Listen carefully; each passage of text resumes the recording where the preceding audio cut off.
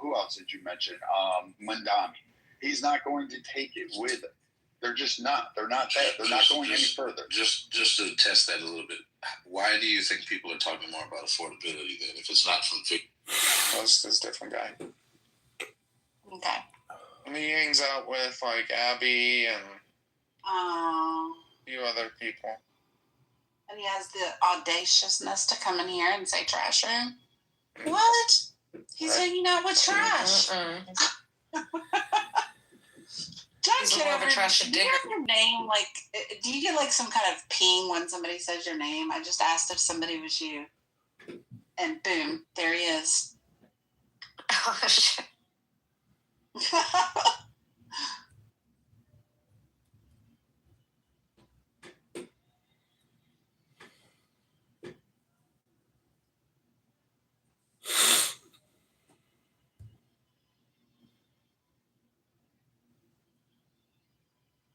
Girl, you said you went over there and like recorded and stuff. Did they consent to being recorded, Daryl?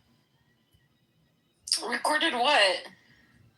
When you went over to film, were they consenting to that? Film what? What was I filming?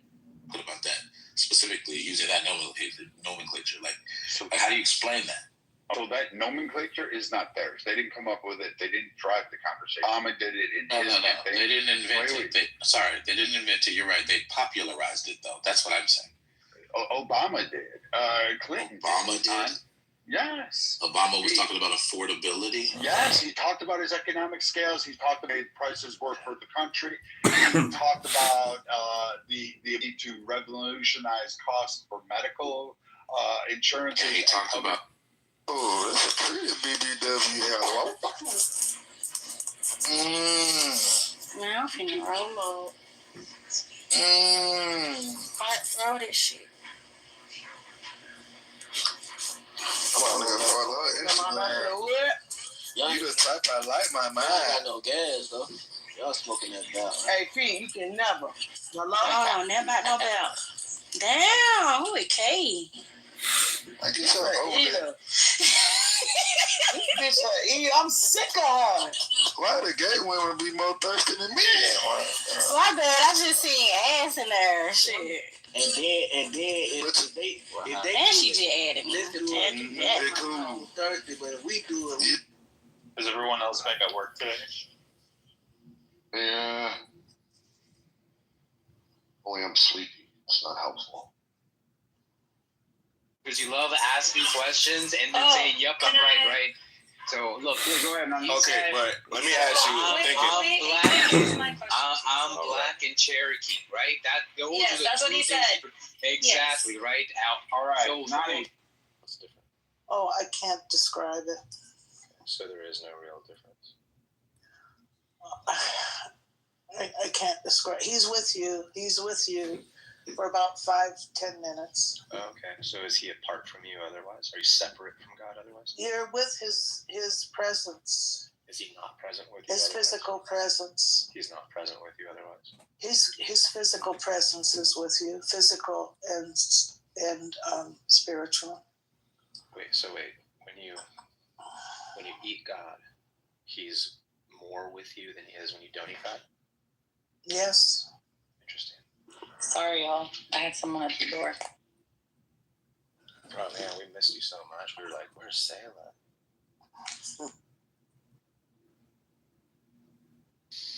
That's cool, Michaela. It's an interesting story. Like, could I tell the difference? Like, if I were there, like if I got invited to your church and I watched you guys all like line up with costumes. Sayla, you got a lot of background noise. Have you ever done that, Honey Badger? Yeah, I've been present for that. You have? Why, were you raised Catholic or what? I wouldn't say that, but I have been through CCD and I've done confirmation. Really? Yeah. Really? Yeah. Oh yeah, I'm very familiar with Catholic Church. Yeah. I've been to Catholic weddings. And, totally. Yeah. You went through CCD, but you weren't raised Catholic. Yeah, and I didn't decide to get confirmed because I thought it was stupid. Yeah. You probably had a bad teacher. No, I had great instructors. They actually invited me back to be a counselor at the retreats and stuff. You're kidding me. You are Father kidding. is not as bad as he makes himself out to be. So, Michaela, No, I'm joking. yeah, Wow. speaking about Catholicism, Michaela, I was exposed to Catholicism, received communion, went to Mass on a regular, and was a non-believer. And even went to Catholic school for 2 years as a non-believer. And I can say I Guys, GoFundMe just for like one last vacation. Shush. Okay, if I was a white guy and I told you I had the cure for your existence, would you believe me? Or are you gonna ring his phone? What we should do and got snatched, like legitimately, we should do a crowdsource vacation. So we all put into. What up, my friend? Oh, I got some content for you. Listen to this One one. mic on passport. Oh, shit. Why I got who? Oh, she removed it. Oh my God, what happened? Somebody boomed the room. What could go wrong? Yeah, we've done this on Facebook before. I don't know. That would be cool, right? Oh my, it's. No, I know. I'm not asking for magic. However, like as a non-believer from a young age, I just play along only because to appease my mom. So that's all. Right. You probably won't do anything if you don't believe. Therefore, it's a mental concept. Thank you for Well, saying it's that. not meant to give you a feeling.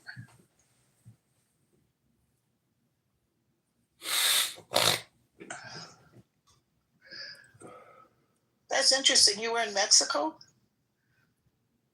Like, it's so fucking ridiculous. Nah, she right about me today. I ain't gonna lie. I'm sorry. asking you not. Is that Lion, 2026 Lion, don't talk to me. Damn. Like, go talk to your wife. You never to talk to me again. Talk to your wife. All you But do isn't is it talk bad? like that.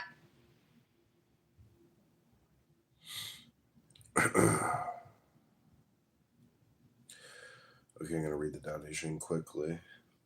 Here we go.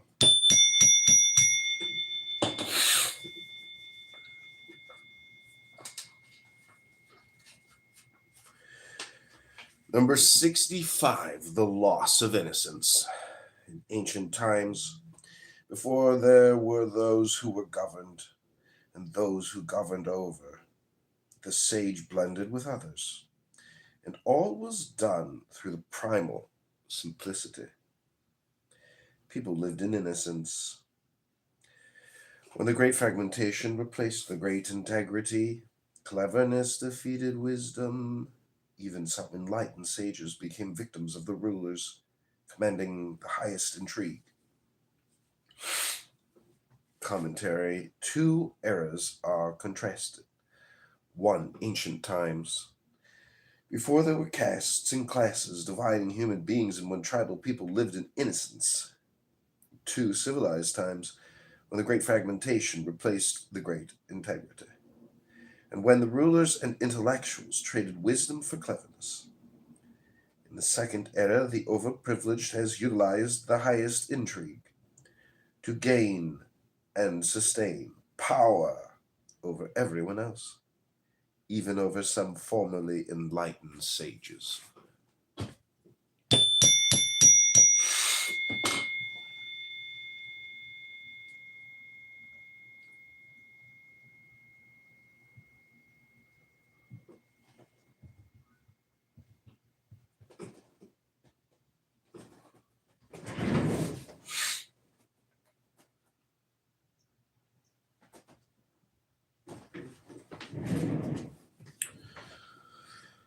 This is verse 66. Wisdom always comes from below.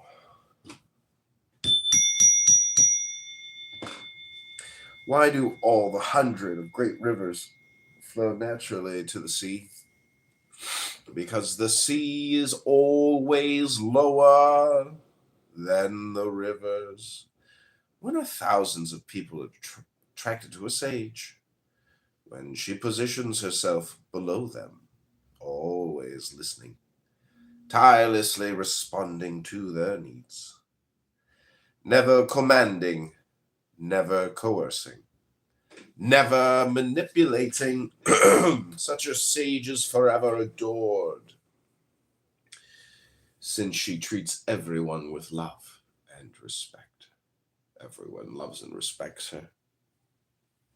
Commentary. This is a simple ode to mutual love, respect, humility, devotion, responsiveness, and to always being there to listen to and care for each other. Such wisdom of behavior, such an antithesis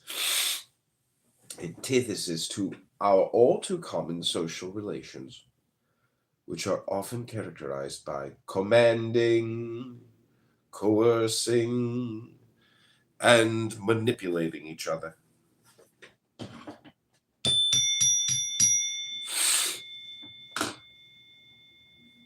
'67, The Three Treasures. When most people hear about the great integrity, they say it is useless folly, because it is not like anything in the world we know.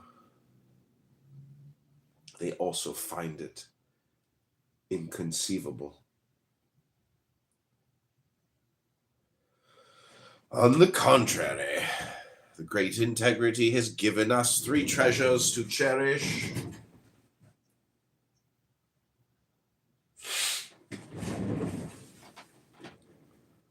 The first is love. The second is moderation. The third is humility. If you love, you will be fearless. If you moderate, you might always sense abundance in life. If you live in humility, you will be widely trusted. But you will not have the capacity to love if you are fearful.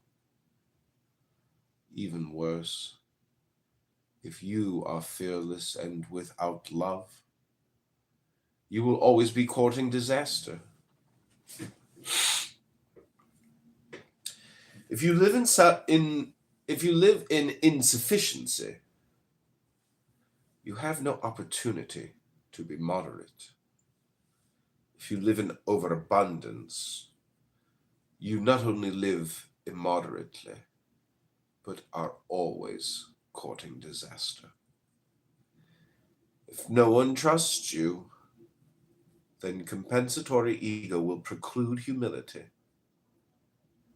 If everyone trusts you and you lack humility, you will always court disaster.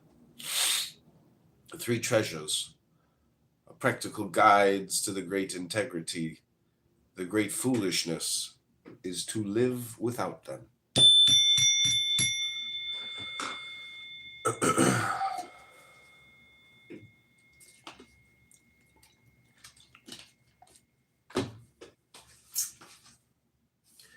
Verse 67, commentary. The three treasures are both expressions of the great integrity, as well as prerequisites for achieving it. They are also interrelated and inextricable from each other. In fact, it is not possible to fully achieve one without also achieving the other two. Love is the primary treasure. It is the very heart of the great integrity. It is our ability to fully identify and empathize with the wondrous beings and entities of this remarkable universe.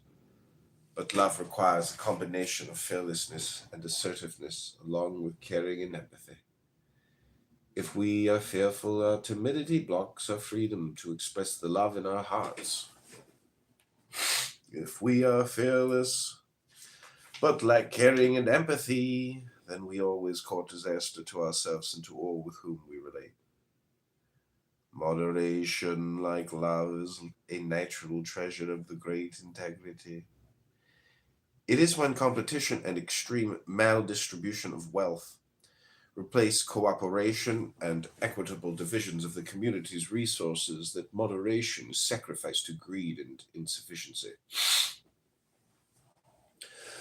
Those who live in insufficiency never have the opportunity to be moderate.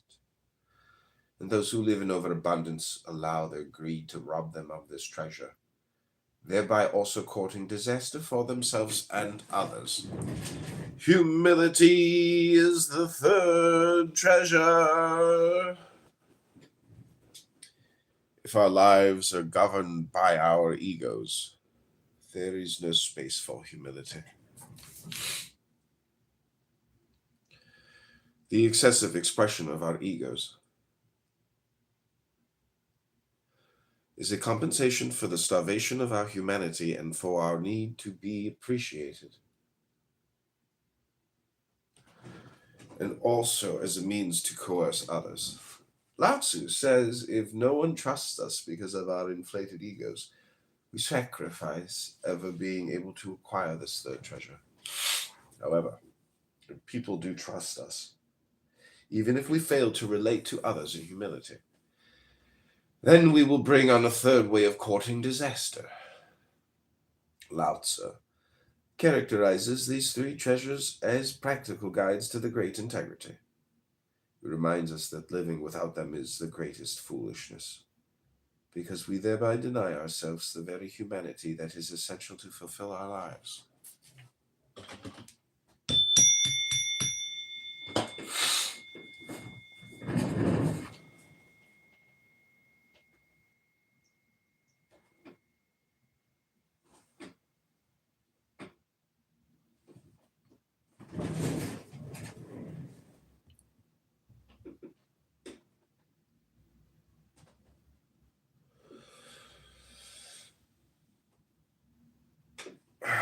The ethics of war. Verse 68, the best soldiers fight without vengeance, without anger, and without hate. Puts himself humbly below his comrades, thereby eliciting the highest loyalty from them. This is the power of the non-belligerence and cooperation. It is the ancient path to the great integrity. Verse 68 commentary. As in so many verses, Lao Tzu focuses here on paradox. Soldiers are known for the vengefulness, anger, hate, arrogance, and belligerence.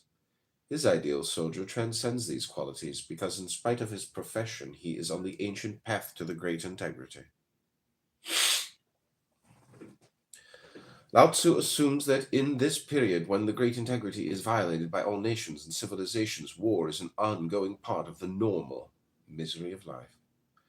However, he differentiates between just and unjust acts of war. War is justified only to defend against acts of aggression, and even then, only if committed without anger or hate. There is a story that Ram Dass tells about a famous Japanese samurai who was murdered by a violent criminal.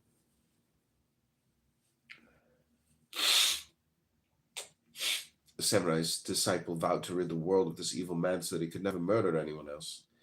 It took him years of searching before finally he found this criminal.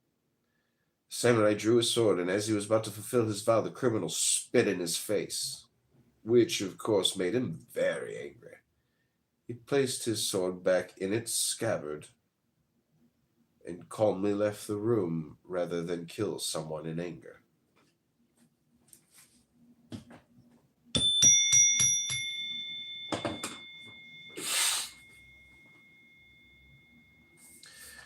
Verse 69, in war the defender will be victorious.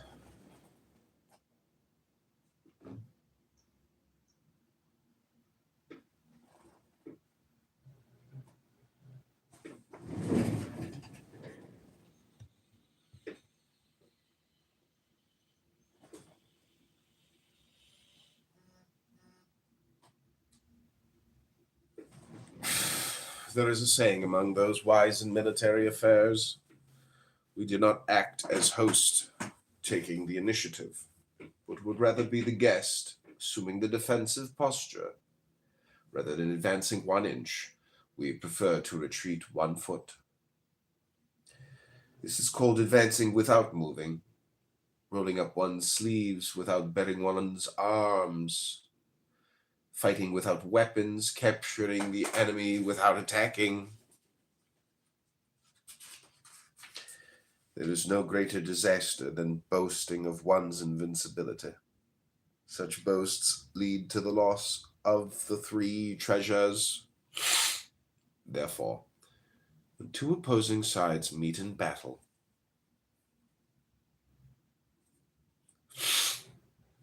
the one without an enemy will be victorious. Verse 69 commentary. Lao Tzu reasserts his position that the only justification for war is defense, and that those who defend themselves against aggression will ultimately be victorious. Those who are the arrogant aggressors will not only ultimately lose the war, but will also lose the three treasures of the great integrity.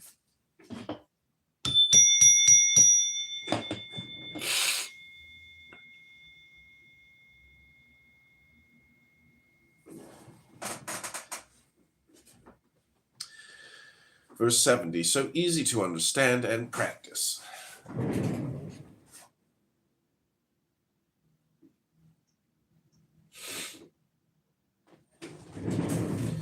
The great integrity is easy to understand and easy to practice.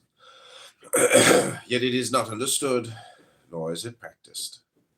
It is not understood because people's heads are filled with 10,000 trivia and rationalizations, leaving no space for anything else. It is not practiced because people are busy and bored with the 10,000 corruptions and miseries that leave no time for the three treasures.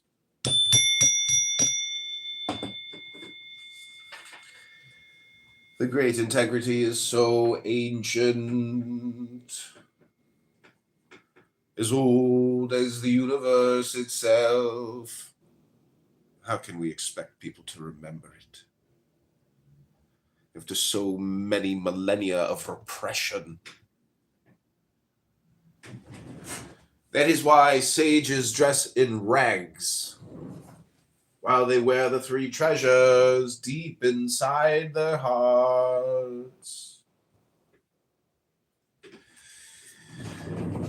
Verse 70 commentary. Lao Tzu points out here that the great integrity is not understood because our heads are filled with trivia and rationalizations, leaving no room for knowing the natural world.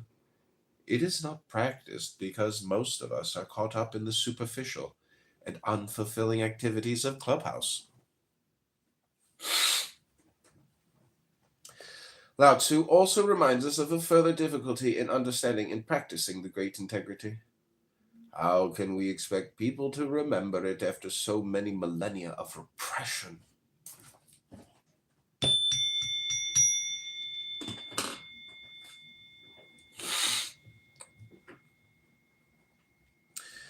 Verse 71, healing the mind.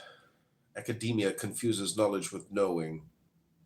Most everyone applauds the memorization of the 10,000 trivia. Beware. These schooled dictions are not just myths. They are a form of mental illness.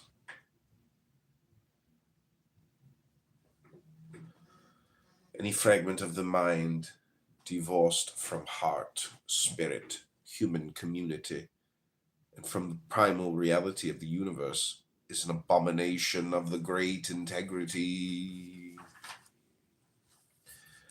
Let us prepare for the great integrity by cleansing ourselves of all cobwebs, of cluttered fragments that paralyze the mind. In this way, we will function as our own holistic physicians. Verse 71 commentary. Although the main intent of this verse is kept intact, some liberties have been taken in the translation to clarify what Lao Tzu identifies the memorization of facts, not only as violations of the great integrity, but as a form of mental illness.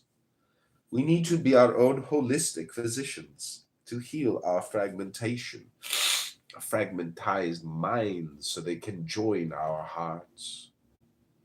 spirits, human communities, and primal reality in the great integrity. Verse 72. Comparing coercive power and the empowerment of the great integrity. When people no longer fear the power of governments, far greater empowerment appears. The great integrity, which never needs to enforce itself. Then we will never again be driven from our homes or be compelled to labor for the benefit of others. We will all work naturally to fulfill ourselves and to meet our community needs. In the great integrity, we will all love ourselves and all others, not as compensations for ego deprivations and defilements, but as natural expressions of our humanity. Verse 72 commentary. Here, as in verse 71, the translation follows the general intent of the verse while expressing it in more modern terms. Lao Tzu compares life as experienced through coercive power with life when all people are fully empowered by the great integrity, that is, the freedom to fully love and serve oneself and all others as natural expressions of our human natures. Again and again, Lao Tzu returns to the basic proposition that our coercive way of life is an unnatural violation of the great integrity and our essential humanity. However, someday we'll live without coercion, celebrating each other as natural expressions of our humanity. The entire Tao Te Ching is an affirmation of this premise.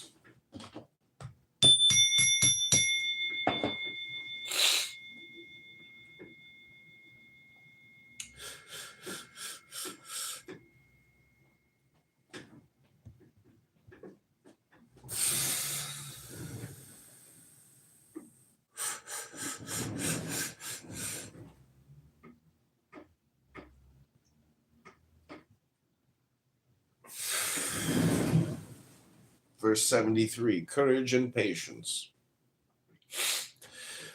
The world we live in requires great courage and patience. Those with great courage but little patience tend to kill or be killed. Those with great courage as well as great patience will tend to survive. But the great integrity never judges you for whatever path you happen to take. The great integrity never strives, but always fulfills itself. It never is commanded, but always responds. Never is summoned, but always appears. Never is impatient, but all is done on time.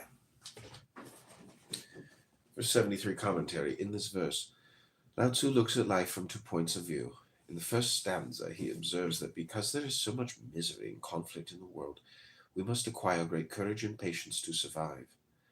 When we acquire both courage and patience, we might survive. But until we acquire the great integrity, the world will continue to generate misery and conflict. When we acquire great courage but lack patience, we endanger others and ourselves. He further observes that whichever of these survival mechanisms we use, the great integrity does not pass judgment upon us, because each of us utilizes whatever defenses we have against the social condition we have inherited. Because blame and guilt are alien and indeed toxic to the great integrity. In the second stanza, Lao Tzu observes the paradoxes of the world after we transform it. Then, living in the great integrity, we will fulfill ourselves naturally. We will respond without being commanded. We will appear without being coerced to be in any given place. And we will accomplish everything we need to do without being driven by that impatience which now originates in our being out of harmony with the very processes of which we are a part.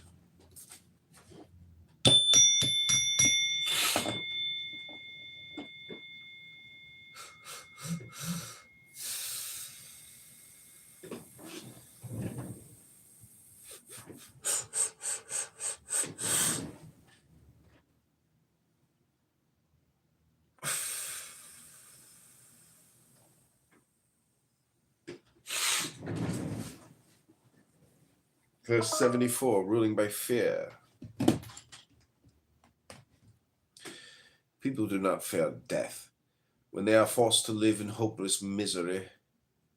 Thereby the executioners are no threat to fearless rebels who dare to make trouble. They might even execute the executioners. When people do fear death, they do not defy the executioners at first. But how long can the killings go on before those who fear death also become fearless? Then they too might execute the executioners. By that time, the only ones left who might serve as the executioners would be the people themselves. However, it is said that those who hew wood in place of skilled carpenters are likely to cut their own hands.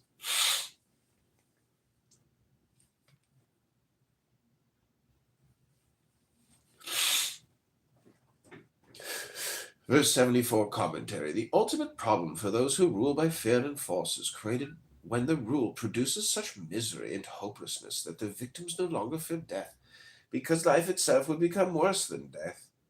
Then the people rise up and rid the world of the professionals who are paid to keep them in misery. When there are no longer professionals to keep the people victimized, then the rulers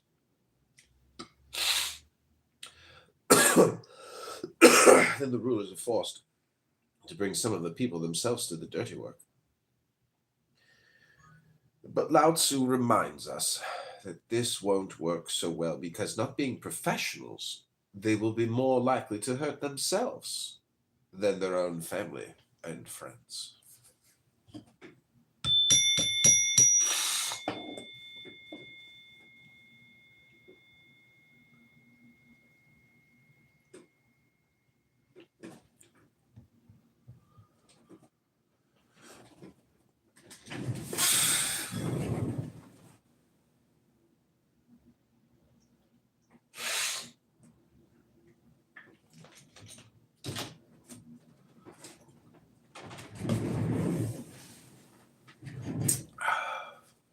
Verse 75. Who can enjoy the treasures of life? Why are the people so hungry? Because the grain is devoured by the rich and taxes. That is why the people are starving. Why are the people so rebellious? Because the government deprives them of their liberties and rights. That's why the people are rebellious. Why do the people not fear death? Because their lives are made so miserable that death seems no worse than life.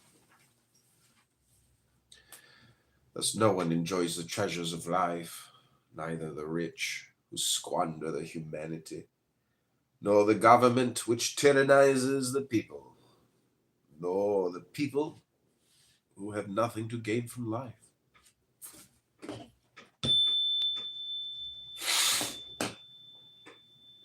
Verse 75 commentary. The translation here follows the original very closely until the last stanza, which I believe successive translators may have altered to mystify the entire point of the verse out of fear of the consequences of openly criticizing the power elite. For example, Gregory C. Richter, Red Mansions Publishing in 1998, provides a character-by-character translation of the last stanza as, "For those who do not use their life to act are able to value life." Jonathan Starr's version, Tarcher Putnam 2001, is, "In the end, the treasure of life is missed by those who hold on and gained by those who let go." Clearly, what this verse asks and answers is why people are starving, rebellious, and do not fear death. My departure from the last line of the extant Chinese text is to avoid its irrelevance to the rest of the verse. Verse 76, let yin predominate.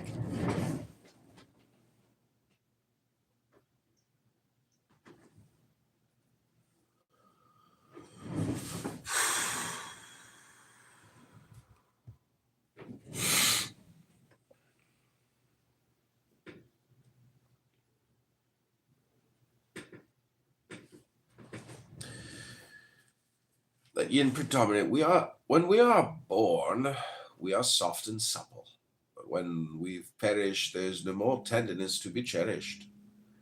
When plants are young, they are pliant and fragile.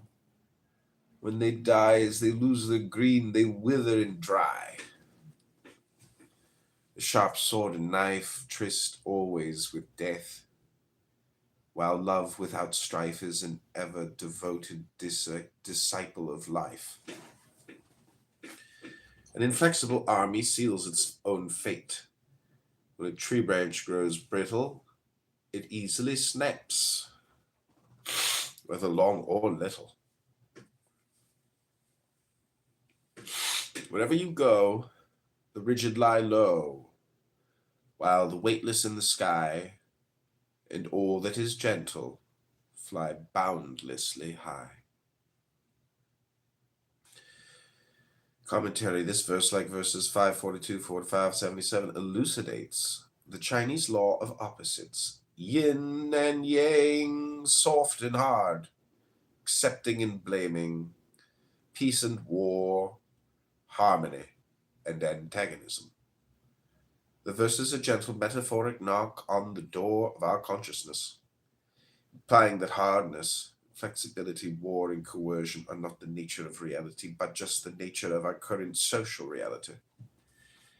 Instead, we can make our lives peaceful, gentle, loving, flexible. This verse also suggests that every extreme eventually turns into its opposite. Yin turns into yang, and yang into yin. The entire evolution of species may be seen as 5 enormous evolutionary transformations. From our yang origins of life in the sea as single-cell amoeba-like creatures to 2, the arising of yin plants, always rooted somewhere, to 3, the transformation to complex yang sea fishes and then land animals, to 4, the development of more yin human beings living in communal clans and then tribals, and more or less in harmony with nature. 5, the birth of yang human beings in fiercely competitive groups, cities, states, countries, religions, ethnocentricities, egocentricities, and all manner of hostilities and animosities. If we are going to survive the extreme forms of violence that we have now coupled with extremely high developments of technology, we need to enter our next, and probably for us human beings, our final evolutionary transformation as a planetary, totally cooperative species with who once more harmonizes with nature, with each other, and within ourselves. However, our transformation to the yin, great integrity, will be on a conscious and therefore much higher level than any form of life has ever experienced before. The prophetic wisdom of Lao Tzu relentlessly focuses on the shift in dominance from yang to yin, aggressive to yielding, from hard to soft, from war to peace, from hating to loving, and from hostile, aggressive nations to a great universal integrity. How unbelievable that it has taken us all these 27 centuries to make this theory Tao and practice Da, our guidebook Qing, to the first evolutionary leap that has ever been possible to effectuate consciously. Thank you, Lao Tzu, for creating our guide to the theory and practice of the great integrity. If we follow it, all future generations will honor you and us. However, if we fail to create an alternative humane consciousness, the appropriate social, economic, and cultural institutions to nurture our new incredible technologies, there might not be any generations of the future to honor either you or us.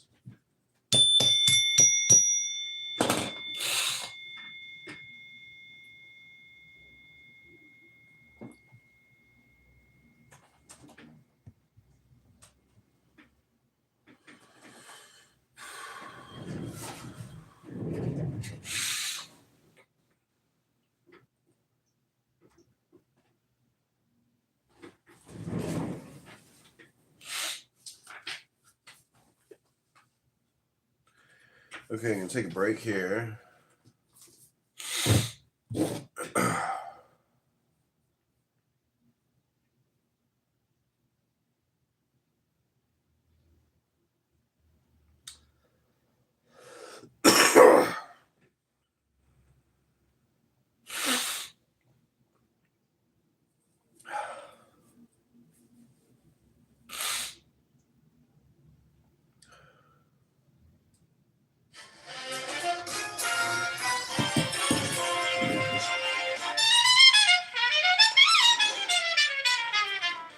Take the deepest breath of the day.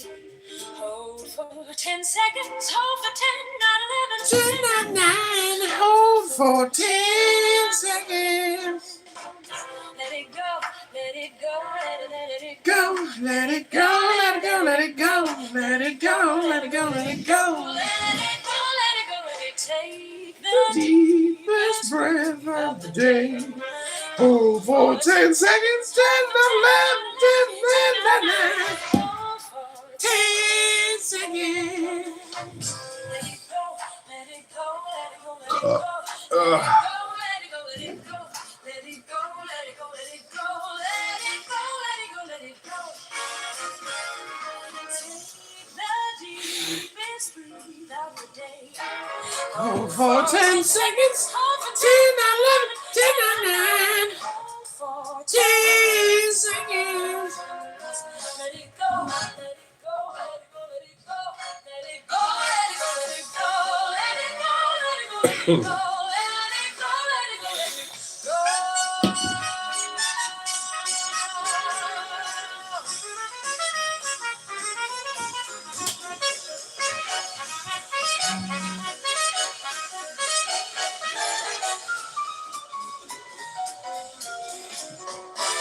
Take the deepest breath of the day. Hold for 10 seconds. Hold for 10, 9, 10, 9, 9. Hold for 10 seconds. Let it go. Let it go. Let it go. Let it go. Let it go. Let it go. Let it go.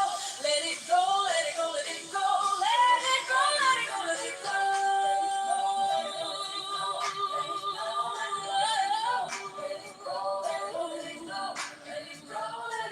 Take the deepest breath of the day. Hold for 10 seconds. Hold for 10, 9, 11, 10, 9, 9. Hold for 10 seconds. Let it go. Let it go. Let it go. Let it go. Let it go. Let it go. Let it go. Let it go. Let it go. Let it go. Let it go. Let it go. Let it go.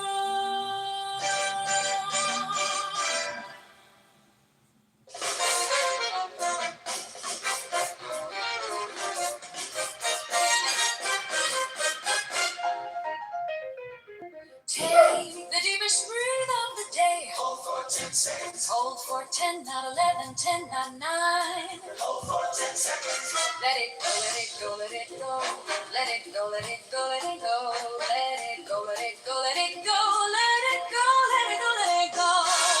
Take the deepest breath of the day. Hold for 10 seconds. Hold for 10, not 11, 10, not 9. Hold for 10 seconds.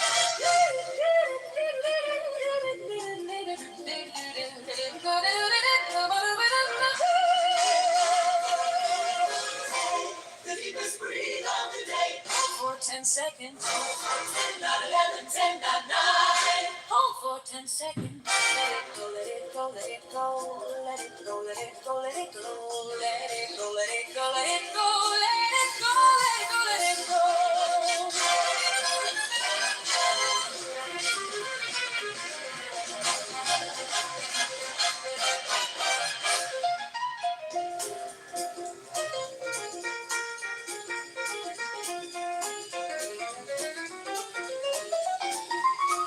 Take the deepest breath of the day. Hold for 10 seconds. Hold for 10, not 11, 10, not 9. Hold for 10 seconds. Let it go, let it go, let it go. Let it go, let it go, let it go. Let it go, let it go, let it go, let it go. Let it go.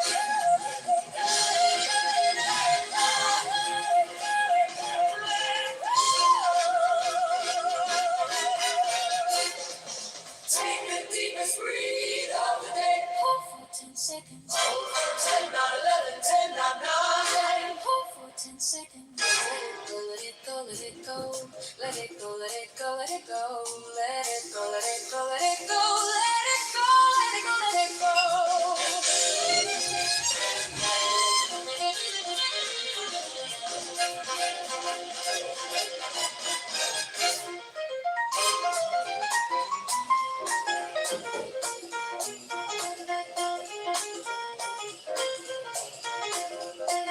Take the deepest breath of the day. Hold for 10 seconds. Hold for 10, not 11, 10, not 9. Hold for 10 seconds. Let it go, let it go, let it go. Let it go, let it go, let it go. Let it go, let it go, let it go. Let it go. Let it go.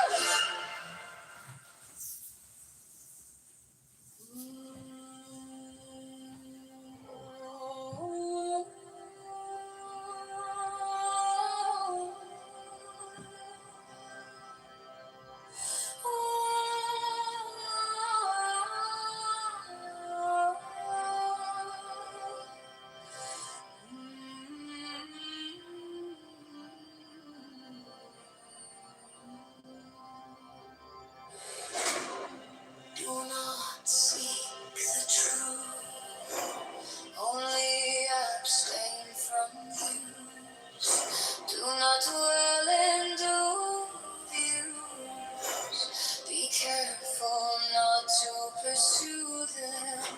The slightest trace of right and wrong, and mind is lost in confusion.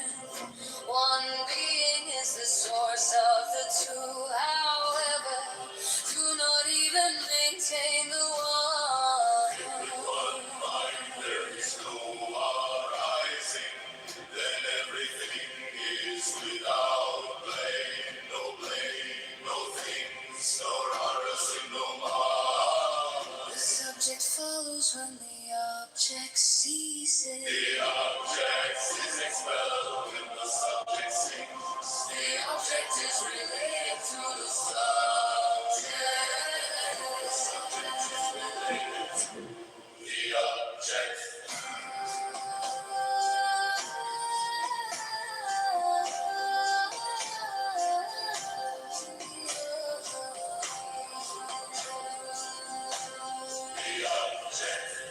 If you want to know these truths, their origin is one emptiness. In one emptiness, both are equal, evenly contain innumerable forms. Since do not differentiate in force and fine, and you will not be for or against. The great way is all embracing, neither easy nor difficult. Small views are irresolute, full of doubt. Now in haste, then too late. Grasp beyond measure, and you will go astray. Letting go leads to spontaneity. The essence neither grows nor abides. Accord your nature with the way, and go free of trouble. Fettered thinking strays from the real, it darkens, sinks and spoils. To weary the spirit is not good. Of what you saw strange and familiar, in following beyond vehicle, do not dislike the six sense objects. Not disliking the six sense objects turns out equal to perfect awakenness. The wise performs through non-action, the fool ties himself. Things are not different. Ignorance leads to preference.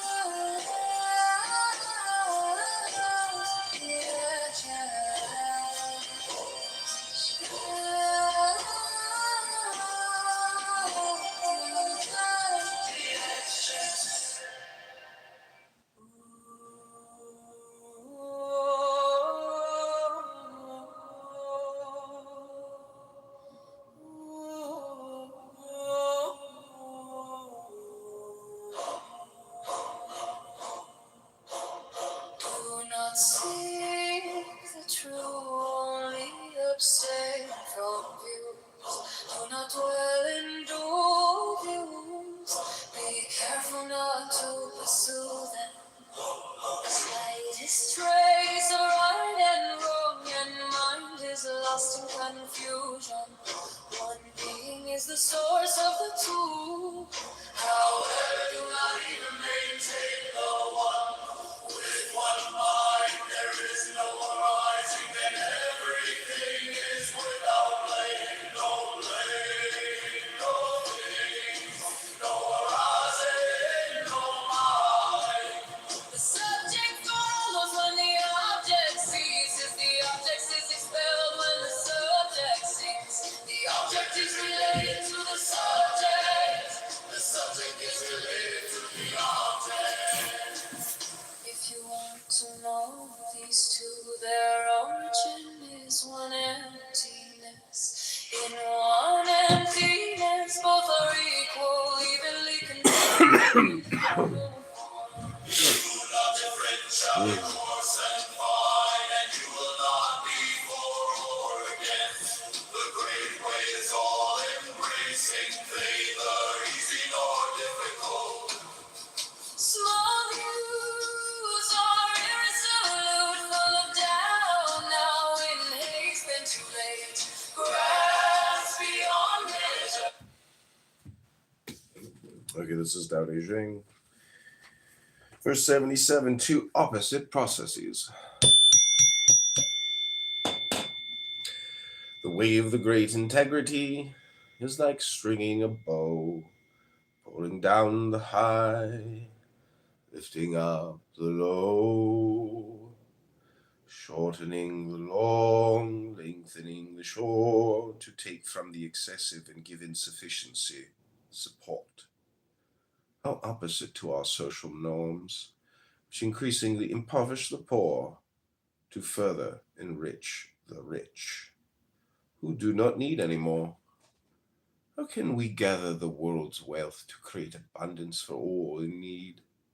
Through rediscovering the great integrity by acting without praising the deed. Verse 77 commentary, the great integrity always balances yin and yang, diminishing the surplus yang, to normalize the deficiency yin. The process of the marketplace is opposite. Selfish beyond bounds, always forcing the poor to create more wealth for the wealthy. As the last stanza implies, rediscovering the great integrity is the key to the transcendence of all the inhumanities of our ever-widening inequities.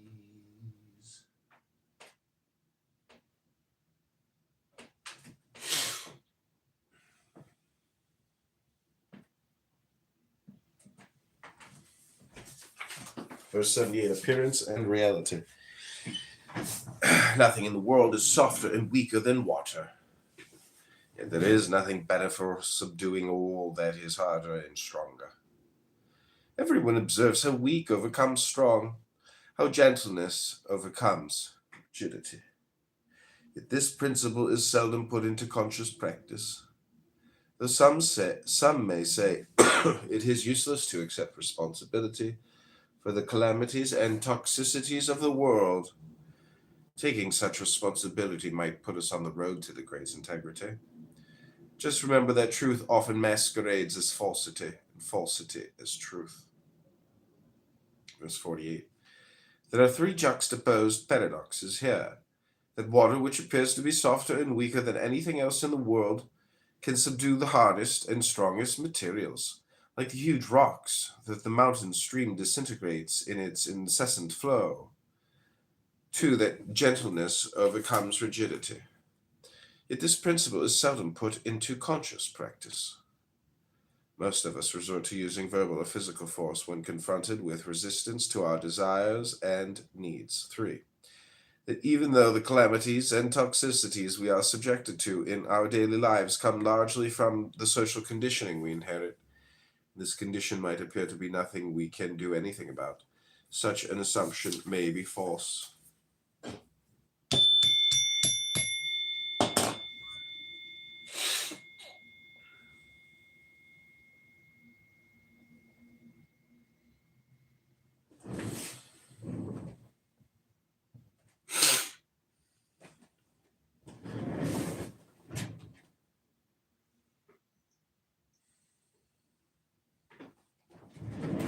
the toxicity of blame.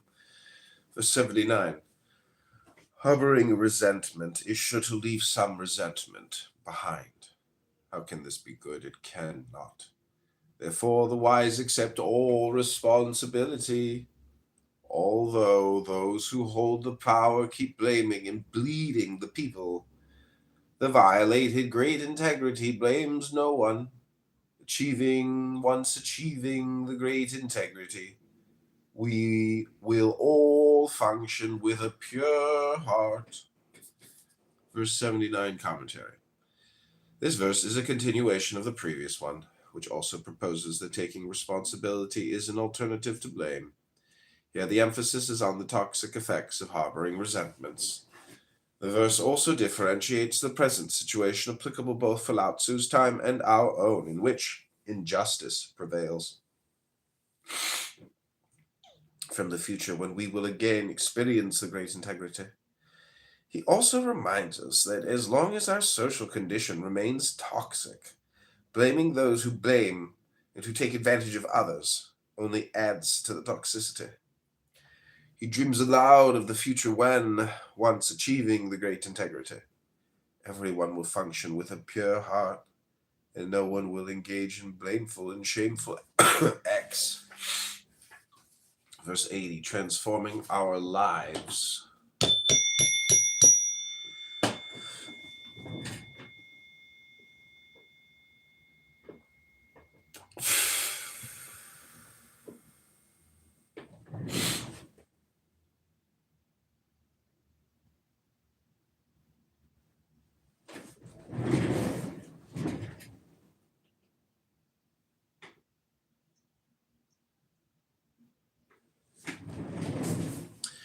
Transforming our lives, let us fashion small states with few inhabitants who, without stress, can produce more than they require, who are so happy with their lives that they have no thought of migrating elsewhere, who inherit weapons and armor, but no need to use them, who return to honest forms of communication and the simple enjoyments of an ecological way of life.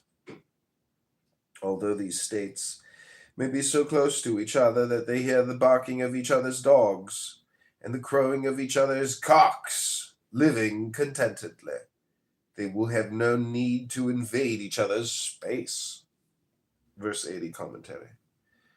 Coming towards the end of his argument for the great integrity, Lao Tzu simply states his utopian dream for a transition world of small non-competing states which produce all their needs without stress, and whose inhabitants live so contentedly they have no need or desire to migrate or to invade their neighbors.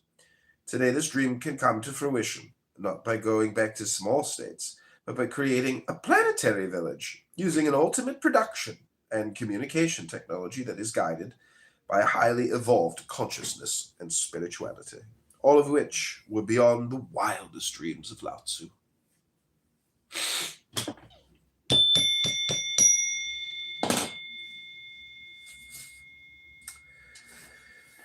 Verse 81, this is the last one, the paradoxes of life. We made it through the whole book.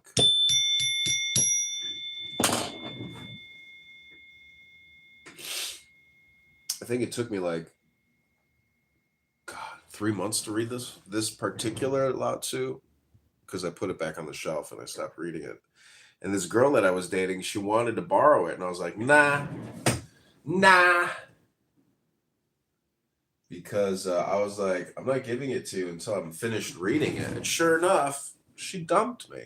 And then I texted her something yesterday. She said, why would you send me this? And I thought to myself, why would you send me that?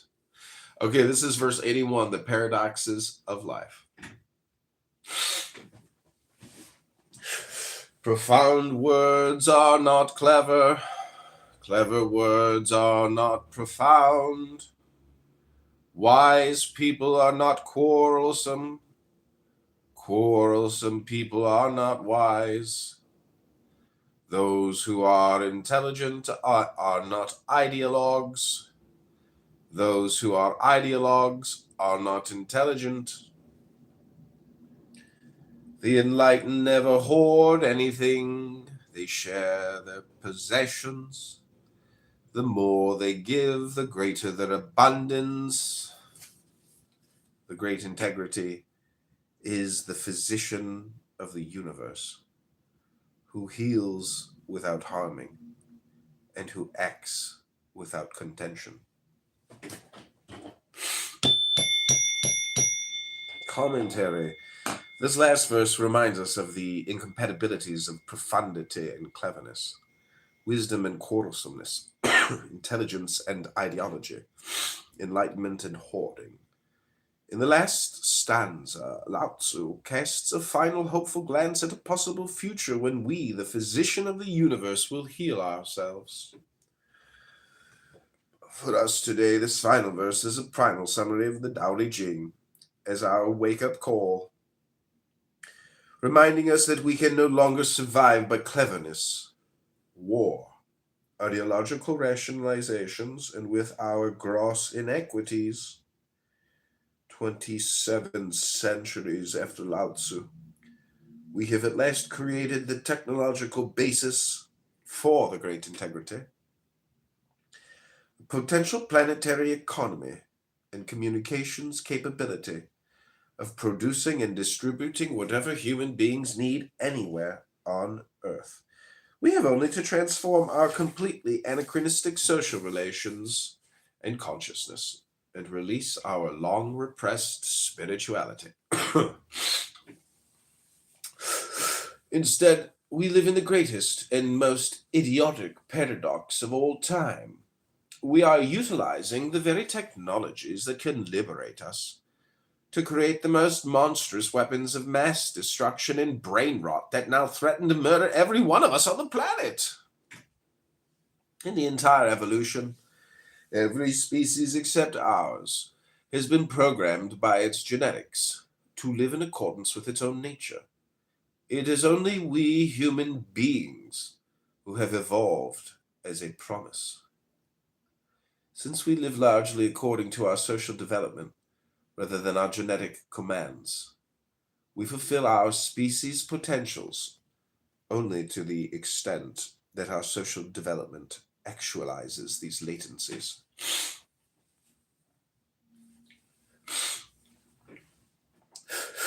Lao Tzu's message to us is that we do not have to continue to live in contradiction to nature and to our human nature. We can live in accordance with the great integrity.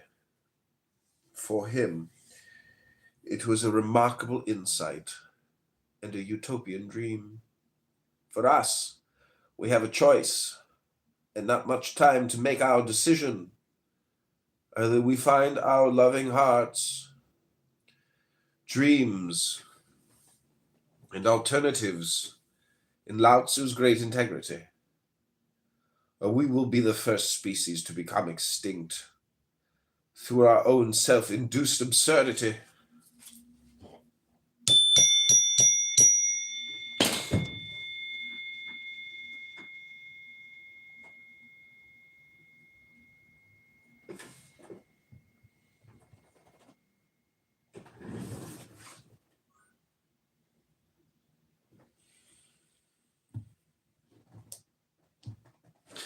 My friend!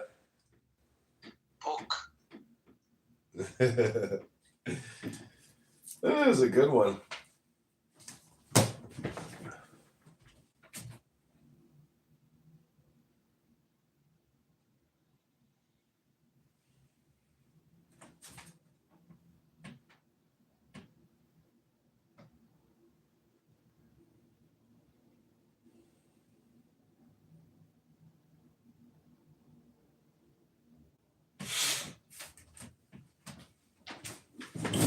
All right, I'm gonna take a little break here. I'm gonna walk out of my room. I gotta go downstairs and get my other phone.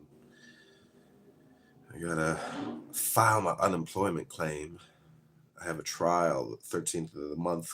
If I win the trial, I'll get $20,000. Because I missed the unemployment meeting, the very first one. I'm not kidding you, Zach. Like, when was it? I filed it in June or even before that, in March of last year, dude. We're literally, I'm at like month 10 of appealing and filing for unemployment, and they've never given me a dime. I appealed to the highest authorities, and now I have a trial on the 13th where they're going to reanalyze it all. And if I win it, it's like 20 grand. So, l'chaim. I'll be right back.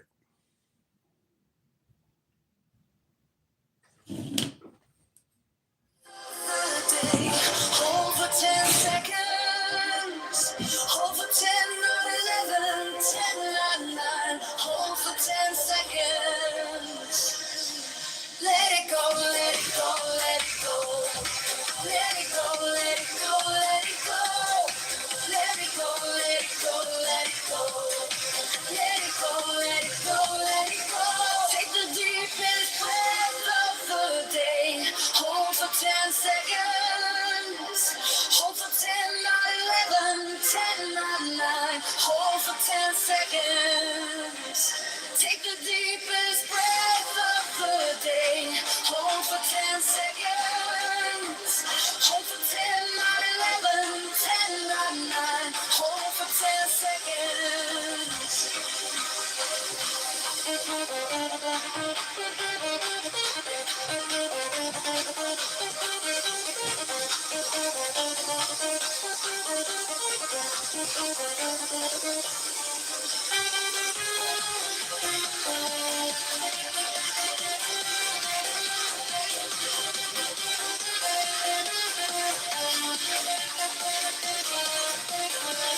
Take the deepest breath of the day. Hold for 10 seconds. Hold for 10, not 11, 10, not 9. Hold for 10 seconds. Let it go, let it go, let it go. Let it go, let it go, let it go. Let it go, let it go, let it go. Let it go, let it go, let it go.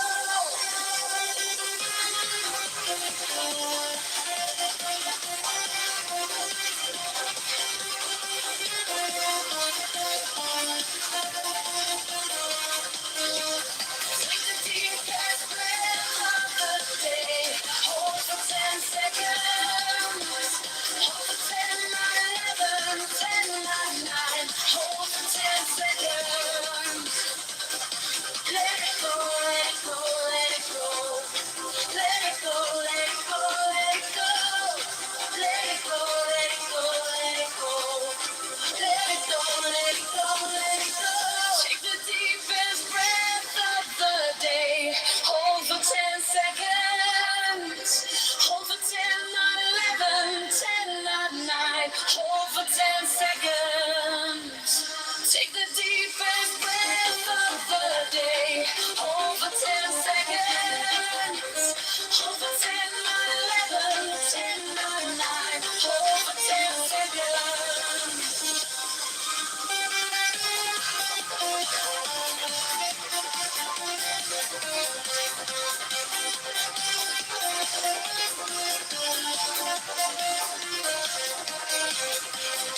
Let it go, let it go, let it go. Let it go, let it go, let it go. Let it go, let it go, let it go. Let it go, let it go, let it go.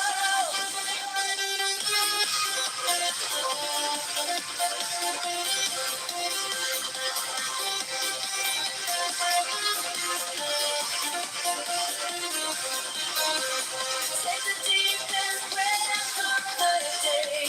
Hold for 10 seconds. Hold for 10, 11, 10, 9. Hold for 10 seconds.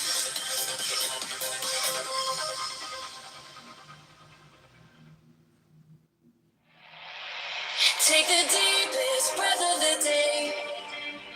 Hold for 10 seconds. Hold for 10, not 11, 10, not 9. Hold for 10 seconds. Let it go, let it go, let it go. Let it go, let it go, let it go. Let it go, let it go, let it go. Let it go, let it go, let it go.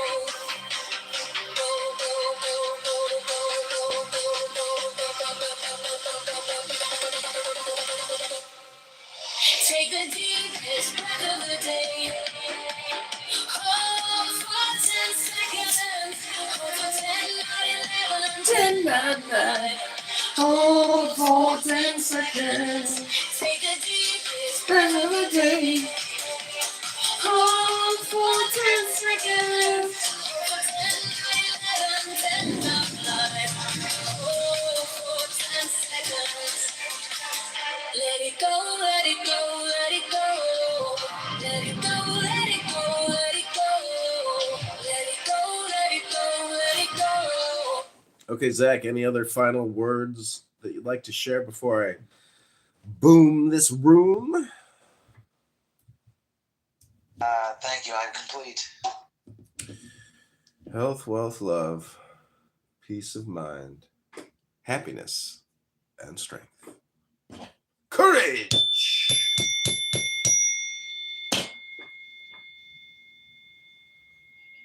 As hell, for how y'all can't see that shit, for I ain't never ever got to, for I ain't keep tripping. If your hands bigger than mine, if your feet bigger than mine, if your neck longer than mine, ain't no homo, boy. I ain't fucking with no homo. My feet bigger than mine, no man.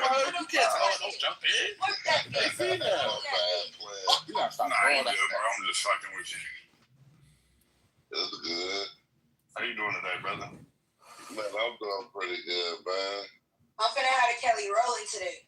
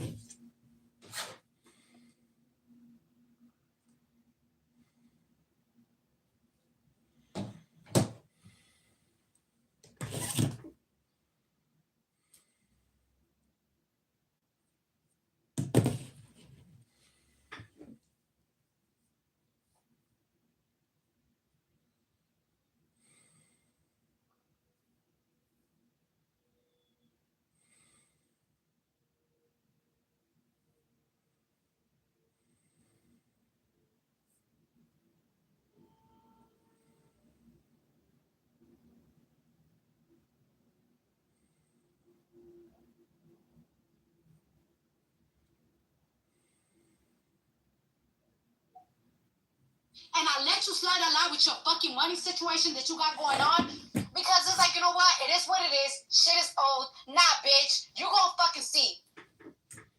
And you better hope I don't get that fucking restraining order on your ass because I can.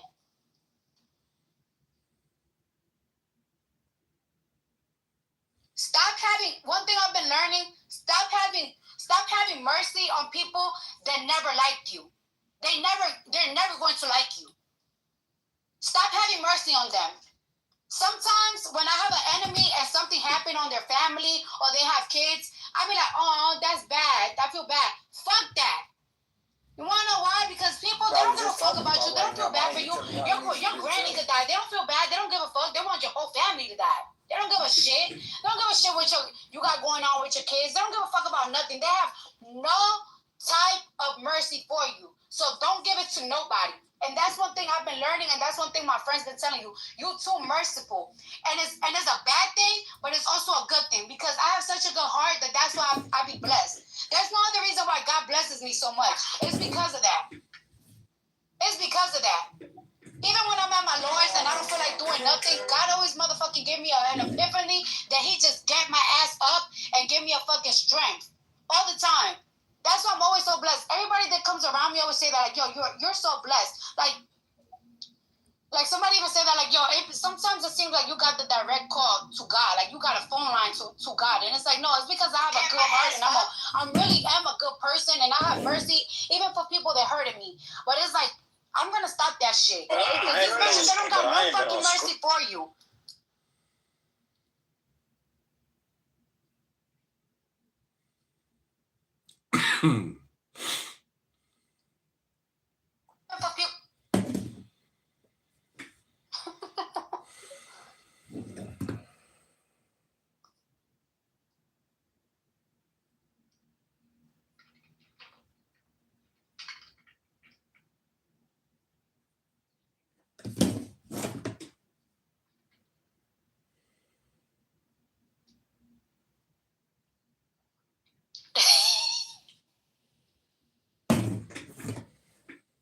Ooh.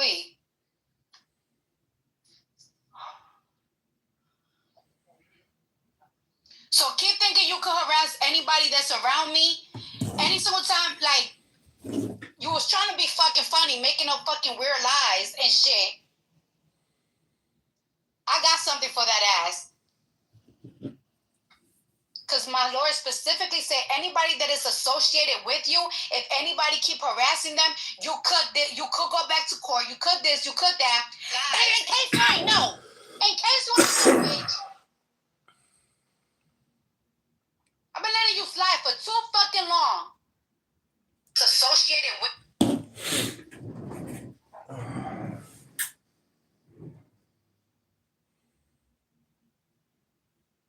Let you slide too fucking long. Let you take your time with payments.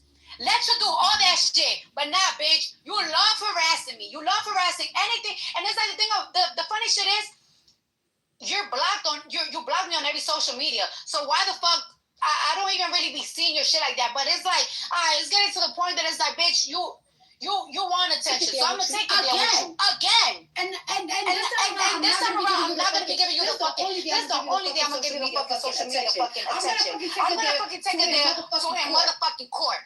Ask your fucking lawyers if you safe, bitch. You've been fucking playing, and I've been leaving you alone. Too much good shit been fucking happening right now. Too much good shit.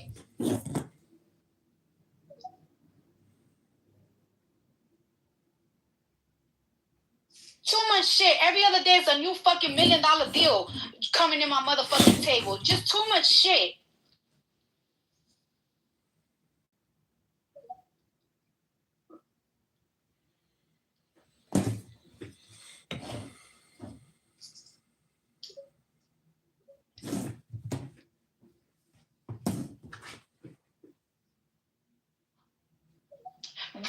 Oh, shit.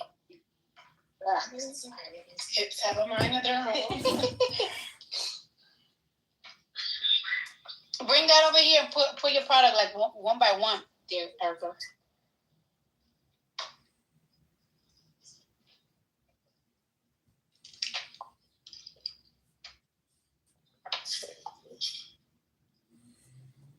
I don't use all that stuff right now. Huh? I don't use that stuff right Yeah, but it's still yucky.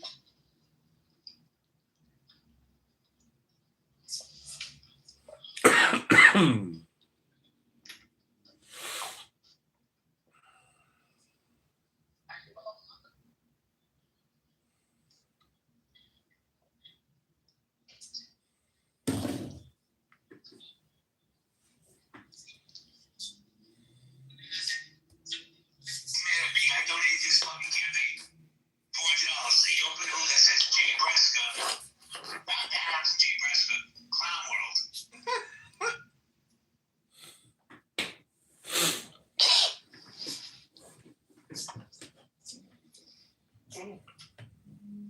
You can say, oh, wow.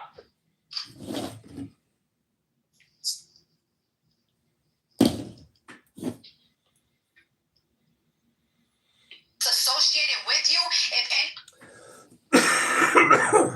associated with you, if anybody keep harassing them, you could.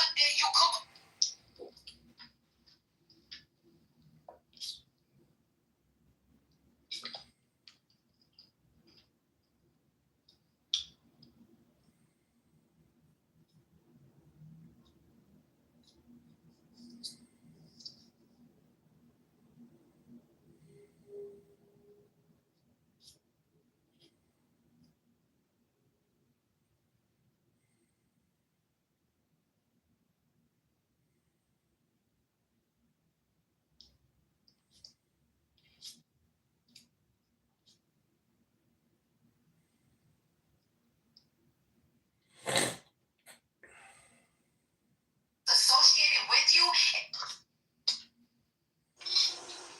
And I have a milkshake. Mm-hmm.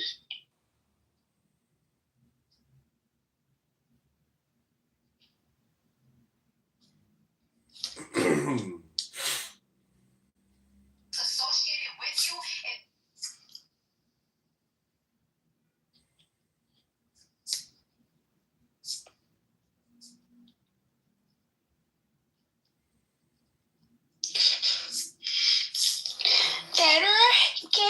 Reindeer, reindeers.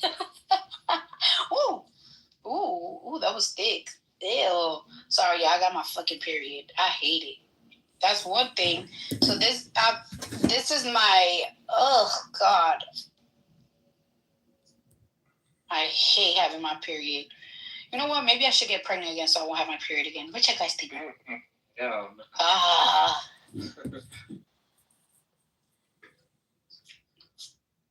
I just really hate my period.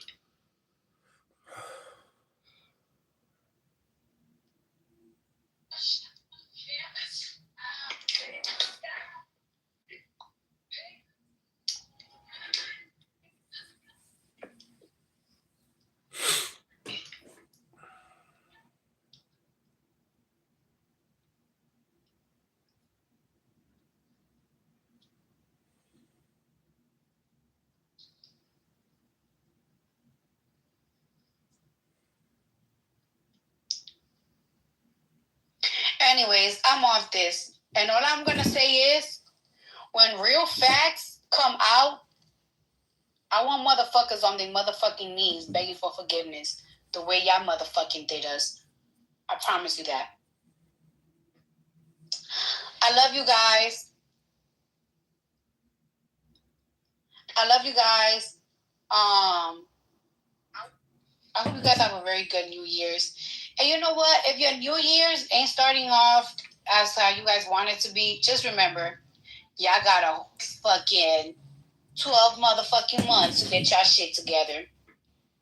Things are gonna be alright. And remember, prayer with no movement is just noise. Okay? Don't be praying to God and shit for a job and you ain't motherfucking looking for one. Don't be praying to God to get you. Oh, my bad, y'all. I'm fixing my lashes.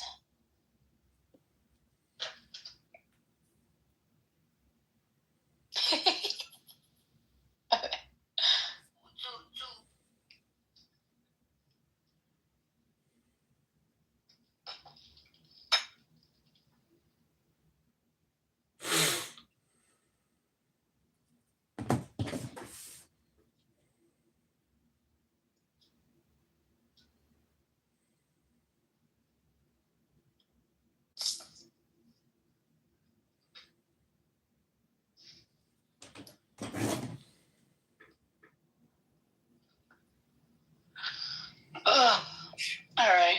Goodbye.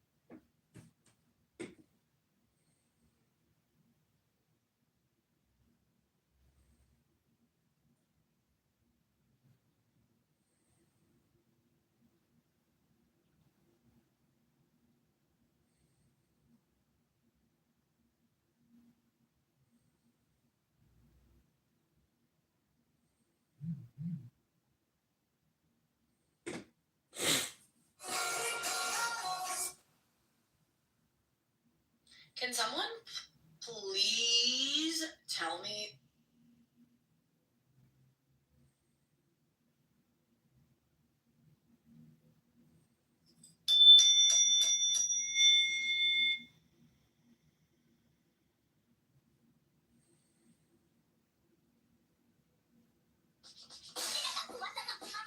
This is the world's biggest.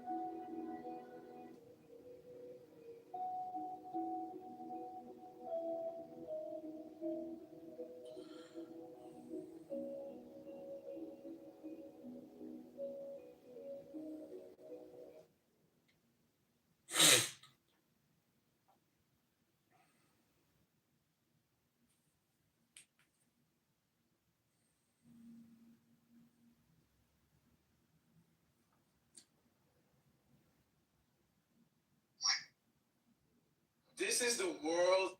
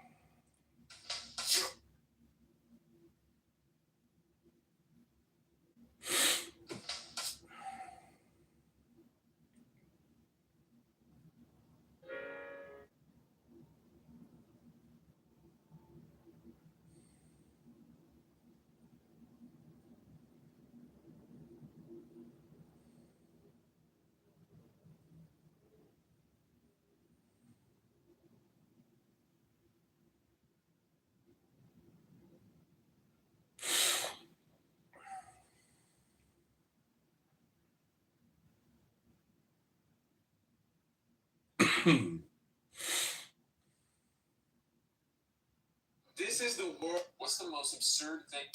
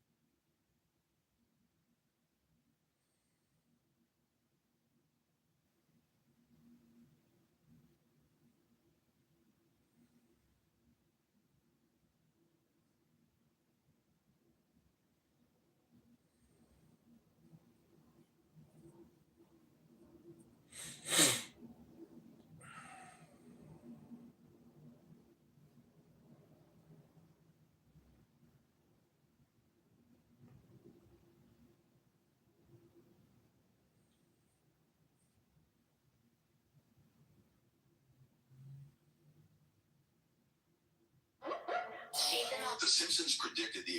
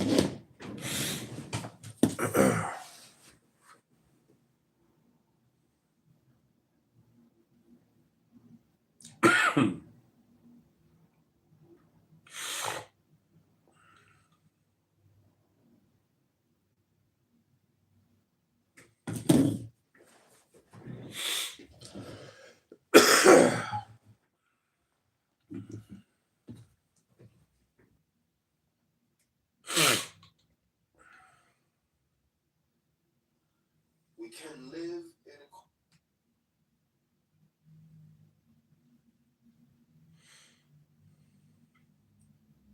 the freedom to fully love.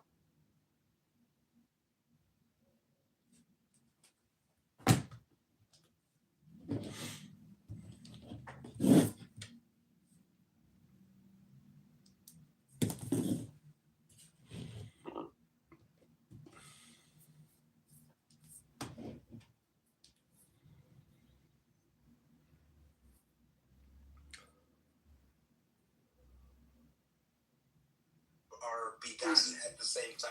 His will and his word.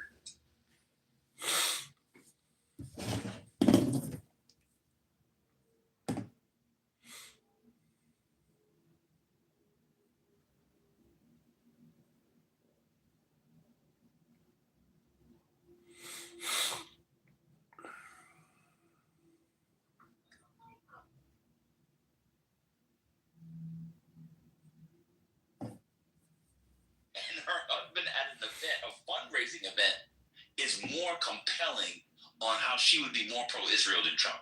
I'm gonna be honest with y'all. Wait, hold on. That wasn't the statement. Just to be clear, That's what the more compelling is. That's what the more compelling in terms of who would be more pro-Israel. That's what we're talking about. Okay, yeah, fair enough. so, because you're right, because that was the context. So, this is all I'm saying. I'm saying in a political game, right, that we're dealing with, it's hard to determine what is the actual truth, and we should assess all the information, right? And so, for me, as limited of the knowledge that all of us are going to have, no matter how informed we think we are, we still don't know what's actually happening, right? We just know what's being reported. The truth is, we can never know for sure who's going to be better or who's going to be worse. And so for me, I don't want to play that game. For me, it's like our best interest is actually to vote third party. That's our best interest. So No, but in this conversation, you said one was better than the other. I said in one context. Yeah, World War III, and you included Israel and God. So that's the context we're having. So that was strange. That was kind of strange. That's right? correct. So this is the context. So this is what's strange to me. So even though they gave them weapons, God put strictures on particular kinds of weapons. They did things with settlements. Trump said he was going to come in and take all that off. So let's say that Kamala Harris was going to do everything Biden did. Who was more pro-Israel, Biden or Trump? I want to say honest, you are. What's going on? I have already conceded based upon. I keep getting pinged in this room. What I'm saying is, I concede that currently you are correct. I am saying previously there wasn't enough data to suggest you was correct. What about Trump's first term? What about Trump? If you look at what Joe Biden wanted to do, support for Israel was a policy goal, right? He did want to stop. He did want to suspend when it came to how we supported. He opposed a lot of that shit. Like, there's policy goals. Like, I don't think y'all really understand government. Y'all just talk to be fucking talking. But I'm going to go on mute, and I might leave the room for a second because I'm trying not to crash out, and I don't want no more text messages from Lady. And I don't want fucking Van to put me on mute. So I'm going to go ahead and let y'all have this conversation because I think a lot of y'all are fucking stupid as... No, man. Patty's still mad. Patty. Okay. Anyway, I'm going to leave that alone. Look, Van, I concede that I was incorrect. Your vantage point is coming from one point, that you were correct on this issue and that the rhetoric that we was having kind of created what we're dealing with now. Is that pretty much what you're saying? I'm sorry, repeat that. The rhetoric that we had during the election kind of created the scenario we're dealing with now, right? No, I mean, the scenario we're dealing with now is that Donald Trump told people what he was going to do, and they didn't believe him because they have a knee-jerk reaction against the Democrats, because they have an expectation that the Democrats are supposed to do everything good, and Republicans aren't supposed to do anything. And so when things aren't exactly the way they want, Democrats get punished because they're seen the party of morality and helping, and Republicans are seen as just being there. That's why we're where we are. All right, well, look, let me just say this for the record. My position right now is, I hope I don't get clipped for this, but I think what Trump did to Venezuela, the same thing should happen to him. That's my position on the matter. I think that's so insane. It's hard to even, I'm still flabbergasted. It's just a very incomprehensible move that he did. But, no, I mean, during his first presidency, this wasn't, I mean, if you compare his first presidency to what Biden was doing, most accounts, I mean, I've read a lot of this, Biden compared Biden's term versus Trump's term, first term at least, was more war hawkish. I mean, it's just the truth. I'm sorry. Ow.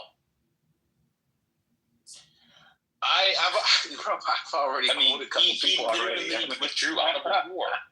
We didn't put us in any more conflicts. Yeah, if you disagree with the military experts that said, which military expert? Hey, bro, bro, this has at least been a year now. I can pull the stuff back up, but I'm saying it's at least been a year since I read this stuff. The point is, my assessment didn't come from me just winging it like most. I'm just think this. And no, I'm reading what the experts are saying, and then I'm like, okay, well, this makes sense, and I agree with it. It's pretty much came from that. Right. Okay. So the guy that was running on annexing the Panama Canal, etc. All right, that's cool, man. Look, I concede. I was wrong about this issue. Trump is crazy, and this is insane. I don't even understand it. But I actually think some other people are behind it, but I'm not even, you guys don't think I'm a conspiracy theorist for that. I believe other people believe that he's a puppet, so just say what you're going to say, brother. Because they gonna call me these names, and I don't want to deal with it. Bro, shut some boss. Don't worry about what people say, man. Be you. Dude, don't. He said he don't want no fight. We have to censor and we can keep. He don't want no fight. He don't want no fight. Him no block. But first lady, they said as long as they're respectful, they could be free without any. Okay, I got you. We already had one person trying to be the executive producer. I don't need you trying to be the program manager. I already told you I had both of those titles. Thank you.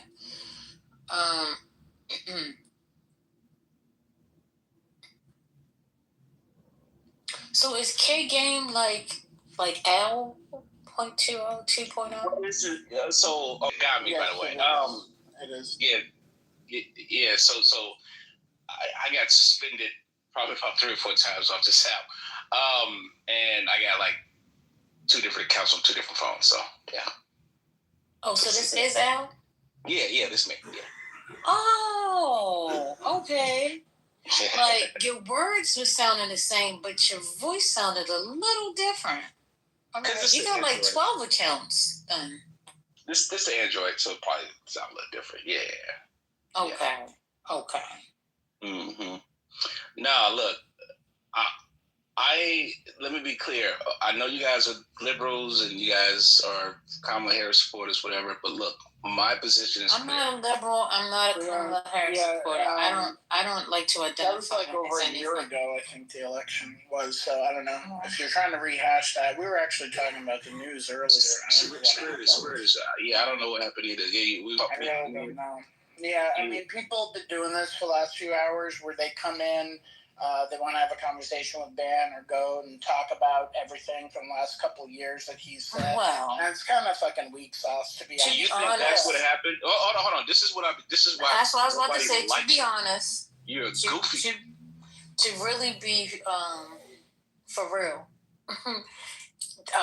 Ben asked him to come join the conversation. Exactly. That's what I'm saying. He's a goofy. It's just weird. These people are strange beings. They're so obsessed with me. It's crazy. Look at the chat. These people. They don't even know you. What are you talking about? But they're obsessed. He does know me. He knows exactly who I am. You get to the point of. He knows exactly who I am. He knew he was lying because he's a crazy person. No, actually, it started with what G was saying is why he really called you out. Remember? Yeah, I understand. Yeah. I'm just saying. So he wanted you and Gigi to have the conversation, and then it led to something else. That's all. Yeah, and by the way, what the part I was disagreeing with, Goat, in terms of G, when I said the full of shit part, was the element about the Ibrahim Traore and the assassination attempts. That's what I was referring to. There's a lot. So there was, my main concern right now is the Congo and Rwanda. That's my big focus. I also, obviously, I support the AES, the good brothers in the AES too as well. So I keep up with what's going on over there. Shout out to Damboya, even though I do think Damboya and his wife is working as an agent, but he's still doing some good things for his country. So let me just say this. Not Damboya. Sure, that's fine too. That's fine, brother. What I will say is about the coup he was talking about, particularly in Guinea-Bissau. I have somebody, a source, on the ground. I don't disagree with what you were saying, G, on that necessarily, but the part that you said, and correct me if I'm wrong, G, you don't believe the particular assassination attempt that recently happened on Ibrahim Traore. Was that your position? I know that was Ben's position, but is that your position too? Yeah, I don't believe it. If it's an actual coup, there will be... No, assassination attempt. No, I do not believe it. Okay. All right. Yeah. Wait, which one don't you believe? Which one are you talking about? He switched from Guinea-Bissau to Burkina Faso, Traore. Oh, okay. I didn't hear you talk about that one before. So you don't believe there was a plot to assassinate him? No, not the one from January 3rd. Again, if any time stuff like that happens, an actual real coup, trust me, it serves the interest of the government. Coup. He didn't say a coup. He said an assassination attempt. January 3rd was an assassination attempt? Is that what you're saying, Al? I'm asking if you don't know. Yeah, Ben got it right. I asked about assassination attempt. That's what I asked. I'm confused because I'm thinking about, we were talking about January 3rd. There was a reported coup that everyone was talking about in Guinea-Bissau. No, right, but you were right. I went to Ibrahim Traore and I asked you about that. You said you don't believe that happened. I don't believe a coup happened. Okay, all right. Yep.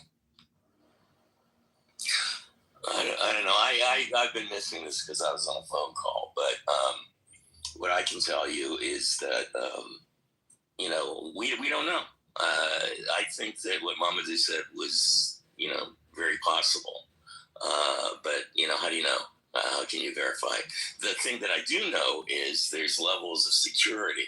There have been times when the roads were blocked around the embassy that we couldn't get around, and we knew something was going on. And then the next week, that's shut down over a couple of weeks. And when we left on the 16th, Ellen had just had an audience with him in person the day before for like half hour, 45 minutes. And they would not have done that if there had been a security situation. Because she said he was not surrounded by a bunch of security. They had a couple of... Ben, how often, you said you've lived in Africa, how often blocks a thing heading towards the capital? Or just in the middle of a day, out of nowhere, they just set up a series of checkpoints with mostly members of the presidential guard securing an area. Like, it's a very common thing. Yeah. No need to argue. If it was a coup, trust me, you guys are going to see stuff. It is in the interest of the government to actually come out and say, guess what, we've caught X, Y, and Z, make them confess on live television or something like that. And even in those instances too, you'd find out that sometimes maybe the president is threatened by someone that they don't like, and then they put up a whole show on TV. Just like that. Yeah, no, it's true because they don't talk about specifics. And even though people were arrested, for sure, they don't say who it is or who they represent. Yeah, but everybody sort of knows that if a coup's going to happen, it's going to happen within the military. It's not the people uprising. The people are pretty content right now. They're not. You don't see people protesting in the streets, but you do see. They set up guard posts that weren't there when the first coup happened. They didn't have the checkpoints. But then again, it doesn't seem to be bothering anybody, and nobody's getting shot. So, life goes on, I guess. I forgot to get my eyebrow pencil. Go ahead, K-Game. Hey, J-Matic. Hey, Ace. Good afternoon. Well, let me just ask this. So, Ben and G, you guys have seen no reports, or are you saying you don't believe the reports? Or let me rephrase. The social media post about the attempt on Ibrahim Traore? I haven't said. Was there like a specific date that you saw? Is this something that happened like 3 days ago. Yeah, so basically, there's been a lot of reports, particularly from people, obviously Pan-African news sites, etc., about Burkina Faso people being part or celebrating the fact that there was an attempt on Ibrahim Traore and it was quashed. I can post some links in the chat if you guys want to see them, I guess. I don't know. I'll read you what I saw. Be careful about the information. I'll read you what I saw. January 5th, supporters rally in Ouagadougou reported coup attempt. Residents of Burkina Faso took to the streets late on Saturday, following reports of an attempted coup against the country's military-led government.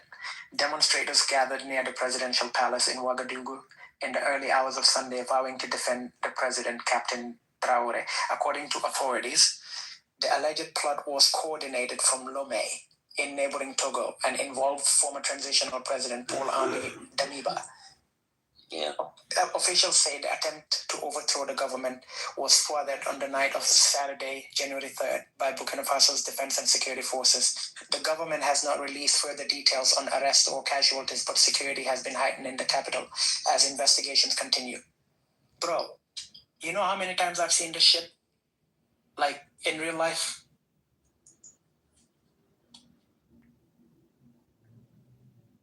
Come on. Yes, I am anti-Russian and Russian-phobe. That is true.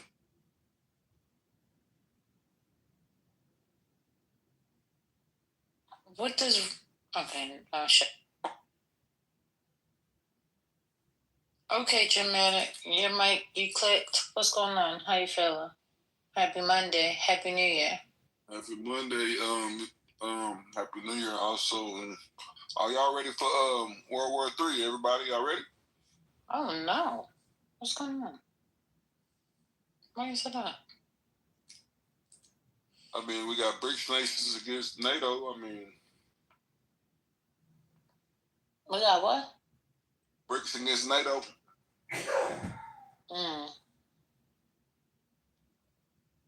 No, we're praying that thing is chilled down. It's already started. It can start. That don't mean somebody gotta let the fuse get popped off. I was gonna say this. Y'all know why we are really trying to take Venezuela's oil? Does anybody really know why? We haven't talked about it yet. What do you say? Well, it's the oil they produce. Like, America produces light oil, like light crude oil. And Venezuela has heavy crude oil. You feel me?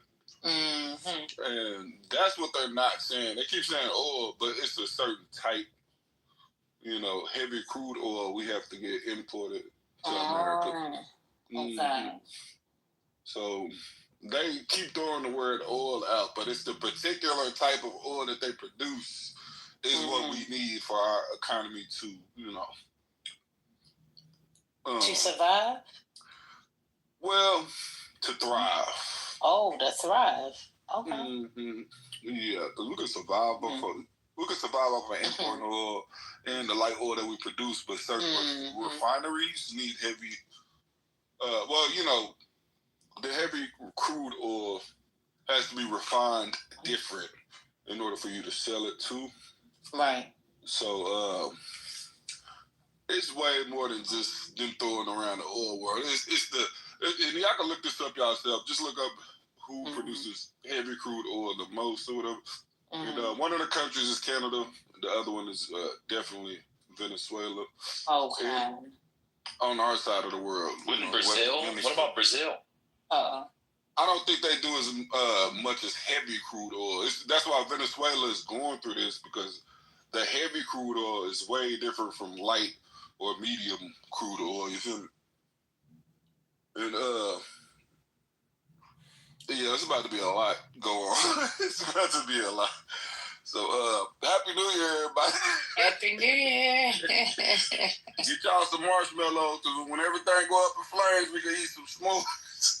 That's not funny. Why do you think that's funny? I like this attitude. No, I'm just saying. I mean, war's been here forever. I mean, at this point, all I can do is laugh at it. To be honest. What do you mean war's been here forever? We've been at war. What's going on? I mean, America's been at war for the last over 100 years. Wow. Okay. You know, everything I'm saying is. What are you eating on? Oh, I just bit a pretzel, but everything I'm saying is Googleable, so y'all can. Okay. I like Googleable. That's just such an awesome word, by the way. Yeah, I don't like Google this. Brazil produces heavy crude. You'd be surprised by the result. What it say? I'll read it for you, brother. Sure. Yeah.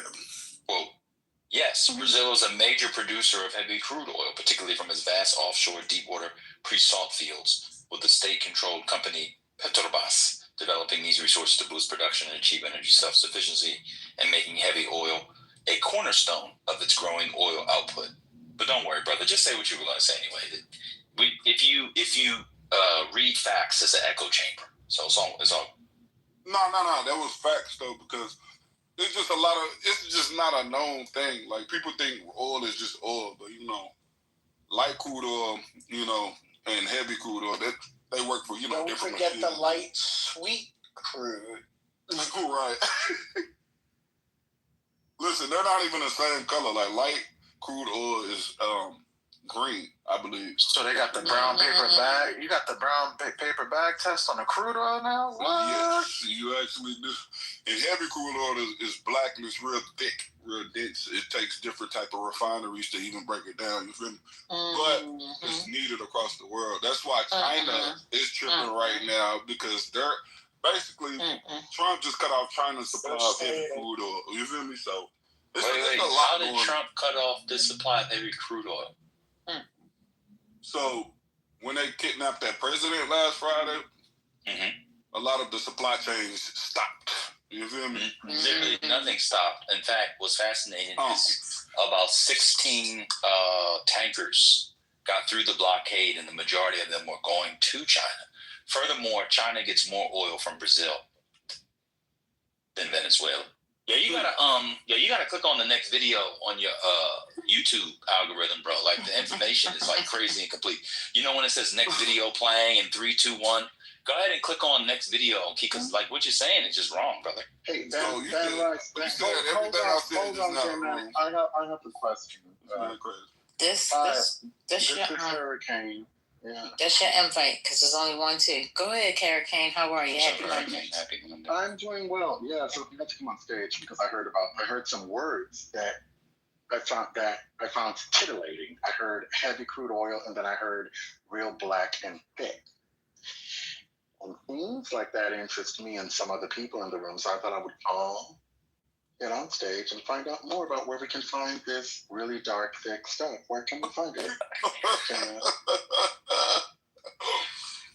Well, in Canada and Venezuela on the north, the Western Hemisphere for sure. So, if you want a real black, thick crude oil type of lady, you gotta go to Venezuela. Did you say lady? When it's heavy crude oil and it's black and thick, we're not talking about women. Oh. I thought we were talking about women this whole time. My bad. Oh, when Hurricane comes on stage, it's never that. Get into it. Y'all are ridiculous. Bro, you laugh at everything. Is that what they said? When the world is falling apart, you gotta smile at something. You know what I'm talking about? You know what I'm talking about? You know what I'm talking about? You know what I'm talking about? I mean, our president just kidnapped the president last Friday. I don't see how that's pretty Was that funny. Friday or Saturday? Friday night. I think it started Friday night, but they captured him at 1 a.m. But the sad part about it, they said they killed a whole special unit of military soldiers and 40 civilians doing this shit. So it's like, that's why the world is mad at us right now.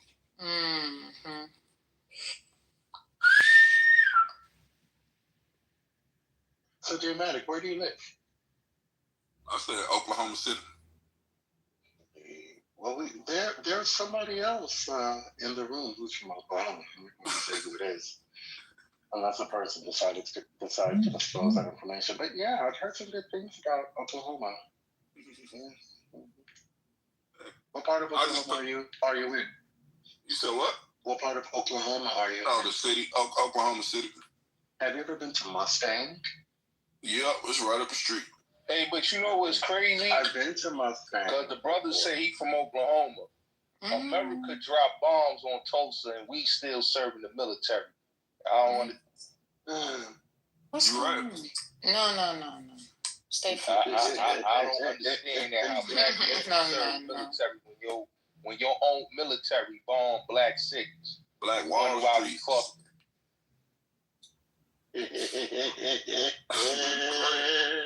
But you know, believe it or not, a lot of people go to the military just for the benefits. That's it.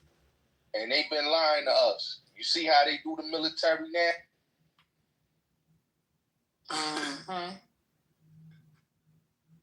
Well, y'all heard what Hextep said, right? The what do they call him? The warrior? I don't know.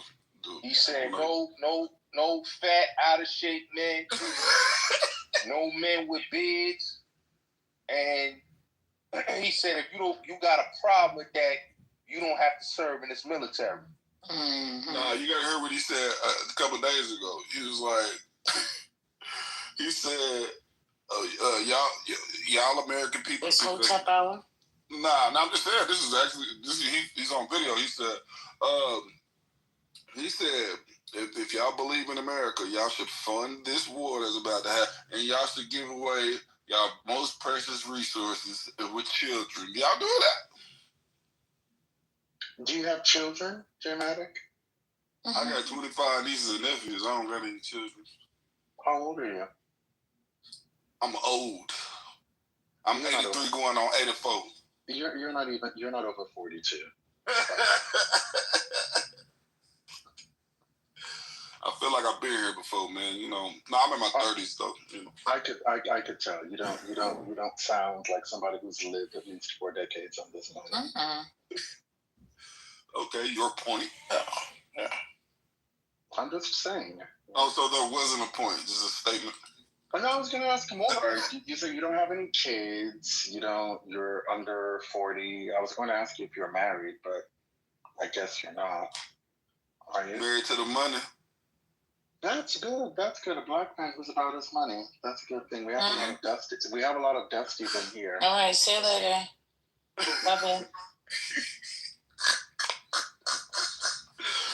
Oh, I don't know what the point. See. Nobody's trying to pull J-Matic. He's not even my type. Get it together. He's likely more your type than mine. I thought we was talking about crude oil. I'm like, what's going on? And it seems like that is funny. Come on stage to try to pull trade. If you Who's pulling wisdom teeth? What's going on? What happened to the crude oil? Cece's running her mouth in the chat, trying to share. Creed, you gotta stop the trolling, Creed. That's not Creed. I said Cece. Stop the trolling, Creed. We know that's you, bruh. No, it's not. You think Cece is Creed? Yeah, that's Creed. No, we know okay. Cece. All right, let him think it. Let him think it. What? Can we start talking about World War III that's about to blow up half the world? No, we cannot. Yeah. For the record, Spiritus man, can you stop blocking my accounts, dude? Oh. Because I can't see the rooms, man. You be on stage and I don't. That's you know weird. If you block somebody, they can come up on stage. I can't. I can't see the rooms. I'm not a mod. I'm never a mod. I can't see the rooms either. I go to the club, and then I go into the room. It's that simple. Every time you're on stage, I can't. It doesn't. You got me blocked though. But anyway, whatever. Yeah, it does. All your accounts. All these motherfuckers that come in here and say homophobic shit, and yeah, I block you and I don't unblock. And that's the reality. I'm sorry, you got to go to the house, and then you got to click on the room that's active in the house, just like I got to do every fucking day. Okay. I'm just a nobody. So I want to. That's a beautiful song. What do y'all think about us getting after a president, though? Like, can I get y'all opinion on it? Anybody. breaking international I don't know. law. I'm still trying to figure it out. So I'm just going to be quiet on it because I don't get it. Why are you laughing? You had some good shit today, huh? I'm just like, hey, you just tickled. and then he said, we're going to run Venezuela. We're going to run the country. Like, what do y'all feel about that? He going to do it. What's going on? What's wrong with that? I mean, he actually broke international law, you know. Y'all think that's okay? It is what it is. I mean, what? What you want me to say? Hey, there's nothing I can do.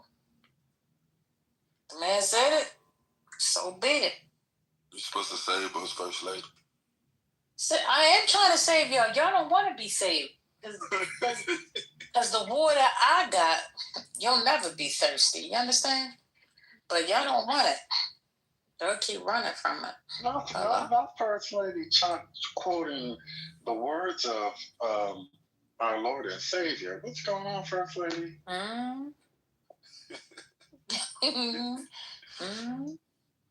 I'll lead you to the rock.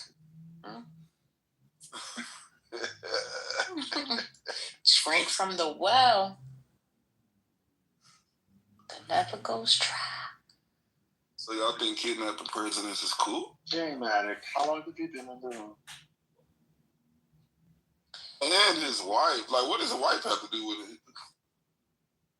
She's selling drugs and selling weapons, should. Do you know who his wife is, J-Matic? No, who is she?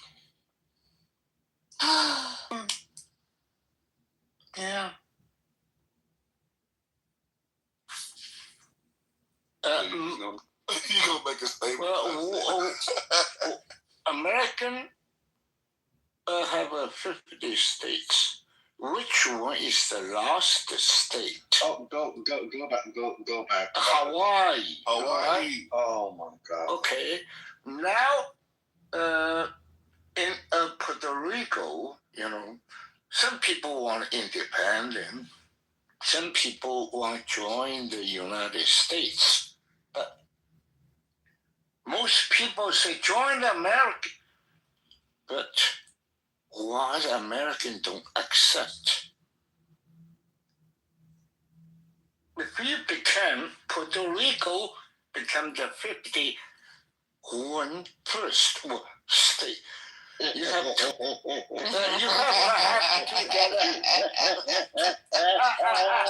federal subsidize the 2 senator seat and federal benefit. That's right. Americans don't want it. Oh, okay. Look at your dog. Look at the cutie booty.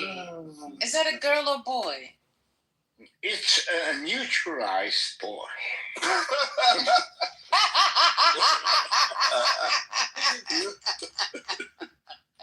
That was good, brother. That was good. Oh, he's so cute. Yeah. This is your home? It's a nice home. I like the vase. Yeah. Is that a chair next to it, like the tree stump chair? Or is that just like a little It's a little, you know, they call it, it's a Chihuahua SH. I don't know what that is. I'm always hungry, but... you always hungry? No, he's always hungry. Oh, the dog, okay. Yeah, but he see the stranger barking. But it's a You had chicken feet in your first... Is that chicken feet? Is that fried chicken feet? No.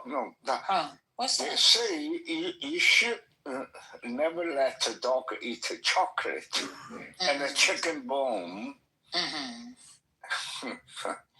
No, I'm talking about in your first picture. Is that chicken feet?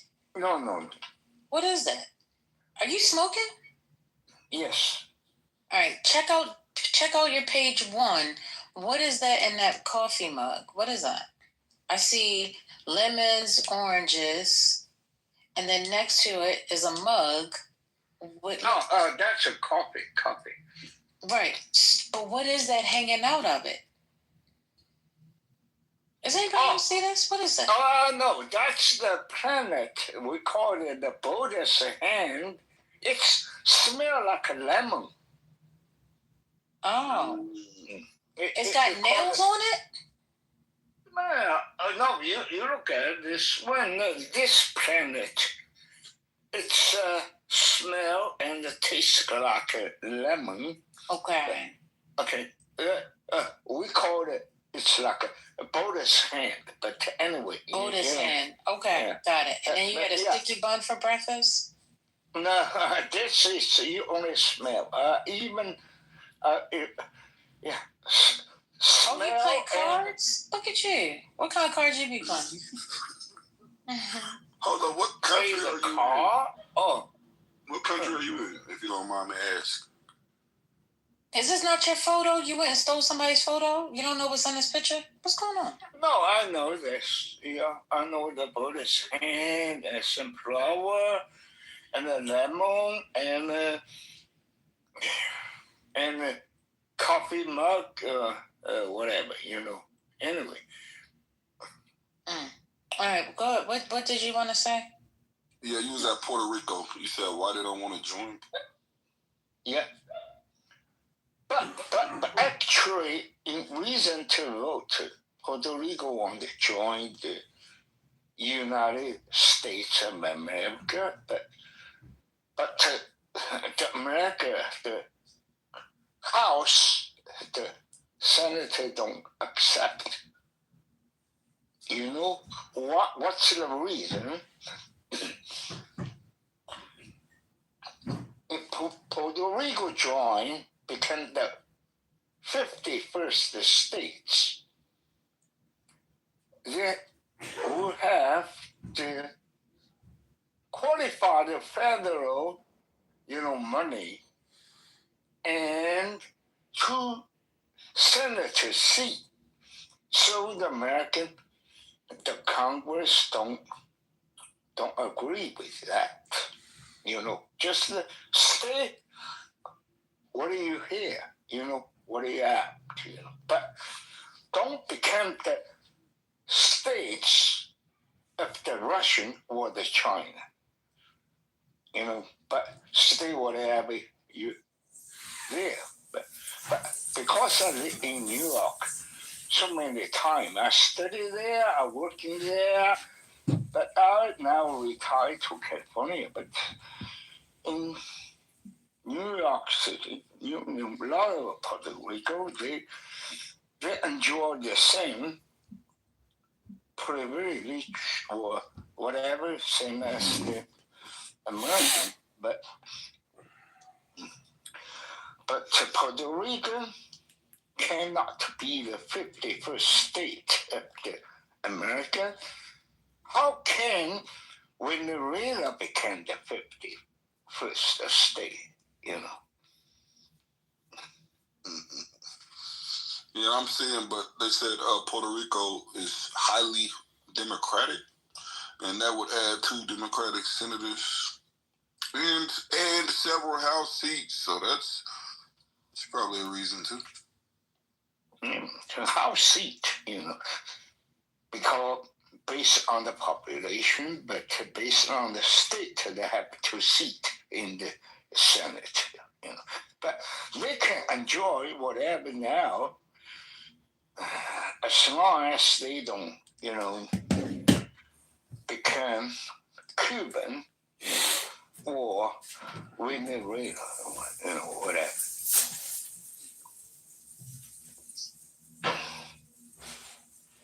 First Lady, I have a clip of the recap of the court proceedings today. It's like under 2 minutes. Is it okay if I play that'd be it? nice, sure. But okay.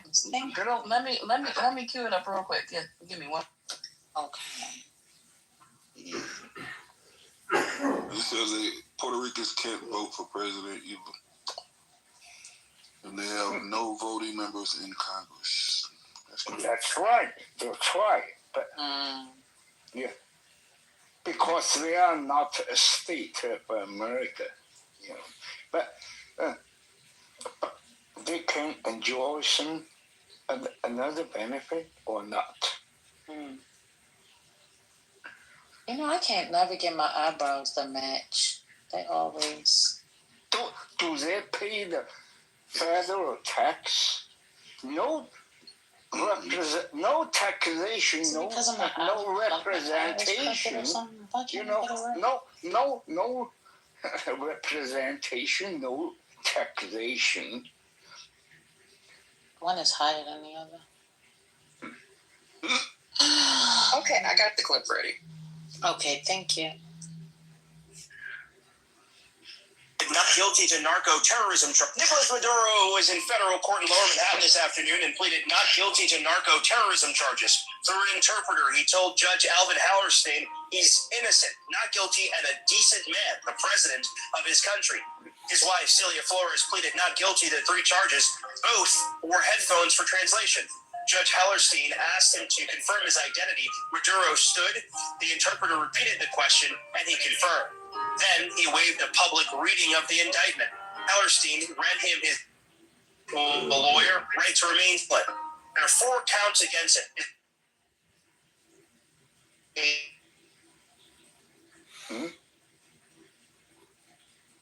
250 tons of cocaine per year moves through Venezuela. The case traces back to 2000 when Maduro was in Venezuela's National Assembly. Prosecutors say he moved cocaine under protection of the Venezuelan law enforcement. As foreign minister from 2006 to 2013, prosecutors allege he sold diplomatic passports to traffickers who used government planes to move drug money from Mexico back to Venezuela. Between 2004 and 2015, prosecutors say Maduro and his wife trafficked cocaine using armed military exports. Maduro is represented by Barry Pollock, the same attorney who represented Julian Assange. Pollock said Maduro had health and medical issues that must be addressed. An attorney for Maduro's wife said she suffered significant injuries during her arrest. Both Maduro and his wife will return to court on March 17th. All right, we heard about that, but there was a rumor. Thank you, Tia Andrea, for playing. Not sure the man. Raymond. Okay. Why don't you turn your mic off for a second? Just for a second. Go ahead. Close your mic. Close it. You can close it. Okay. Thank you. God bless you. Hey Brian, how you doing? Hey Lefty Frio. Thank you, Tia Andrea. Thank you for playing that because I want to know, how did she get banged up? We was talking about that a little bit. Yeah. So she had little band-aids or something on her hand or something. She was fighting? Well, I think it was, maybe she was resisting arrest. Who knows? They say that she's the criminal mastermind, First Lady. Oh, so you think she was fighting for her life? Right. She had to be. Sure. Okay. But in court crying, like, I need medical attention.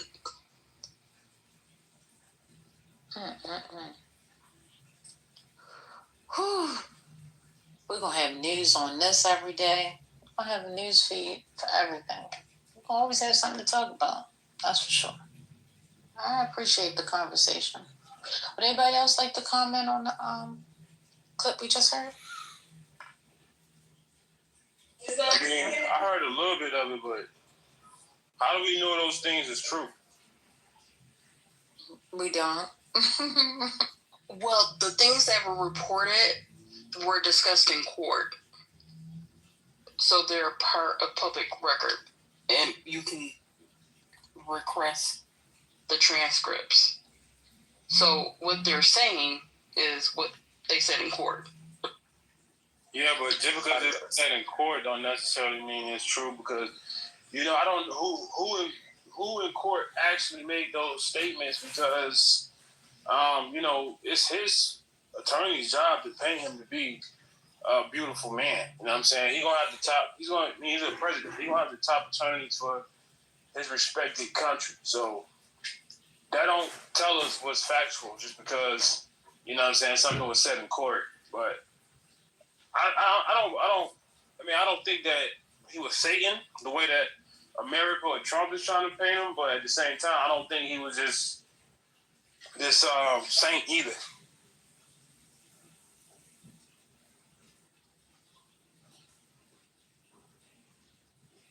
Oh, okay. I mean, shoot, we seen a bunch of Venezuelans. Y'all seen the clips? We seen a bunch of Venezuelans celebrating.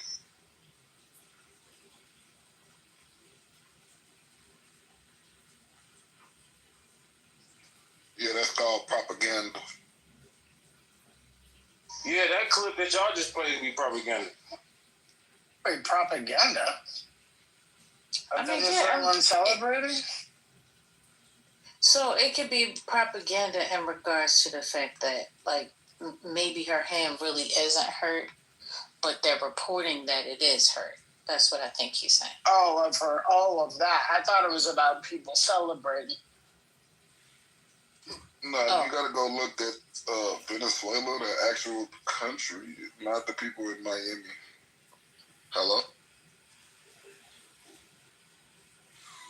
I mean, the two groups of people protesting in New York outside of the courthouse, one group was protesting that they were happy, this is Venezuelans, happy that he was arrested, and then the other half was unhappy about how the American foreign policy was behaving, but not in support of him per se.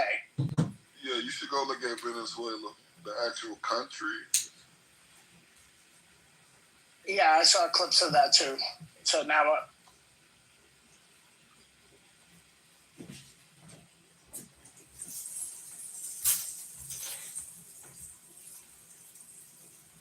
Was it exactly half?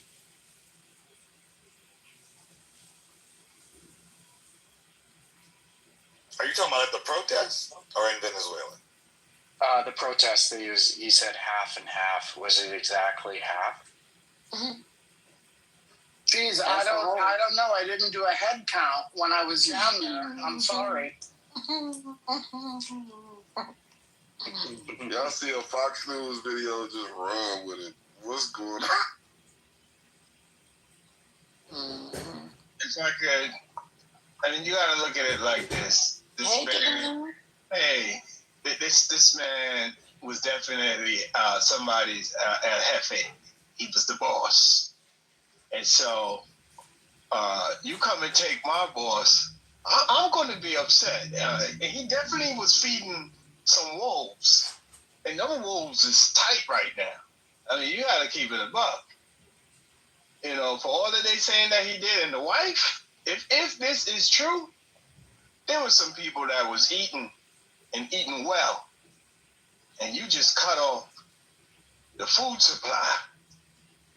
So those are the people you got to watch out for. And with that, I land. You know, all gang members feed their people, right? Like you got Mexican cartels who are literally feeding and taking care of the whole entire town.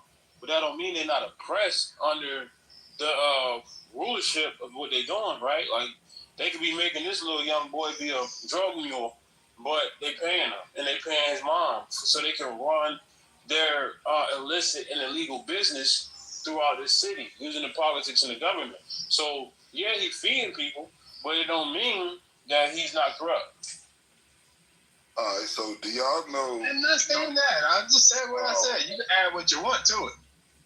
Well, I want to ask y'all, did y'all know that Venezuela does not use, well, let's say this first. Venezuela has the highest amount of oil in the world. Oh, Jesus Christ. No, honestly, like... Yeah, they do, but guess what? Okay, boom. Y'all know that. Yeah, they do, but now America... Okay, hold on, wait, let me finish right quick, because I ain't talking what y'all talking. The thing is, all right, so first of all, they have the highest amount of oil in the world, heavy crude oil, the most expensive, you feel me? And the next thing is... First lady. Well, look, this is the last... Well, this is going to be the last thing. So the last thing, They quit using petrodollars. They quit using U.S. currency for people to pay for They did the not. oil. Okay, check this out. Maybe y'all just now hearing this. Like I actually read economics, and check this out. They started using Chinese yuan, Russian rubles, and there's one other currency, but they do not use U.S. dollars anymore. Chinese They're yuan. using shekels. They're using Yes. shekels. Come on. So y'all don't study currency. Go ahead, Jane Maddie. You got it, baby. Go ahead, baby. Go ahead, baby. Go ahead, baby. Go ahead, baby. Y'all only know. Go ahead, dramatic. Before they start jumping, you just gonna say dramatic. Let me finish. There's one currency you forgot. There's one currency you forgot. The thing about it is, as soon as they stop using the petrodollar, look what happens. That's not what the petrodollar is. Oh my God! Do y'all even know what it is? Yes, we know what the petrodollar is. What is it? It is the use of the dollar. What dollar? In the American dollar. All right. That's exactly what I just said. 1 second. I don't get it. Hold on, bro. You got to let me finish. Okay, so one of the rules is if you ask a question, somebody's answering it, you have to let them answer. Hurry up. Y'all being childish. You just talked for 3 minutes. First lady, I got it. Okay. It took me a half a second to move to the goo. That's how hurried up I was. Get him. The petrodollar. Was it fast enough for him? I'll bring him back up. He told me to hurry up. Let me see what was fast. Was that fast enough for you, Brother Jay? Brother Jay, was that fast enough for you? So you interrupt me the whole time. I didn't interrupt you. And then you get mad when I say one thing. I didn't interrupt you. You said, what is it? And I was explaining the conversation, man. Okay, am I allowed to speak or no? Cool. So with the sanctions, it is true they were using other currencies. They were also using the dollar. Right?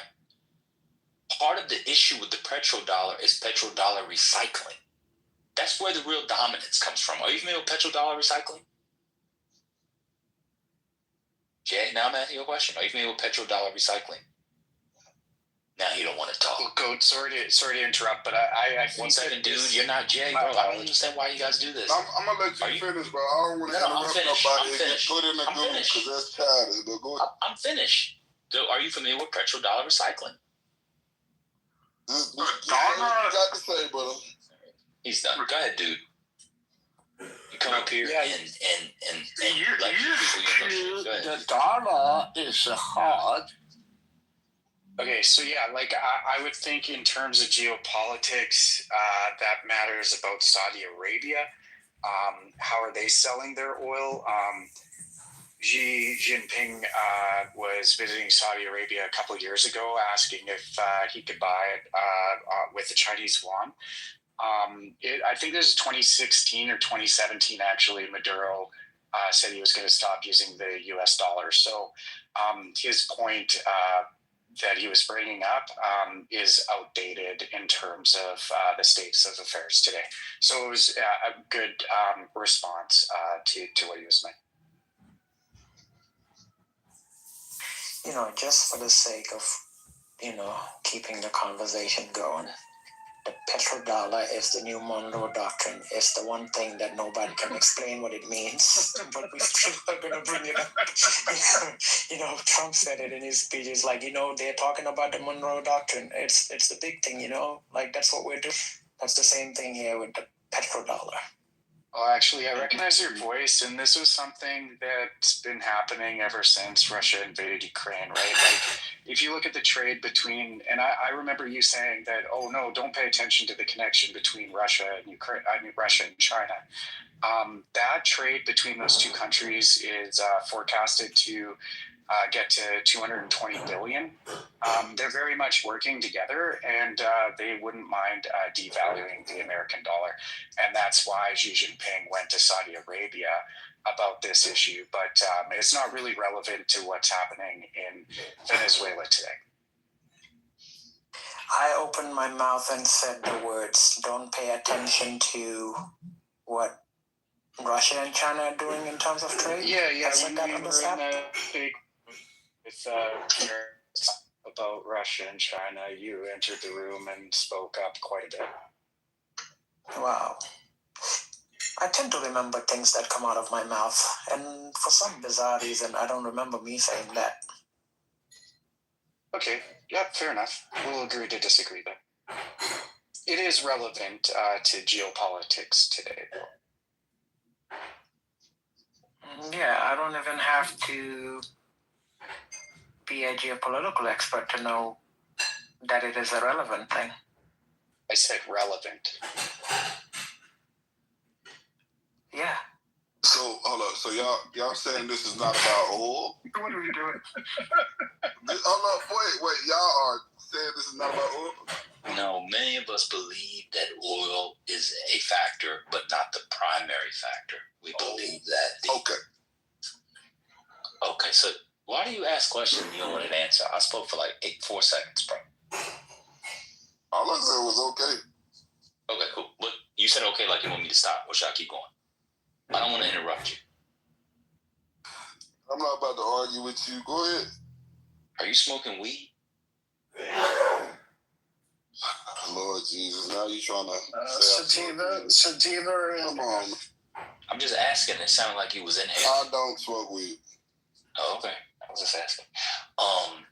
Yeah. So we believe that Donald Trump and some people might have interest, but we do not believe that is driving the policy. I personally believe that Marco Rubio is driving the policy. He's been on this for his entire adult life. It started as a young boy in Florida. He's given speeches about this. He's talked about this. The lack of interest from oil companies that we've seen thus far has been fascinating. It's a high gamble for them to get involved. It'd be very difficult for Venezuela to privatize the oil industry. I believe a large percentage of its GDP came from oil. If they were to privatize it, I don't know what they would do, and the people are already poor and starving. As a sort of a general matter. So I believe it is a factor. Let me give you. Do you mind if I give you an analogy? Can you, hey, Matt, as you're explaining that, can you explain the low oil companies? I wasn't aware of that. Low interest from oil companies. Yeah, no one's said anything about investing. Even Fox Business, I read an article on Fox Business that said oil companies mum on Venezuela, MUM. You've heard no investment. Someone said earlier there was some former Chevron or Citgo worker that's trying to raise $2 billion, but it would just be very expensive. It'd be really expensive. Somebody was arguing with me yesterday, and they came around to the exact same numbers I said after he argued and yelled. To get it back to capacity over the next decade, you need about a $500 billion investment if all things go perfectly. Okay, and that's only in terms of extraction. Oh my God, bro! I just want to ask you what.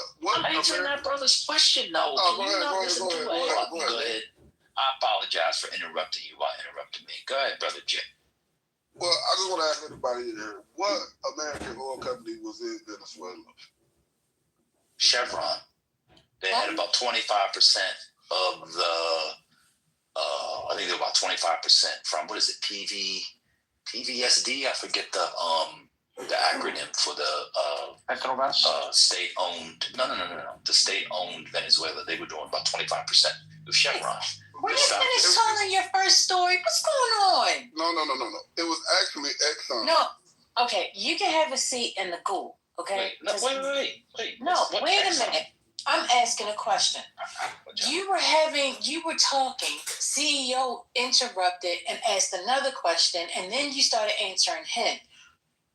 Then you allowed this guy to ask a question. I'm confused. Which question, which comment, which story are we on right now? I'm just gonna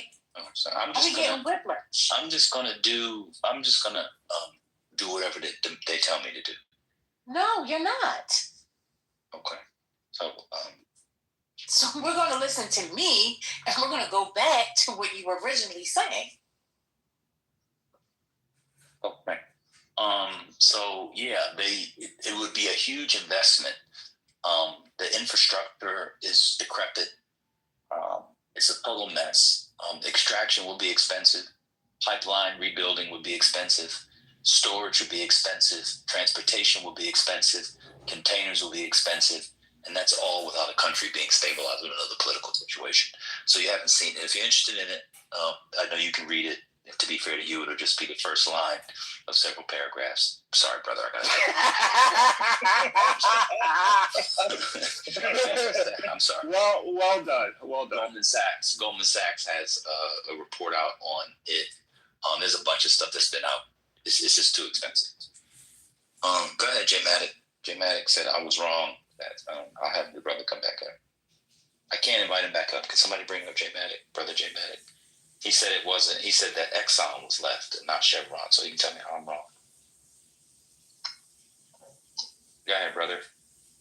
Come on up, J Mac. You can. All right, man. So when somebody challenge y'all points, y'all put them in the group.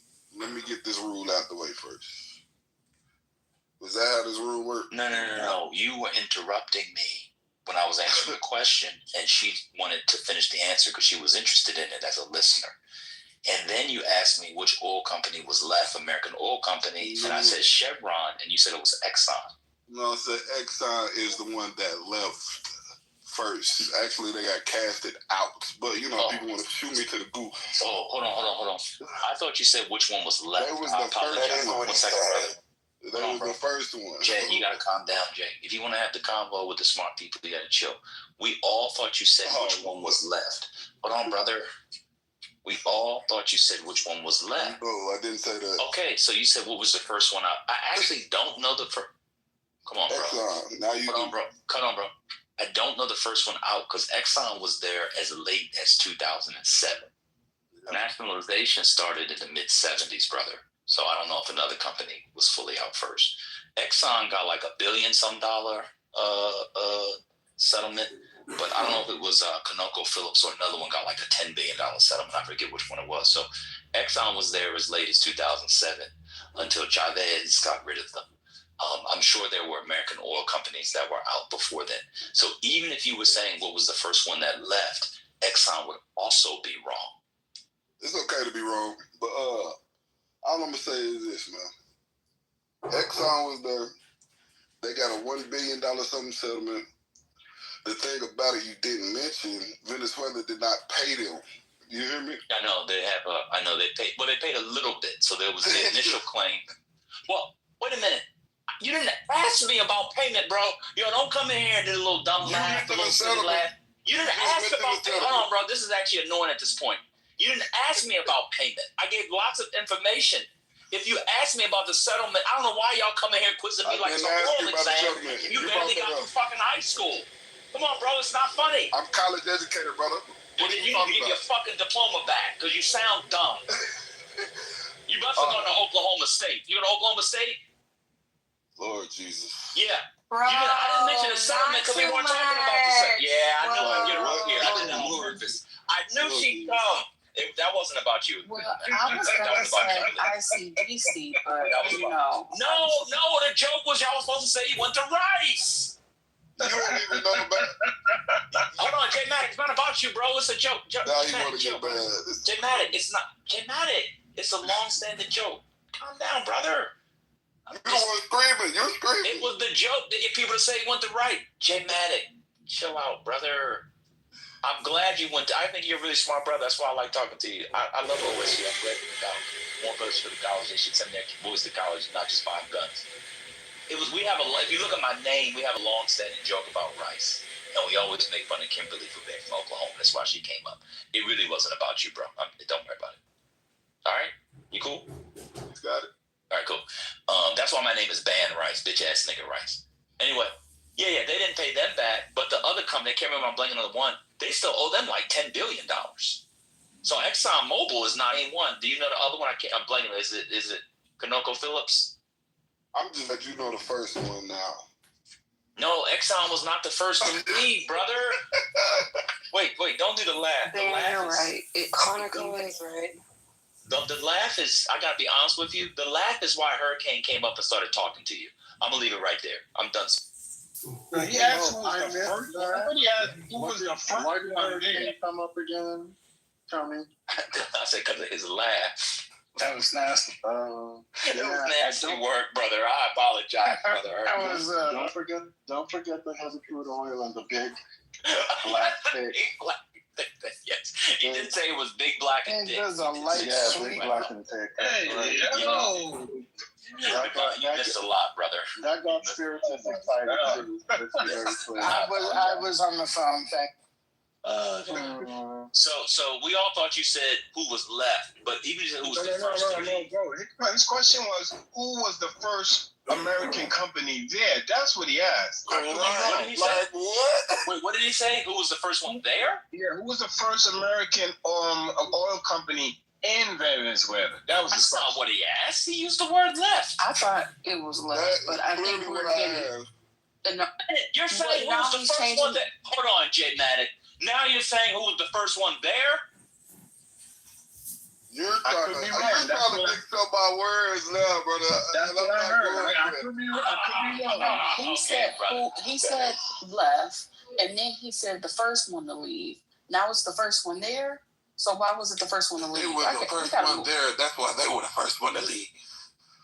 Hello? Okay. All right. Well, thank you for that information. He's saying whatever point will make them sound right. It's good. It's good. It's good trivia. It's good trivia. All right. What's next? Anything else? Hold on. First lady, you always do this. Let's actually. I do what? What do I do, sir? You always say, let's move it on, and you went on first. This is actually. Did you just try to sound like me? Like, oh my God, really? You want to fight? To people who don't know shit is not good content. You've done it for hours today. Are you gonna do it again? I'm gonna be honest with you, Kimberly. Based off, I can tell you in the back channel, based off what I'm doing at work, I'm going to be doing this for the next 3 days. I'm sorry, it gets me through. It is really tedious what I'm doing right now. I can tell you about how much time, but it's going to get me for the next 3 days. Some of these niggas be holding us hostage, though, Megan. Like, that was what was the point? What do you I'm mean? trying What was the to point? avoid the crash outs because I already know if we stay there, it's going to happen. All right, My the mind point was, has got so much. See? at least at a point. It's happening. No! My mind has gotten so mushy today that I now believe that the Diddy trial was about the oil. It was about the oil. Like, seriously, though. It really was about the oil. It's all about the oil. And it's because I had to suffer through this. So now I'm like, I put 2 and 2 together. It was about the oil. It is about the oil. You know what's crazy about the oil company, First American Oil Company in Venezuela? Because I'm looking it up. The fucking British were there first. The British, because they're not a powerhouse and a shithole. Now they get, we don't talk about them, but let me tell you something. They started all this up, y'all. They really did. But go ahead, Brother J. What was the point you were trying to make, brother? What does the British got to do with the first American oil company in Venezuela? Anyway. Oh, nothing. No. My point was because she said a trivia. Wait, bro. She said a trivia question. That's how you learn. I said the British were there even earlier. So in a lot of these imperial adventures that America's involved in now, this, Iran, etc., the British were the ones that set it in motion. But because it's a shithole now, we never talk about it, and they're off the hook. But a lot of this stuff was started, maintained, and manipulated by the British. We're just learning, brother. I don't understand why you have to poo-poo it and then do that laugh that gets Hurricane and Spiritus excited. If you need a latte and marinated meat, we can get neoliberal. No, we put you in it. Pause. Huh? Why? I didn't say anything. That definitely was a correct pause. It is not. Put you in it? Yes, it is. It's just nasty. Put you in it where? Like, when you tell a man to put you in it, that's pause. Tell a man to put you in it. That don't sound plausible to me. Stand down, bro. It's fine, whatever. That was good, Sirius. I like that. That was good.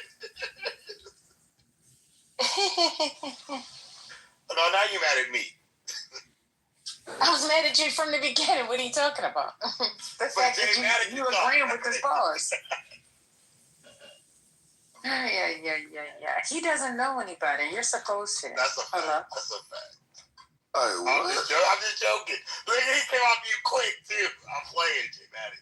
Half of y'all didn't even know what heavy crude oil was until I came here. That's a fact.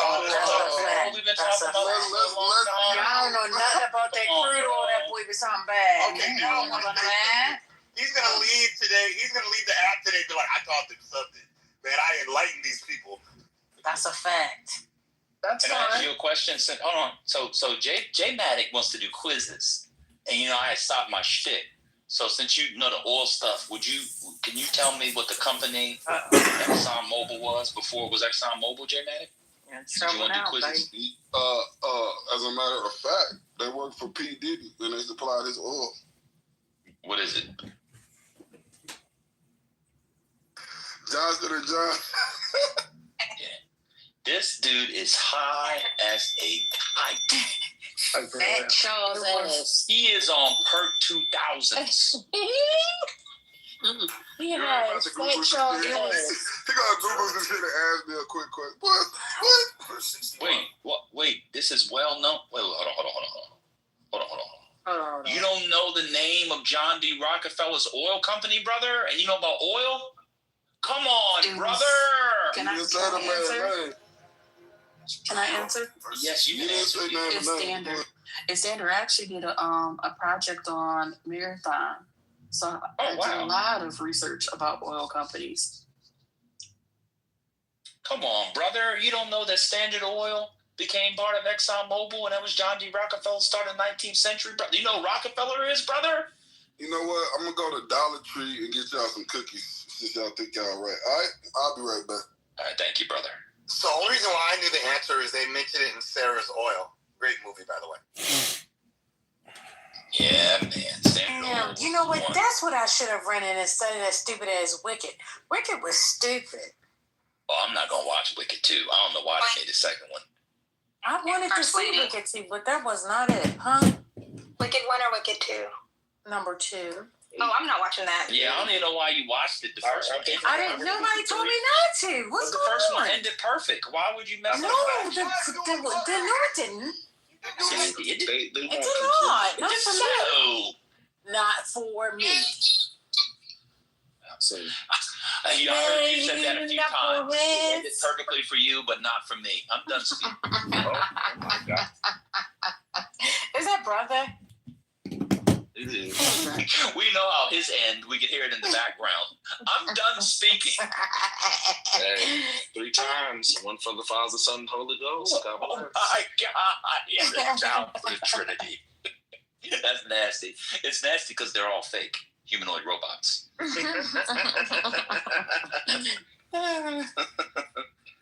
Ooh. So Michael said the first one was only half of the play. No, that's true. If you go see the play, the second half of the play, musical, sucks too. It's over.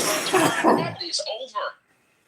Yo, if you have little kids or your lady, or little kids and your lady, or if you just like that stuff, and you have a big TV at the house, it's perfect how that thing ends. I'm telling you. What ends? What happened? The first one. Oh. More good is the only good thing about the last half of the show. I was hoping. I didn't like the way it ended because it ended as if she was the wicked one and she wasn't the wicked one. But this number. No spoilers. Oh, you haven't seen it? No. Girl. To a store. Wait, what are you saying? The first one ends like she's the wicked one and she wasn't the wicked one? Yeah, the black lady is not the wicked one. She's a nice one. Yeah, but you get the sense that she can turn into the wicked one because you get Wizard of Oz later on. So I don't need to see how she turns into the wicked one. There's not even any good songs in the second one. Okay, all right. Can I get in on this conversation? Yeah, go ahead. Well, so they're very different, the first half and the second half. The first half has the best music. The second half has all the character. I don't, like, the Scarecrow and the Wicked Witch had true love. They didn't have the superficiality of what Brazilian butt lift. Like, it was deeper than shallow. It was great. they're different, but they're yin and yang. It's kind of difficult to hate on part 2. That was where the meat of the story was. That was where the substance happened. Anyway, that's my 2 cents. So there are people on stage and in the chat who have gotten BBLs, and you just shot at them for no reason. That's wild. You can't have true love with a BBL, she suggested. That's nasty work. Am I wrong? Are you gonna pick a mate because her butt is bubblish? Yes. Bubblicious? Well, first of all, really? This is wild. Okay, that's fine. If that's your character, if that's how you that's fine. You got it. Superficial cat. Are you crashing? Did somebody leave you to go with somebody with a BBL? What's going on? This is sounding personal now. Let me go. Now I need to know more. I need to know more. So you can say the story of the second one is more important, and you get it. That's why I would recommend reading the books. But from an entertainment standpoint, it's less interesting than the first. So yes, the music from the first part is much better. And as a goal, you want the good music, dancing, etc. If you want characterization in the storyline, I'd recommend reading the books. Or since it's Clubhouse and none of you read here except me, brother, and Kimberly Foster, listening to them on tape. There you go. Fuck off. Who was that? Me.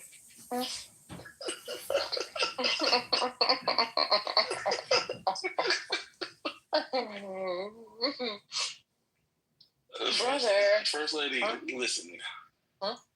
To be fair to me, you can't. No, I don't want to be fair to you. I don't want to be fair. You can't get rid of my sayings. And then the words that you said in 2026. But nobody said anything. So hello? Well, no, you try to do that white cool. people whataboutism, and it don't work for me.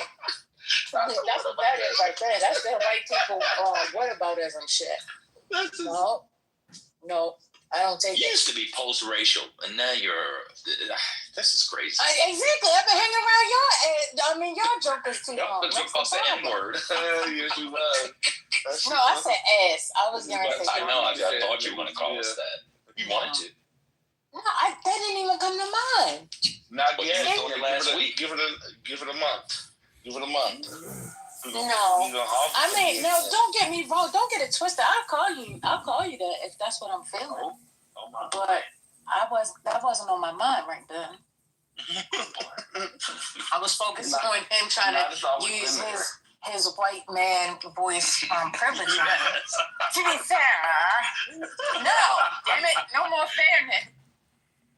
In this attack, which may not just have been to take out Maduro or take out the terminology I should be used. Arrest Maduro.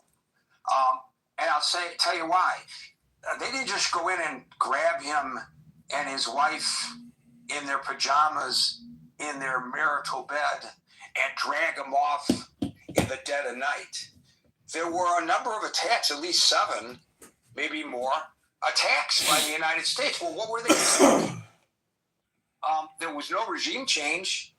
There may be influence over the regime, but there's been no regime change. The regime in place right now, as of this moment, is the same regime that he headed and he claims to still head, even though he was in federal court in Manhattan today, still claiming he's El Presidente. Well, whether he is or he isn't, it's the same infrastructure in place. It's his vice president who is now the president.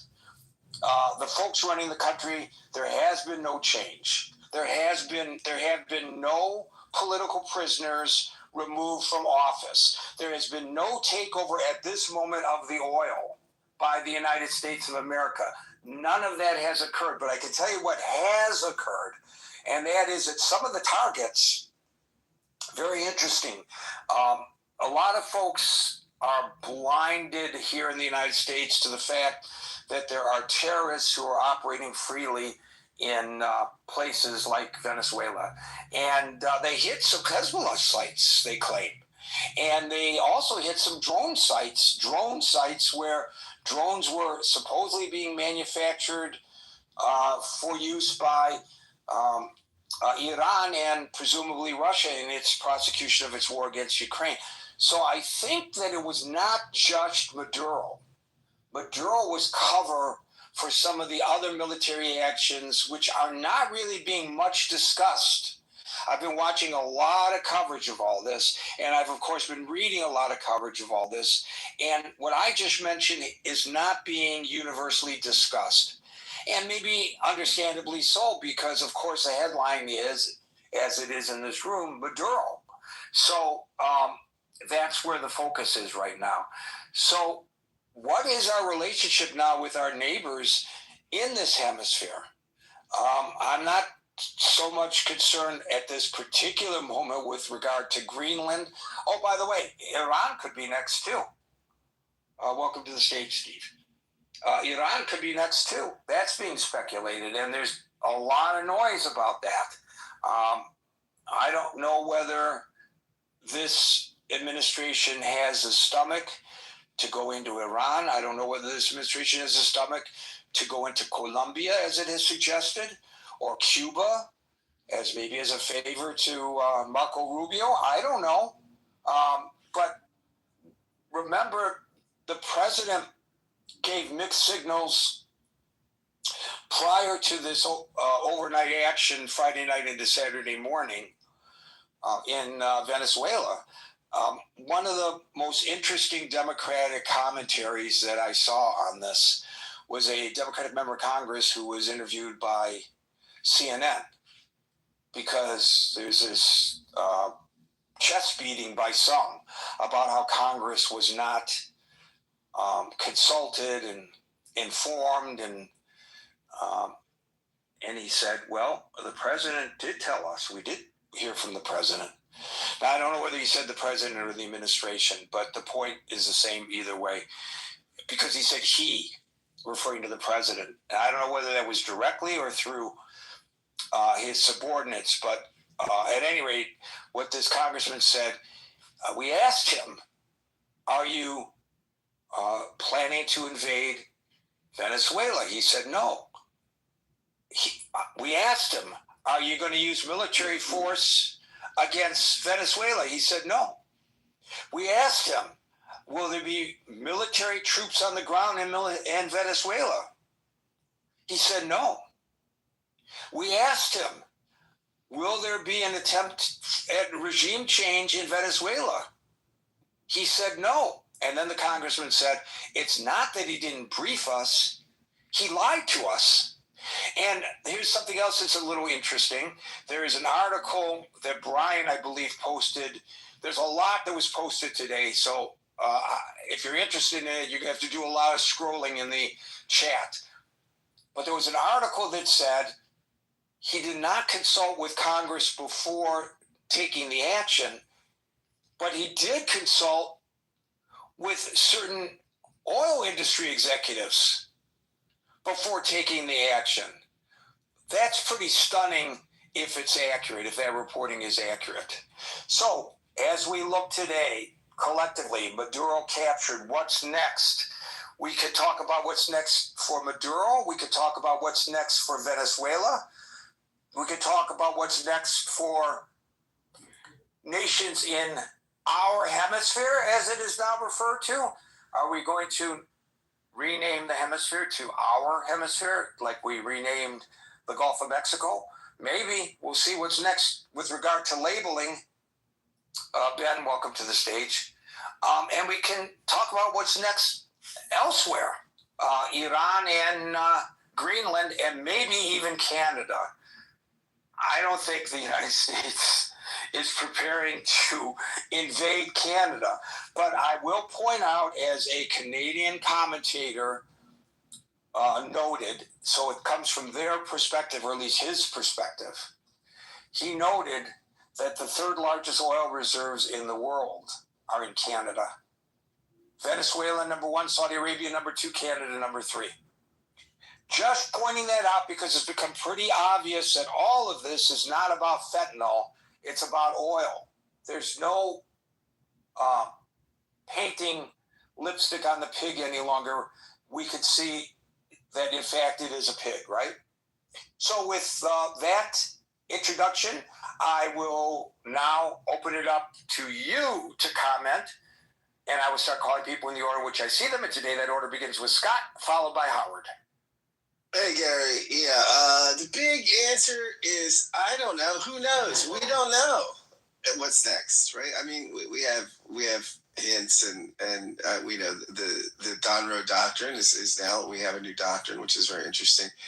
But yeah, I don't think we know. I was struck by it's quite interesting, that press conference where Trump said we were going to run Venezuela, like we'll run it until they get things back on the ground. And then Marco Rubio, I watched him on 2 of the Sunday shows, and that was, and they asked him what that meant, right? And it was really unclear. He was saying, well, we're going to pressure them economically. We're going to, and it sounded merely like gunboat diplomacy almost, right? I mean, it didn't.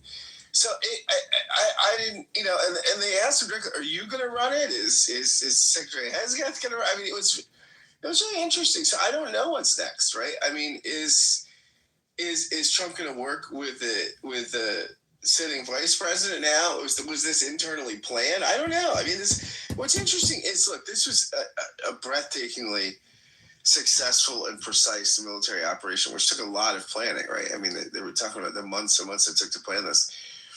So it's interesting. I don't know if there's corresponding months and months of planning for the aftermath or what, but it doesn't strike me like that. I mean, it doesn't seem like they're rolling something out that's any more precise than the secret health plan that's coming. This was to replace Obamacare, but yeah, I don't know. I mean, also Tom Friedman wrote a really interesting piece in the New York Times about the national security document that the Trump administration just released, and how largely, Trump's not interested in an ideological war for democracy, but more like a civilizational war, right? I mean, this is, and some of this is just the sense of sort of protecting Judeo-Christian culture and things like this. And so, yeah, I don't know. No, I mean, I don't think anybody can argue that Maduro is a good guy, right? Of course, this guy's a bad actor. Is it going to be better without him? I mean, it's interesting. Jon Stewart did a mashup of things they said about Iraq and things they said about Venezuela just now. Exact same things, right? I mean, it was eerie how the parallels were so striking. So, I mean, who knows? I mean, I hope it's better for Venezuela, but I mean, I think we thought things were going to go a lot better for Iraq with the destabilization that we brought about, and it didn't. So, who knows? We will see, Gary. Those are my thoughts. A big I don't know burger. Again, as I mentioned, this administration, sorry for the noise in the background, I'm trying to multitask here.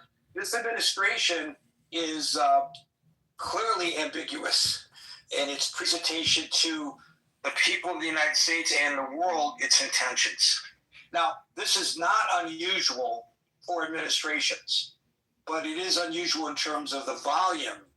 It's not the exception with this administration, it's the rule. So your confusion about the future certainly is one that I'm sure is shared by probably, to one degree or another, everybody in this room right now. Is there any part of the speculation based on the commentary from the administration that particularly alarms you? And is there anything that makes you want to embrace one of those potentialities? Well, I will say this. This is not specifically over the Venezuela stuff, but I do think the civilizational concerns, Friedman's piece on the national security document and the sort of civilizational stuff, I am not completely unsympathetic to those concerns, right? I think that there are certain cultural forces that probably would undermine the Enlightenment sort of liberal democratic project as we know it, which I think is a fundamentally a product that owes a lot to the Bible, to Christianity, Judaism, to Platonic philosophy, and things like that. I think. I'm sympathetic to that. I think. I think that what alarms me a little bit is just the lack of clarity. Like again, like I was saying before, that there's so much precision involved in this operation, and it doesn't seem like there's corresponding precision for the aftermath. It just, that's just. I mean, somebody was saying. I think the New York Post was saying that Stephen Miller might be at the top of his portfolio, running Venezuela. I mean, Stephen Miller is not an international relations guy, right? I mean, that's just not in his portfolio. That's not what he does. So, I don't know, Gary. It's all a little concerning to me. Stephen Miller's wife, by the way, caused a bit of an international scandal over the weekend when she posted a map of Greenland with an American flag pasted over the map of Greenland. It's like, why would you do that? You think it's funny to make fun of somebody's sovereign rights, especially an ally? I understand that there may be strategic reasons for us to have greater influence over Greenland and the waters around Greenland than, say, the Russians. I understand that there's competition there, and that is in the national security interest of the nation. But for a wife of an aide to the president to post that, I guess it's a meme, I don't know. I guess she got what she wanted from it. She got a reaction, and I'm sure they're all laughing, ha, ha, ha, ha, look how upset they got by that. But I don't think that's very cool at all. Now, she's not the administration. She doesn't represent the administration, but she's pretty darn close to the administration, that's for sure, by virtue of her marriage. So anyway, thank you, Scott. We'll go to Howard, followed by Marshall. Hey, Gary. I guess I got to work on getting to the room a little bit sooner than Scott because he took a good part of my thunder here. But anyways, first of all... Talk about the competition between the United States and Russia. Ladies and gentlemen, we have competition right here between Scott and Howard. Absolutely. So first of all, thank God for the U.S. military and how it executed. That's something that I think as Americans we can be proud of. But from a policy point of view, and Scott did refer to Marco Rubio. He was actually on 4 of the morning shows, and he was positioning it as this really wasn't a military operation. This was really the Justice Department executing a warrant, and the military was there to help escort the activities. And he basically said that they had a court order. And I'm just bringing that up because if he's going to use the argument of a court order justified what happened over the weekend in Venezuela, if memory serves me correct, Gary, there's also a court order about the Justice Department releasing all the information on the Epstein files, and it's way past due. So it just makes you wonder, again, are we living in reality another episode of Wag the Dog, if you will? And this is just an opportunistic way to take our attention off of that. And I think ultimately, and it's kind of like basic business strategy training, the question for the administration is simply they need to answer the question to not only Congress, but to the American people. You know, okay, we're going to run Venezuela, and there's all these other smoke signals or hints that are being given, whether it's Mexico or Greenland or whoever it may be. But the question that needs to be answered, in my view, is simply, what's the strategy? That's the question. It's basically 3 or 4 words. What's the strategy? And with that, Gary, I'll look forward to other feedback and input. I see we're getting a pretty active and heavy stage here, and we'll go from there. So with regard to that comment that he made, or those comments Rubio made about this not being a military action, well then why were there all these sites that were hit? It was not like just sending a bunch of MPs in with FBI agents and U.S. Marshals to grab Maduro.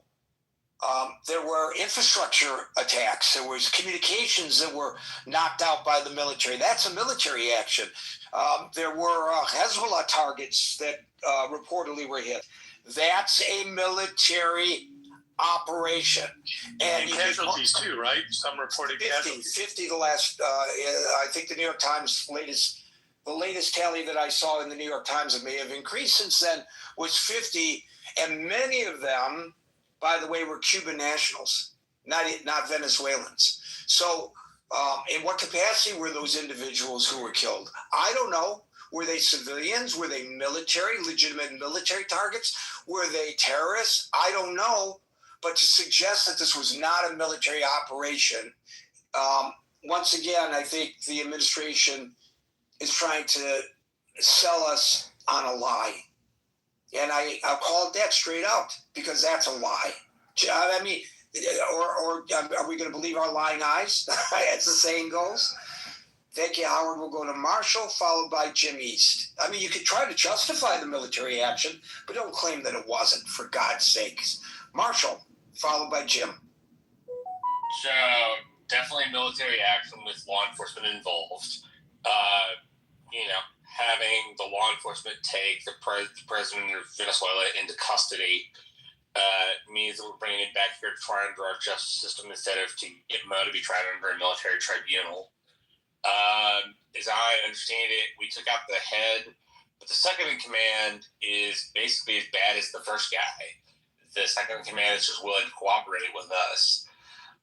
So it's not like Trump cares about the independence of the Venezuelan people from this regime. It's more like they care about getting Maduro because he is cozying up to China and Russia. I don't know what's next. Hopefully not Colombia, hopefully not Cuba, but who knows? But they're both great nations to visit, and if they are part of the United States of America, you won't even need a visa, much less a passport, to visit Cuba and Colombia. And maybe even you could cross into Canada pretty soon without having to produce a passport or an enhanced driver's license. Isn't that worth military action? I mean, we're not going into Canada. It's just silly. That's never going to happen. Canada's one of our allies. Maybe we go into Mexico, which I don't want. I think is just silly. But we're not going into Canada. We probably won't go into Mexico. I hope we don't do the 1890s all over again, where we take Cuba and make it territory. I just don't see that as a good idea. But I will echo what Howard said. The military operation was impressive. Very impressive. So I'll leave it there. I don't necessarily approve of what we did, but it's an impressive military operation nonetheless. Not the first time that the United States has stuck its nose into this hemisphere in such a manner, by the way. Nobody's used the term unprecedented yet, but when somebody does, I'm going to bring up some examples. Thank you, Marshall. It's not the first time. It's like, as I said to several people, the American imperial presidency is back. It was last exercised under Richard Nixon, and then prior to that under Teddy Roosevelt. So the Monroe Doctrine and the Roosevelt Corollary are both imperial, and they're both being used to justify this action. I will correct you, sir. I will correct you. I will say that it happened under George H.W. Bush when Manuel Noriega was removed as the president of Panama. You're right, although historians don't count H.W. as an imperial president. Well, it certainly was the same kind of imperialistic action as what we're seeing today. Thank you, Marshall. We'll go to Jim East, followed by Hermes. Hey there, Gary. Hey, everybody. Remember the old game Risk? Back in the 70s? Loved it. I love that game. My buddies and I played it all the time. Well, I almost want to get out an old board and set it up. Well, that may be how they plan these things out at the Pentagon. I don't know. I never know. Well, Anson will correct that assumption in a moment, but go ahead. So here's the thing. I'm really concerned because the one thing that Trump said, and he always tells you, he telegraphs everything. He said, why have all this military power and not use it? We should use it sometimes. And he's been using it a lot lately. And one of the things that I heard yesterday, I've had to take some breaks from this stuff because I've got to live and not be stressed out. And so, I heard that the oil companies are not jumping for joy that, they may have access to this stuff, because from what I hear, it's in pretty crappy shape. And to say, okay, kind of like a dog bringing you a dead skunk. It's unrefined oil, that's for sure. And I don't know whether that's the reason, but you're absolutely correct. If he had anticipated and he had lined up in advance, so that almost immediately the United States oil companies would take over the oil fields of Venezuela. They don't seem to be jumping, as you point out, to accept that. And you talked about the other countries, and what I'm concerned about too is supposedly Iran, Russia, and China have investments there, and they're not going to move aside all polite and nicely because we took out their leadership. And the last thing I'm going to say is that vice president, who's now president, Donald said that she was all whatever you need, everything's fine. But then when she got on TV that night to talk to her people, she said, no, we are going to remain the country that we are. We're not going to be anybody's colony, and we're going to continue to govern ourselves, and nobody's going to, be our, colonizer or whatever. So that's going to be interesting. And then he comes back with, well, if she doesn't play ball with this, it's going to be worse for her than Maduro. Well, what's worse for her? They're going to take her out? So this is all the things that are getting in my head. And I'm hearing that, now there's refugees going into Colombia. You're talking about Colombia. Colombia could fall. And the whole thing with Cuba, I mean, we screwed that up so many years ago. I mean, I hate it because I have family members that were from there, and, they lost a lot of property and different things. One of my family members' parents had a newspaper there, and businesses. I mean, it stinks, but okay, we're talking about something that happened, in the 50s or 60s? I mean, it's gone, or whenever the revolution happened on. But I just don't, I think this is going down the wrong road. And I think our credibility about Ukraine has just been shot because we're doing exactly what Russia's doing. And I'm done. Well, we're not doing exactly what Russia's doing. We went in and we took the president out. I mean, we arrested the president and his wife, and 50 people were killed in the operation, maybe more. That's not the same as a 2-year-long prosecution of a war against, in an attempt to take over the territory of that country. So it's not exactly the same. I hope it doesn't become that. That's all I'm saying, is I hope we don't go any further than that. But it is kind of humorous about who's running things. I mean, Trump's like, we're going to run everything. And I'm thinking to myself, good Lord. I mean, everything from who collects garbage all the way up to the military, I think it's just another trophy for him. And I don't think he realized what it takes. I know he doesn't even really know what it takes to run this one, much less run another one. But I'll clear the stage. Thanks. So with regard to the now president of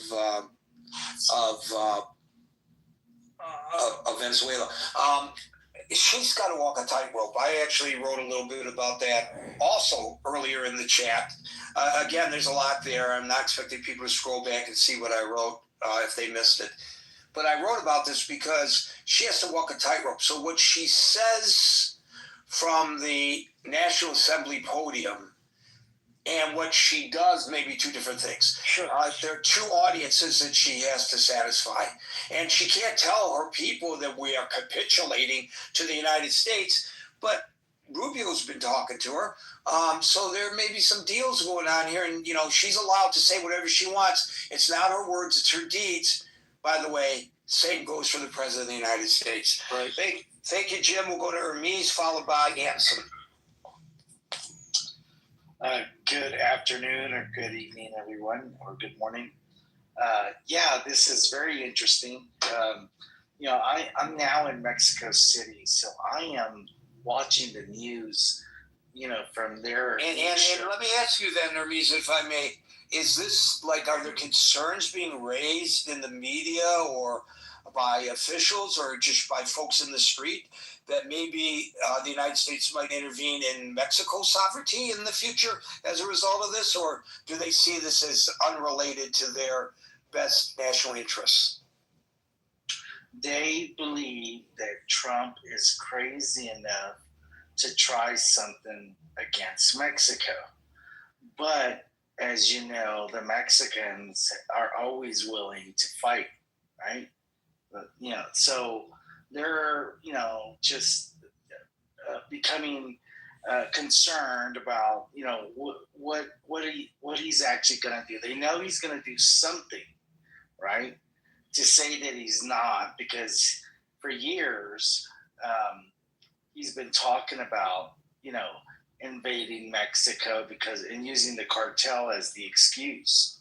So, you know what comes to my mind, Hermes, as you're talking, and it's here's the thing: the president speaks in strong terms. Always, he speaks in strong terms about even Greenland, much less Colombia and Mexico, and now Cuba, and then occasionally and Iran. And then occasionally he actually takes action, and he does take action. And as two of our previous callers have mentioned, he's been able to show the prowess of the United States military because both the Iranian mission and this mission, from a military standpoint, were spectacular. Now, I'm not talking about from a policy standpoint. People can argue one way or the other on that. But from a military standpoint, it shows that the United States is not a paper tiger. Our military is absolutely amazing. And I think one of the reasons, and Anson will speak to this with greater authority than me, is that they've pivoted from being, the arsenal of democracy to embracing the technology necessary to conduct whatever mission is thrown their way. But in both cases, it was a very limited strike. We didn't go into Iran to change the regime there, and apparently we didn't go into Venezuela to change the regime. We didn't march into the presidential palace and throw out the Venezuelan military. They're still in control. So it would seem to me, and I'm curious your thoughts about this, I think the president is more form and less substance when it comes to all of this. Well, I know these two things for sure, that the UN, a top official from the UN, has already condemned our actions in the U.S., right? Trump's actions. And all of Latin America, when I say all, I'm watching the news channels here in Mexico, and they're interviewing other Latin American country leaders, and everyone's condemning it. It's like he was wrong. And so that means a lot when you have half of the planet saying, hey, this was wrong. But thank you, Gary, for the mic. Of course, remember, more than half the planet always says that Israel is wrong. And from my perspective, generally speaking, not always, that condemnation is not deserved. But it doesn't matter. And a lot of that happens at the United Nations. So you could do the right thing and still be condemned by the world. I'm not saying that this is the right thing. I'm just saying that I wouldn't judge this based on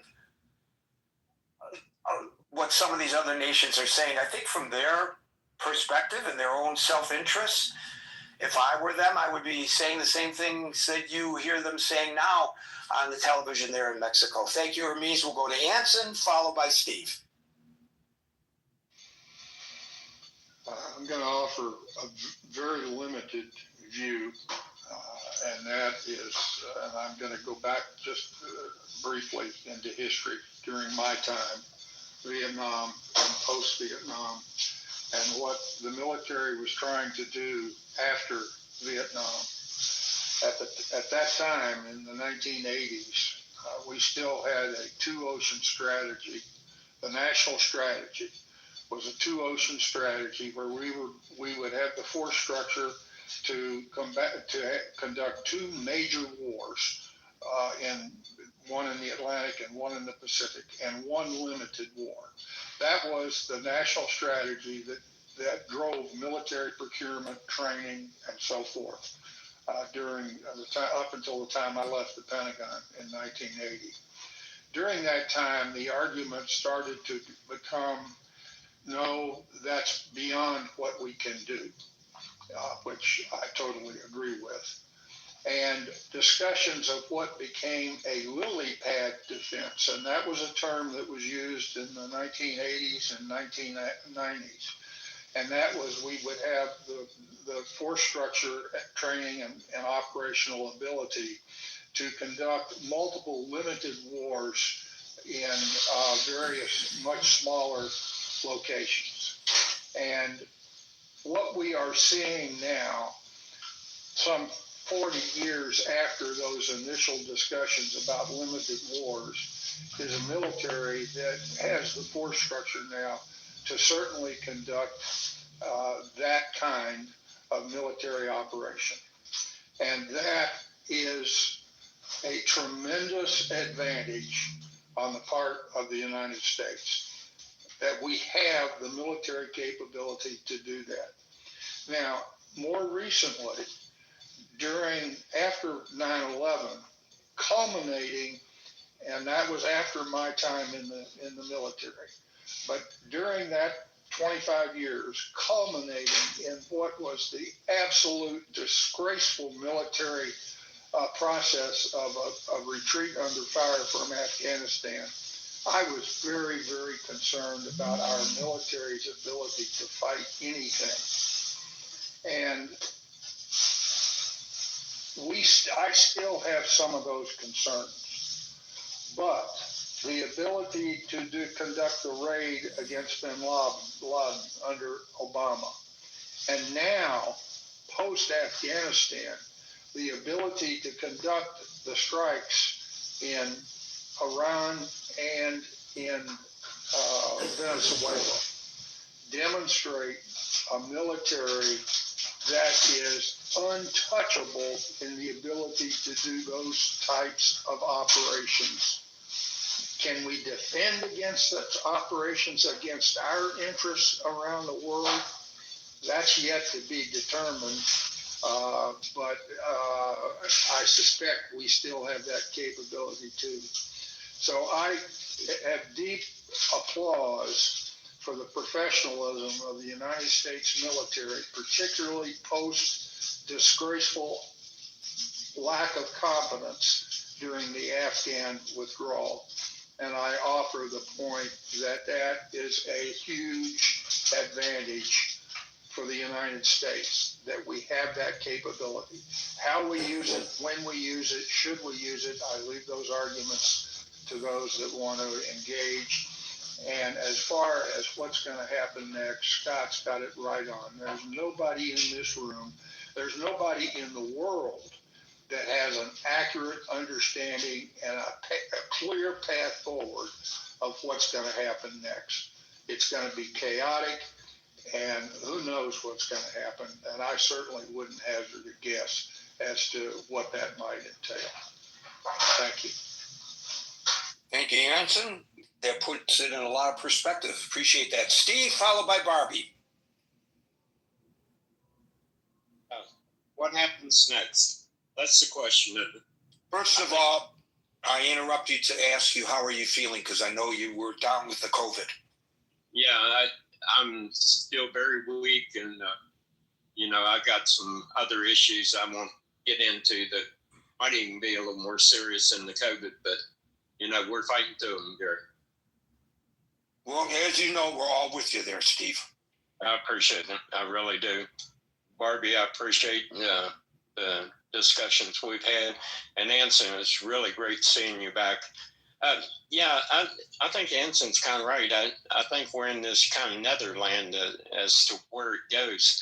The interaction between Rubio and the vice president that's just taking power, how much pressure is being applied. Now, one caveat, though, Gary, I'll throw into the conversation. When Bush went into Panama, he did not consult Congress. He didn't consult them about going in there. Right. There are a lot of similarities, but there are some differences, but you're correct on that point.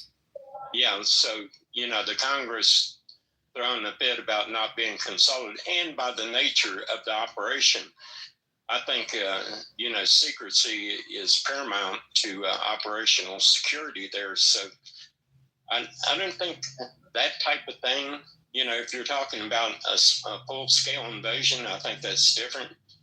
People can see the tanks lining up and the aircraft landing in operational bases. So it's pretty well known by your opposition you're getting ready to do something. But operation of the type that we executed in Venezuela, and those guys there that went in and done that, my God, it's been so many years ago. I used to know a guy that was part of that unit that retired, and these guys, the Delta Force over there, let me tell you, these guys are the real deal. They're the real deal.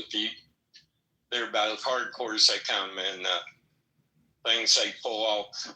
And there's things that I'd found out about that never ever come to the news from Delta Force operators that I've known through the years. So, this is a very, very capable unit. But, here's one thing I'll throw into the mix, and I'm not sure it was primary in the consideration for what we've done.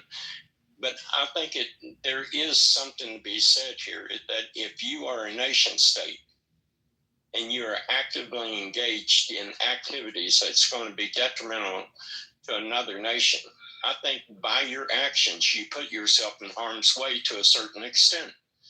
Now, was that primary in the consideration here? I don't know. I don't have enough information to accurately delineate that. I do know that we've had for years, kind of a wink and nod relationship between a lot of governments and the drug traffic going into the United States. And I don't think as a sovereign nation that you can play both sides of that and not expect some kind of repercussions from it. It kind of comes with the territory. So I think we're in a very volatile state.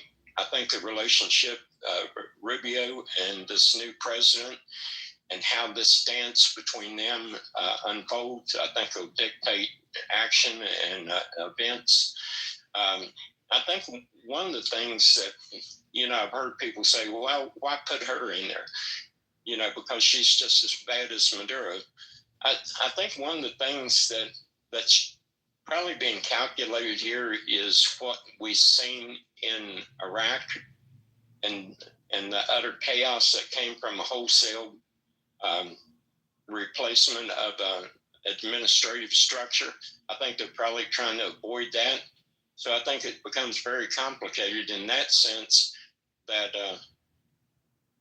there'll be some weaving and bobbing in these negotiations. And like you said, the lady she's got two audiences she's got to talk to. She's got to talk to the people that she doesn't seem like they're capitulating totally, and then she's got to look at the pressure she's receiving from the United States. I would not want to be in that position. But that's my take on it, Gary. Yeah, you mentioned Noriega. There are some similarities, but there are a lot of differences. One of the differences is the opposition, the legitimately elected government, was put into place by the United States. And we then turned the Panama Canal over, which I don't know whether that was a good idea or not, but there are differences. I think the president may be exacerbating the situation, making it more difficult for the newly installed president of Venezuela to do her job when he keeps making these comments. The United States controls Venezuela. How is she supposed to navigate her position domestically with him making these kinds of comments? If it's true that she has agreed to be our puppet, don't be bombastic about it, because I think you make it more difficult for her to be our puppet if you do so, if in fact that's the case. Yeah, I agree. There's messaging here and how it's conveyed is critical, and you could, even the words and how you do it, the box you paint this woman in could create problems in and of itself. But the people of Venezuela, they had their election stolen from them too. We should have some concern about the sovereignty of the people. We talk about the sovereignty of the government structure, but what about the sovereignty of the people? The last I heard, it was like a 70-30, the vote count, and the administration there just said no. So, there's the people of Venezuela has been put under the thumb of a group of people that says you're going to do it our way, or we're going to come down on you with our thugs and make you do it our way. So, basically, a bigger bully's come into the block and said, no, you're not going to do that. You're going to do it our way. So, there you go. I feel badly for them because on the one hand, they are under the thumb of the communists, and now maybe they're under the thumb of the imperialists. I mean, I don't know what else you can refer to the United States as right now. I could be wrong. I could be cut off at the knees and called shorty for saying that. The president is now suggesting that we can intervene in Greenland. So, I mean, when the president of the United States is saying something like that, it surely telegraphs in the context of this that we have become an imperialistic nation. Maybe we have been all along and we just don't want to look in the mirror. Barbie, followed by Beth. Hey, hi guys. I have a lot of thoughts. I do see that Dianela is on the stage, so I'm very excited to hear what she has to say. She is Venezolana, so she's insight, I think. There's several points. One is that one of the points that I've seen a lot in all the Spanish social media and my friends from Latin America, etc., that is the fact and the comment that you don't see Venezuelans inside of Venezuela celebrating. Not that they're not relieved; they're very relieved. They're so happy to have this guy gone, but they cannot celebrate because the regime hasn't changed, because of the fact that it is business as usual.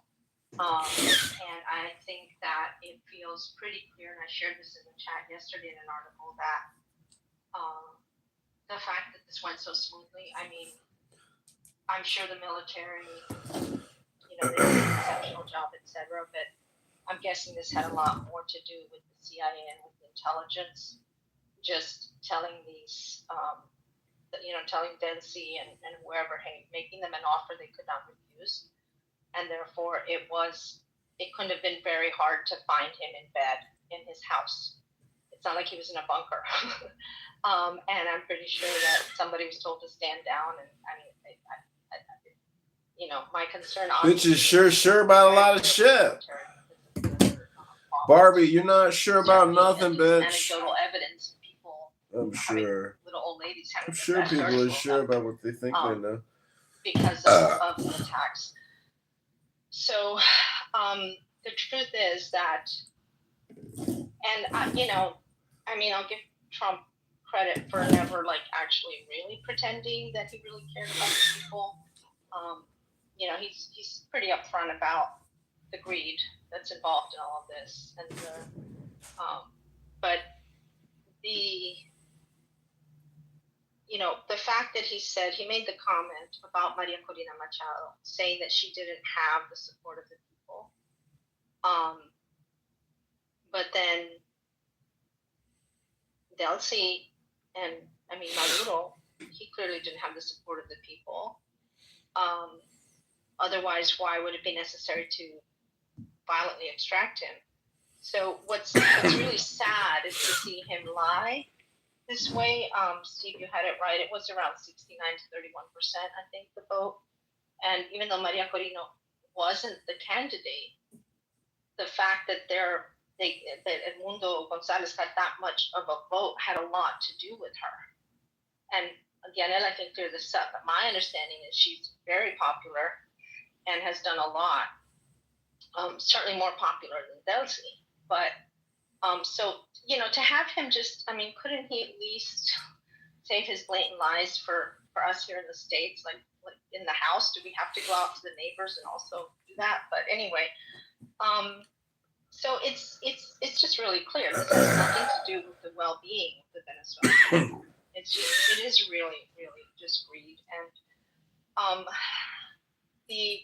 you can say the imperialist presidency is bad. It's never actually gone away. It's just more blatant now. But as far as U.S. intervention in Latin America, it has been over 41 times in the last probably 100 years or so, and that 41 times is only times that what they're counting in that, I can put some links in, is times that the existing regime that was overthrown would have survived had the U.S. not intervened. So this is pretty much, 1823, of course, with the beginning of the Monroe Doctrine. 1835, Peru. 1846, Mexico. 1855, Nicaragua. Panama, 1856. It goes on and on. 1898, annexing Puerto Rico. 1885, Guatemala again. And then in the 1900s, we go, there's a ton in the 1900s, obviously, including Cuba, including Nicaragua, my neighbor, because I'm Costa Rican American. And I cite this often here, Rios Montt, Guatemala, and I think it was 1960 something, horrific. And then, of course, there's Operation Condor in South America throughout, the 80s, which saw dictators like Pinochet and others. We have regularly done this. The United States of America does it all the time. Iran Contra. Absolutely. Yeah, back and forth. It was a ping pong situation there. And what happens is I always say fear creates what it fears. One thing is that here in the States, it's a constant manipulation of conservatives with, oh no, the communists, the socialists, they're evil, they're terrible. We have to do everything possible. But it's, ultimately that's the excuse for going into all these countries and then being extremely repressive, supporting dictatorships and extracting whatever, riches we can from that nation. I get it that the United States has to survive. I do understand the sort of chess playing, but there was a time when, to quote Reagan, it was a city, shining city on a hill. There's no one, I don't think anywhere in the world anymore, that thinks that the U.S. is a moral leader. And it's just not there anymore. And I think that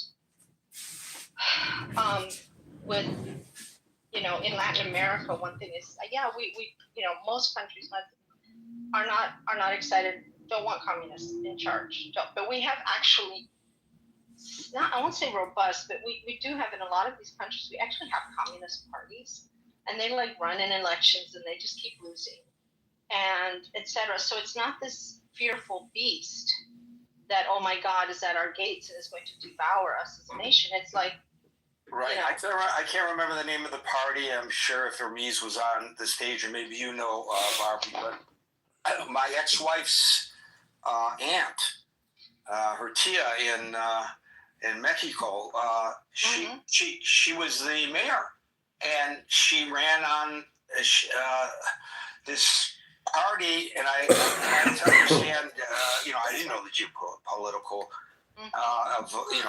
of Mexico, but I was down there visiting, and it's basically the Communist Party. It's not the Communist Party with the capital C, but it was for sure a socialistic party, and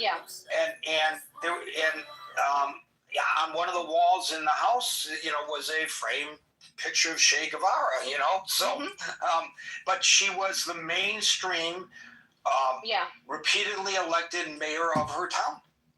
Exactly. Hey, can I say something real quick? Can I intrude real quick? Who's no, you have to wait your turn, unfortunately, Nine. So go ahead, Barbie. No, yeah. So basically, what I'm saying is, it's the hiking is. I mean, look, communists. Like, I remember the Iron Curtain. I remember the remember, the what happened, and with the persecution of the Christians and it was horrific. Like, absolutely, I have no illusions about communism. It was horrific, particularly in general, all kinds of things, right? However, what I'm saying is that sometimes if you take the lid off of things and you look it in the eyes, you can understand it, you can deal with it, and so I think that this, we also in America, we're a little more used to things like, socialized medicine. Lots of people have socialized medicine. Ari, I know you have a rule about not speaking before you return, but I have to go. I have a room to open. So I don't know if you will make an exception. Yeah, after Barbie, we'll go to you, Dianella. Go. Are you done, Barbie? Wait, what? I'm making an exception because she has a degree of specialty on the topic in hand, Nine. Barbie, are you done? I think Barbie's done. Go ahead, Dianella. Yeah, I'm sorry. I apologize. I'm jumping the line, but I have to open a room in 4 minutes. Right, I understand that, and if you had told me ahead of time, I would have moved you up initially. But go ahead. Well, I just wanted to say what is going on today in Venezuela. They opened the new assembly. They started today, and they'll see, again, told a very aggressive discourse about defending the country and all of that. But the colectivos, the paramilitaries, are on the street, terrorizing Venezuelans. The authorities have arrested 14 journalists. So everybody is afraid and very concerned about what is going to happen. The situation is actually worse today than it was before they took out Maduro. Obviously, apparently, that's what everything indicates. Delcy Rodriguez cooperated with the U.S. government to take out Maduro. But this is also a very dangerous situations, because one of the things that kept them together was nobody was breaking the files. They were all in it together. Now that one of them gave away Maduro, they can start fighting with each other. One runs the military, the other runs the paramilitary. So the dates ahead for Venezuelans are very scary. I just wanted to say that, and I apologize again for everybody. Yeah, so basically, he was a bastard, but he was our bastard. We knew where we stood. Now there's probably a degree of uncertainty that makes life there in Venezuela difficult. Is that a fair encapsulation of the situation, Dianella? Yes, and also, when we hear Trump and Marco Rubio, Trump said that Maria Corina Machado is not the legitimate leader of Venezuela, and she doesn't have the capability. So after all those years of this lady, basically giving it all to Trump. He just threw her he took away the rug under her feet. And when people ask Marco Rubio, there will be election soon, he laughed, he couldn't answer. Elections. So this is not about democracy again. This is about their own interest and the oil and all the crazy things that Trump is actually planning for Venezuela. Thank you. If in fact that is accurate and it's about the oil, it'll be interesting to see whether he does wrestle control of the oil, because it looks right now like he may not. Thank you for that, Dianella. We are now at 5:58 Eastern time, so we will no longer be inviting folks on the stage. But at the top of the hour, we're going into extra time to allow everyone who's already on stage and in queue an opportunity to speak. So we'll now go to Ben, followed by David. Yo, what are you talking about? I was next. No, I call people in the order in which I see them on the stage, which may not coincide with the order in which you see yourself. Ben, followed by David. Hi, Gary. It just amazes me how people get upset with the moderator for moderating. But, you know, occasionally he must make a decision. And like the President of the United States, when the Supreme Court makes a ruling that he disagrees with, he begrudgingly has to follow that decision. So please don't get argumentative with the moderator for trying to moderate. Ben. Well, I was going to offer Diana my spot and speak in her place. But anyway, since it's your room, you do it as you see fit. I think I heard a few speakers prior to my turn. I think some of them were not really happy about the action, but they were pretty much, sort of appreciative that it showed the power, the proudness, and the effectiveness of our military action. I think maybe Scott mentioned that, but certainly Marshall mentioned that. It really got me thinking. What is more important to us? The fact that the end result is good, or the way we go there, it should be legitimate and proper. The analogy that I'm thinking is the old adage that I may disagree with what you're saying, but I want to protect your right to say such things with all my might. Some famous person said that. I don't remember who it is.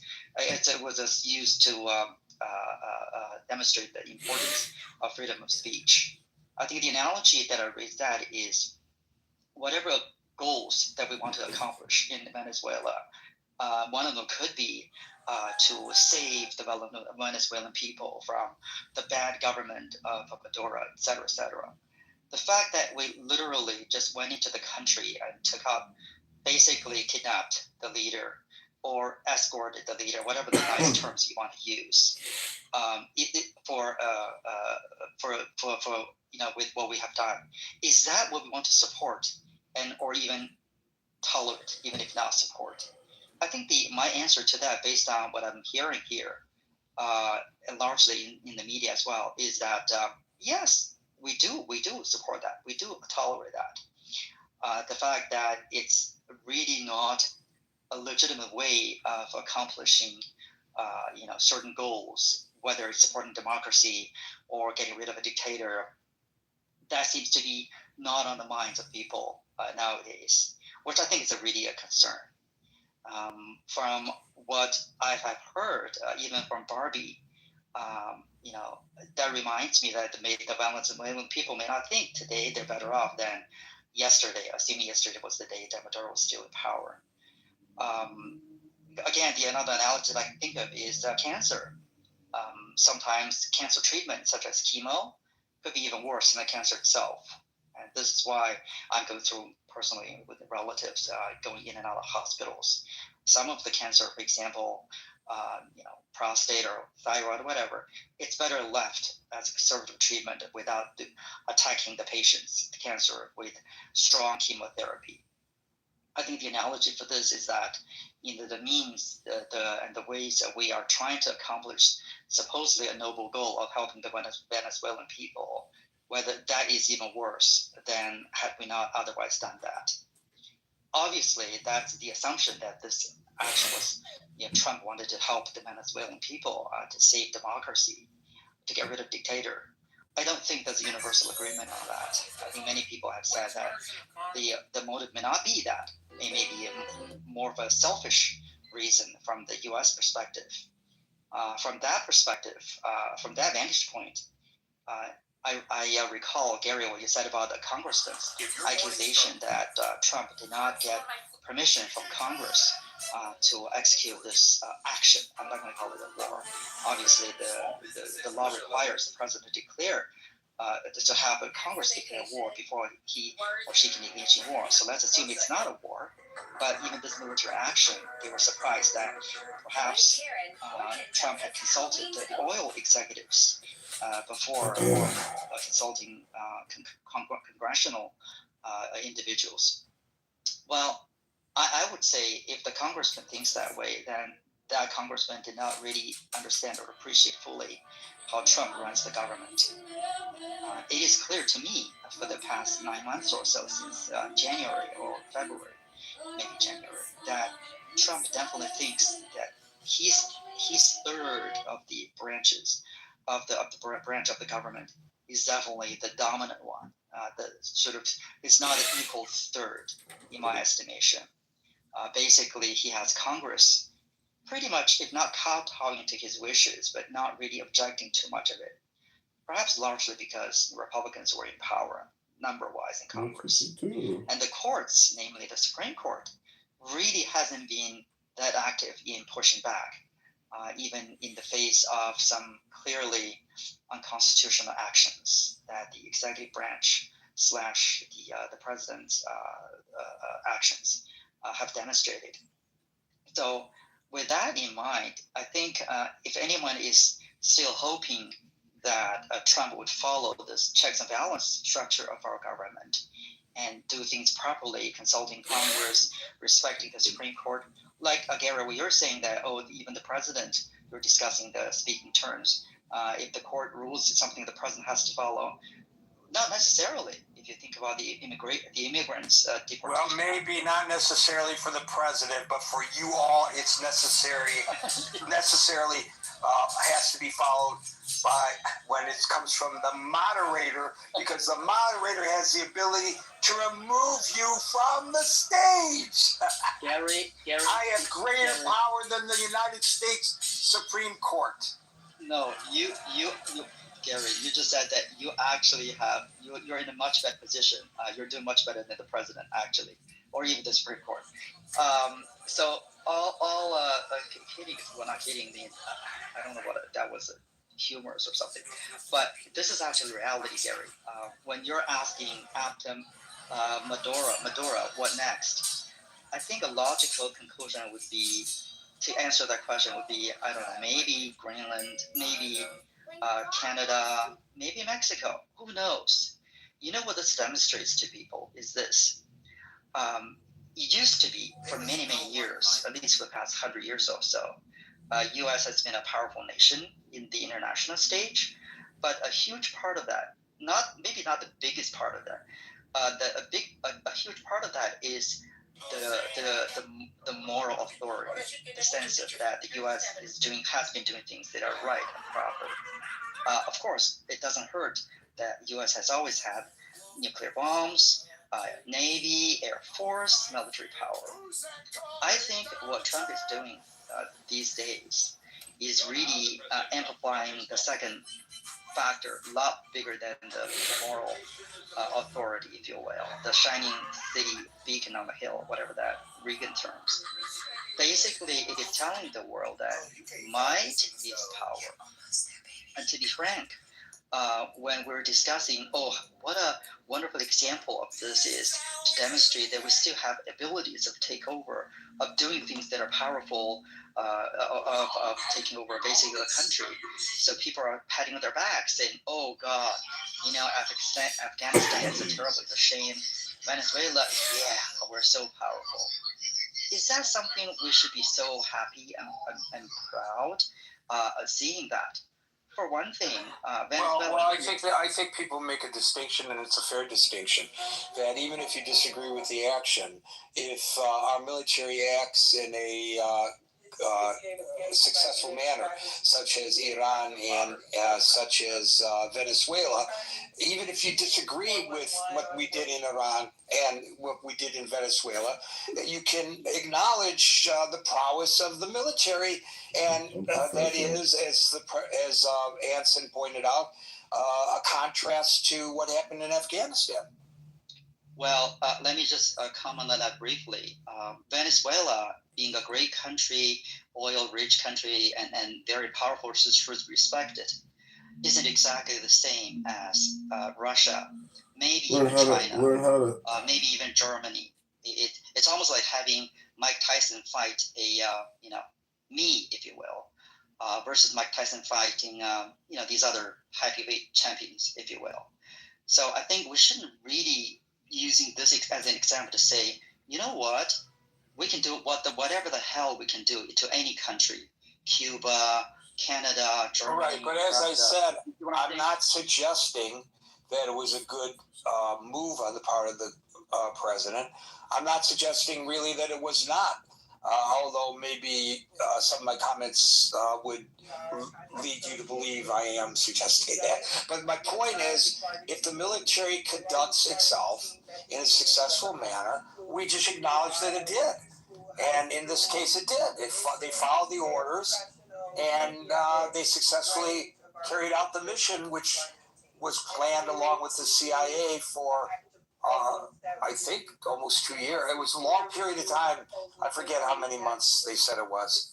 But it was a long period of time that this was in the planning stages. You in charge of and they children's carried it out education is a very disaster. effectively. And that's You must what be our removed as soon as acknowledgement. I got to move possible on, Ben. arrested. I will say, as Officers you will depart the investigate stage, fraud. you were thinking of Voltaire, but it wasn't. We've had to clear this up several times on this stage or in our previous iteration. The quote is widely attributed to Voltaire, but it was really written in 1906 by an English writer, Evelyn Beatrice Hall, who wrote a book called The Friends of Voltaire, and the quote was meant as a summary of Voltaire's belief. And her exact wording was, "I disapprove of what you say, but I would defend to the death your right to say it." Okay, David G. followed by Black White. Hey, Gary, great room today. I appreciate the comments.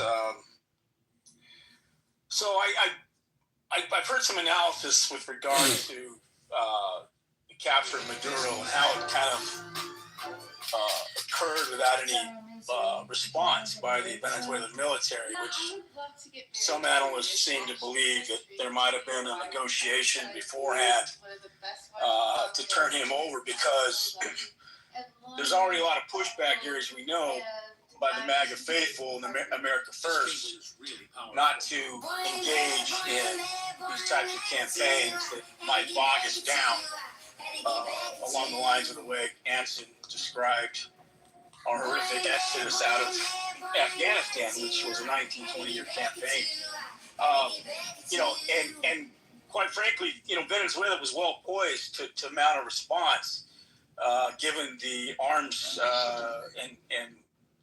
and support by Cuba, Russia, providing the regime with military grade type level of drones and support that they could have easily taken out one of our planes. But you know what, David? Take into consideration this. Take into consideration that what we just saw, really, if you want to be honest about it and really analyze it, was a coup by the vice president to wrestle control of the country away from the president with the assistance of the United States, even though the United States may have been the catalyst for it. Let's not mince words about this, and it's not being widely discussed. But where was his presidential protection detail? Where were the military that's supposed to protect the president of Venezuela? Did they fall down on the job? Were they sleeping? Did they go out for a smoke break? Was it, or does he not have any protection? Come on, this was a coup. Well, okay, well, I mean, we have examples of failed military operations of these levels.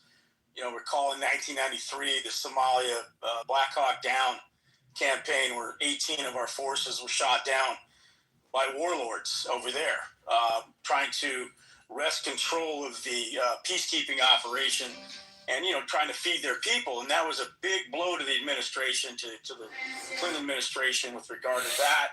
And America was souring on these types of campaigns. So imagine if a couple of our planes were taken out and we lost some of these Delta Force soldiers. I mean, it would have been a horrific, regardless if we would have got Maduro or not, would have been worth the loss of life. So the fact that no U.S. lives were lost is interesting to me, and I think to others.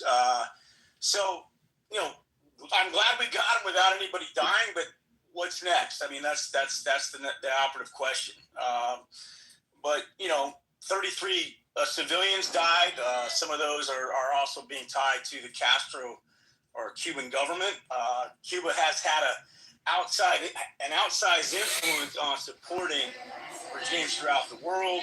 They were credited by Nelson Mandela for helping with the liberation of the apartheid regime, along with Angola and Namibia's independence. So Cuba does have an influence that we would like to necessarily try to eviscerate here. And I think whether or not it lands on their doorstep next, I think that will be the test of whether or not we're willing to lose lives, because Cuba, I don't think, is going to go quietly. You know, they got the ability to do stuff to Guantanamo Bay. So how much of Trump was willing to risk, you know, other than trying to make sure these oil deals go through? And let's face it, there's big winners here on the oil front. And if the administration that is now in charge of Venezuela wants to move forward without any more provocation, then I think these deals are going to get cut. Let's hope that they take care of the Venezuelan people. But this is a history, Gary, of United States obviously flexing its muscle. There's also the response to who Venezuela was doing business with, China being one of them. As soon as you start cozying up to our adversaries and affecting our region, then it appears we're going to take the gloves off and come after you. And I think this is also putting Mexico on notice. I think China has reversed a history that they've been China has somehow reversed a history that they were impacted by, and that being our ability to dump opium on their markets through the British during the Opium Wars of the 1800s. And when they said, hey, we don't want you selling your opium anymore, we went in and took our navies and pretty much destroyed China and forced them to heel. So this history, Gary, is one of interesting response by the enemies we've created along the way here. And, you know, I think Americans don't like, as I said in my opening salvo, to look in the mirror. And that would cause us to look in the mirror and say, well, you know, it's horrible what China is doing, infesting our country with fentanyl without any understanding, and not to support what they're doing, but without any understanding of the opium crisis that the West visited upon China. It's like tit for tat. Yeah, exactly. And so, I mean, at the end of the day, I mean, we don't talk about this, and it wasn't just, you know, Hawaii is another country, another sovereign nation that we took. There was a whole host of destabilizations that we did. We more or less bribed Puerto Rico to not turn into a communist version of Cuba. We took assets from Spain, and we orchestrated wars in the region. So, you know, I think ultimately, Gary, you got to ask yourself, you know, at the end of the day, the highfalutin, you know, discussions of democracy and nation building and all of that, it really just comes down to Trump is a perfect example of doing business in the Middle East, with oil dictators who are you might say, are benevolent dictators, but nonetheless they're not democratic. We never forced Saudi Arabia to be democratic after Roosevelt met with the king and cut that oil deal there. We allowed them to be run as a theocracy. So, I mean, what are we talking about here in terms of what we're going for here? I will say this. That at the end of the day, there are people hurt on both sides of the fence. We do have a refugee crisis because of the failed attempts at these economic experiments. Cuba being one of them, Venezuela the other. So we don't care that these countries take care of their people until such time as they decide, hey, well, we're tired of the West dictating our economic policies, and so we're going to go it alone and try to distribute the wealth the way we see fit. And then that runs into the face of the shareholders and the corporations and the oil companies who have billions of dollars on the line. So I heard it argued we like to do business with the 5%, not necessarily the 95%. And we don't care if the 95% get taken care of, as long as the 5% give us what we want and they get what they want. It's business as usual. So I think we got to awaken ourselves to those realities as to why these regimes exist in the first place. Why haven't they been able to build a democratic snoring fix that most men over 40 don't know? This is what your throat looks like when you're... So, anyway, those are my comments. Let's pray for a peaceful resolution. Let's hope other nations aren't impacted. And let's hope no future wars are going to be ongoing to the extent we've had them in the past. So when you alluded to the possibility of the United States invading Cuba, you didn't use those exact words, but you alluded to it. It made me think maybe if that happens, we will have a greater understanding how somebody who was so demeaned by getting the label Little Marco now is the Secretary of State for that same president who put him down so horribly during the campaign. The president says, well, because horrible things are said during campaign, tough things are said during campaigns. Campaigns are tough. So that's the president's explanation. But if in fact he sees this as a way to influence from his position as Secretary of State our national agenda toward Cuba in a more hawkish manner, then we'll have a greater understanding of why he is no longer in the Senate and is now the Secretary of State of the United States. That's just a theory that I have. Black, white, followed by Dave Lintz. Hey, Gary, just 3 points. One is the news cycle and the focus and concentration of the news cycle and how even you do it yourself every day, have a new topic which distracts us from what I would consider priorities.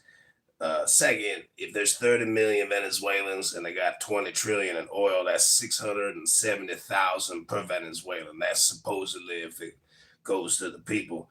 And secondly, this type of military adventurism is, to me, nobody died, but the point is, over 25 years, we spent 25 trillion on our war machine, 60,000 casualties, 10,000 dead. I'd say that's a pretty big price for America to pay, Gary. When you say nobody died, you said no Americans died, right? Is your point? Exactly, Gary. Black, white? When you said nobody died, I presume you are referring to Americans. No Americans died. Is that what you meant? 100%. Okay. By the way, I'm going to pick one topic a day, and it's going to be my choice on what that topic each day is. But here's the great thing about Clubhouse. You can open up your room in which you discuss what you believe is the more important topic each day if you don't like the one that I happen to choose. And yeah, I like your topics, Gary. I appreciate your topics. I'm just saying that psychologically we can pick and choose priorities, but they're not priorities. So, dog wagging tail, fake news, hypnosis, propaganda. And I'm just saying I appreciate you, Gary, and I pray for you. I hope everybody here has a great new year. God bless you all. L'chaim and Mazel Tov. Oh, boy. I wonder who that really is. But I will say this much. I'm on a photography forum. As many of you know, I'm a photographer. And on one of them, the guy wrote, are there any other black and white photographers here? Meaning that he's not a color photographer. He's a monochrome photographer. And my response was, well, what about Latin and Asian photographers? Dave Lynch, followed by Chris. Did you get that one, Dave? Did you get that joke? Well, I think that fell absolutely flat here, but it got a lot of hilarity in the forum. They got it. They got what I meant, Dave. Anyways. No, Gary, I spend enough time with Jews. I always complain I don't laugh at their jokes. They always say you are not Jewish. So it's normal for non-Jews not to laugh at Jewish jokes. What? Okay. What the hell is that? That is the dumbest thing that may have ever been said on this stage. He's gone. Chris, followed by Daryl. Well, damn, 2 jokes that weren't funny. That's crazy. That's cool. I'll make this quick. Let's get to the top. I'm so hurt. My joke wasn't funny, he says. Oh, my goodness. Right. Maduro captured. What's next? I didn't really come on the stage to talk about the actual topic, which obviously nobody knows what's next, probably not even our administration, to the level of giving some type of insight to the American people that would benefit the American people. So they're probably just going to keep us in the woods, as they've done so many times. So it was definitely like, I don't think it was ever with somebody. It had a tick. I saw a tick by its eye, and I'm like, how the fuck am I going to get this off of this cat? Familiar with how women looked at and near my age, particularly to my junior. It's her filler. That's what I'm saying. It's the fucking filler. It's the fucking 11. It's like it gives an artificial look that I associate with older women. Is there a Mr. Hama? Of course. Of course. He's 41, of course. And kids, 2 kids. I mean, she's stunning though. She's beautiful. She's like, always it's not yeah, maybe I like wow. her. Yeah, they emigrated in the 1980s. She's always pissed. Whenever she's giving Yakov watch one of her speeches, like YouTube one, she's always pissed. She's never. Wait a minute, is her current husband Jewish? I don't know. She's married to someone named Greg Rubin. She divorced Matthew A.M. She worked at Marc Jacobs.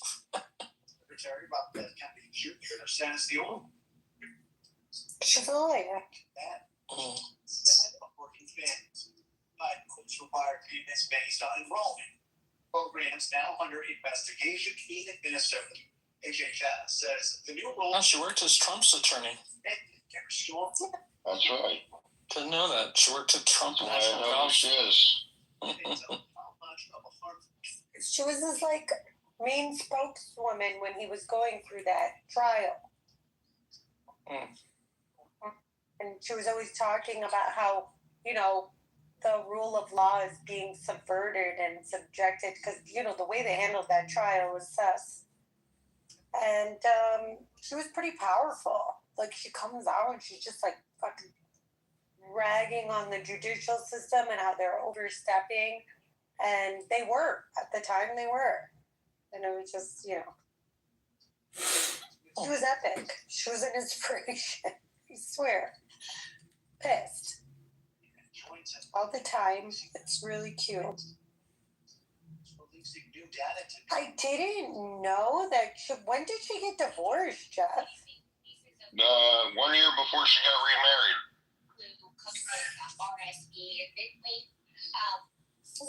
She got divorced in 2019 and remarried in 2020. Seems a little quick. Yeah. Ruben? Yeah, Ruben. Oh no, here it's spelled REUBENC. Saying there have been 11 billion cases of this. No, that's not where it's how it's spelled anywhere else. Oh, this is on Wikipedia. I see. So this Jewish guy stole her away from her husband. I think maybe he bought her from her husband. Oh, it's just strange. They have it spelled one place with an X with a T and one place without the T. So yeah, it must be Ruben. I think it's a What do typo. you mean by that? She fell in love with him, obviously. I don't know. She had an affair. Those Chaldeans.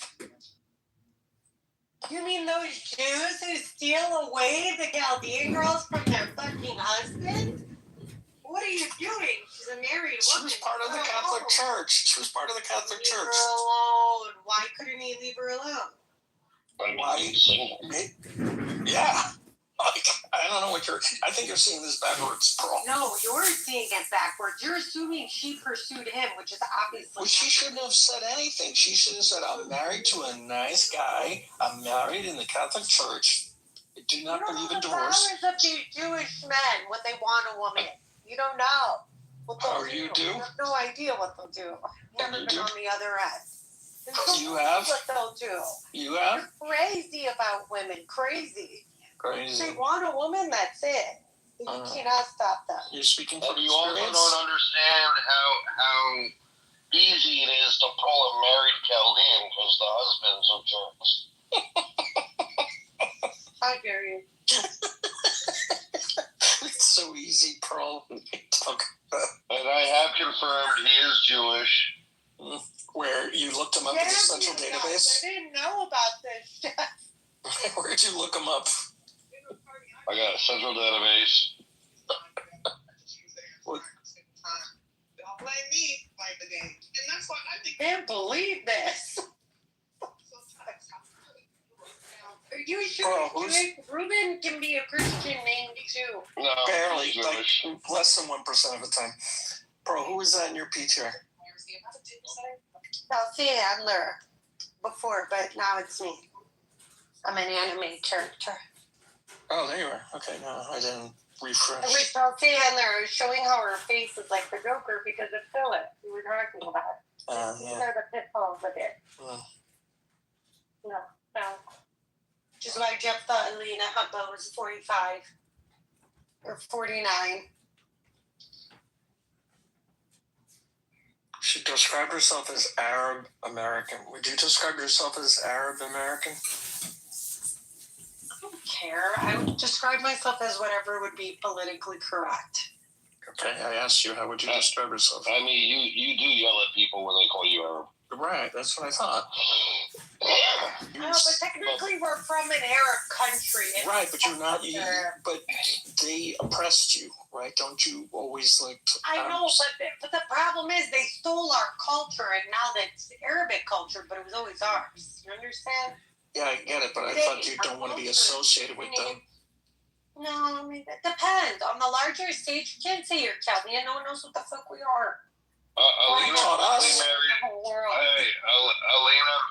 married Greg Rubin almost immediately after her divorce.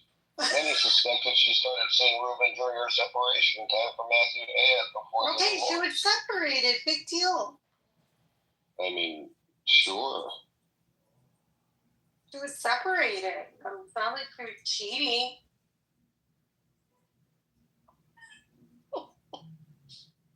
You don't know what these men can be like, Jeff. Never met anyone like this. No one on Clubhouse like this. As Alina admittedly posted a photo revealed her first date, netizens thought there was an overlap in a relationship. There was an overlap? Ooh. No. You just made that up. No, I read it. Where? Someone wrote it.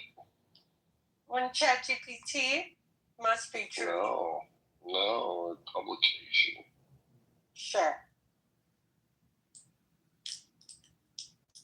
There was no overlap. How dare you? You could never prove it. Okay, let's see if we can get actual dates.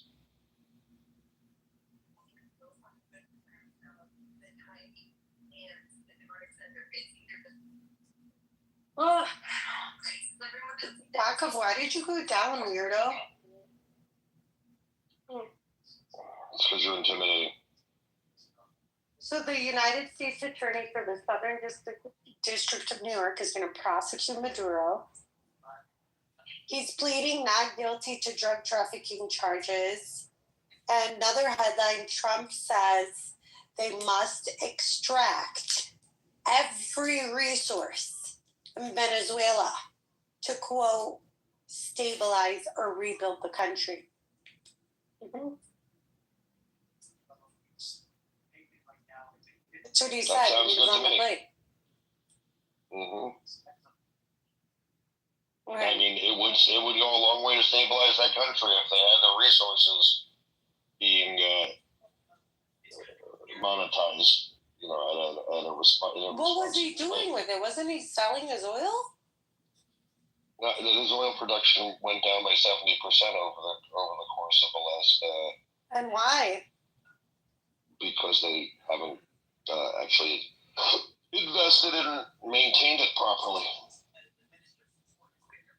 What clowns? What do you want from communists? They're what? What do you want from communists? I mean, they got to sustain their country somehow.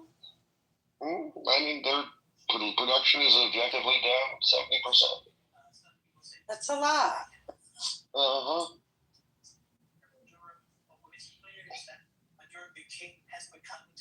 You know, it's what, like, I actually looked at the remittances. Like, all they got to do is get the production back up to double.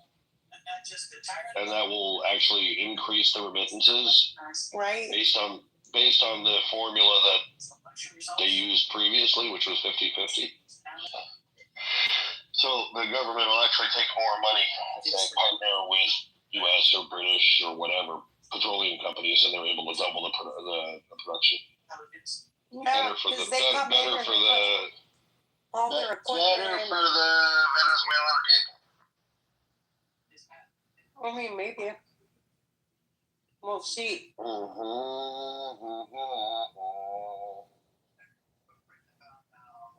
Can't believe one of yours married a Jew. Wow. I can't believe you're gonna not like this guy. You blindsided me.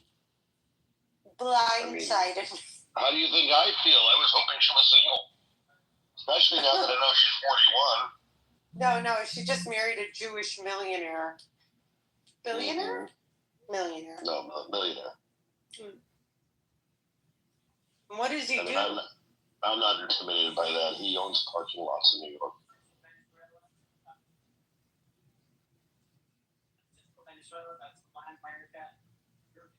They're very profitable. Sure. We have a group of Chaldeans that do that here too. Yeah, but he's in New York City. I mean, you can't even compare.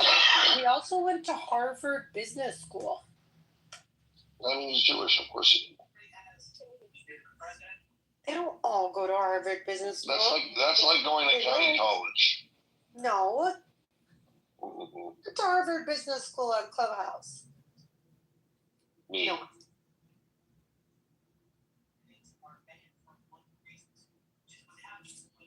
I mean, so just any Jew. Like I said, cream of the crop Jew, okay. Mm-hmm. That's okay. Cream of the crop. I mean, if you're going to cheat on your husband, make sure he's a millionaire Jew. Who went to Harvard. Yeah. Yeah. Sure. I mean, why not? I mean, this transition happened in the middle of COVID, too, Pearl. Oh, that's interesting. Right? She divorced him in 2019. Okay, that's fair. You know, COVID ruined a lot of marriages, by the way. No, but she was divorced in 2019. It was final in 2019. That's before she was locked up with her husband. But she somehow met this great guy while not going out in 2020 and married him in 2020. When no one was fishy. married. Something's fishy. How dare you? Oh, no. No, she probably knew him and whatever. Why couldn't you just leave her alone? You could have just left her alone, Graf.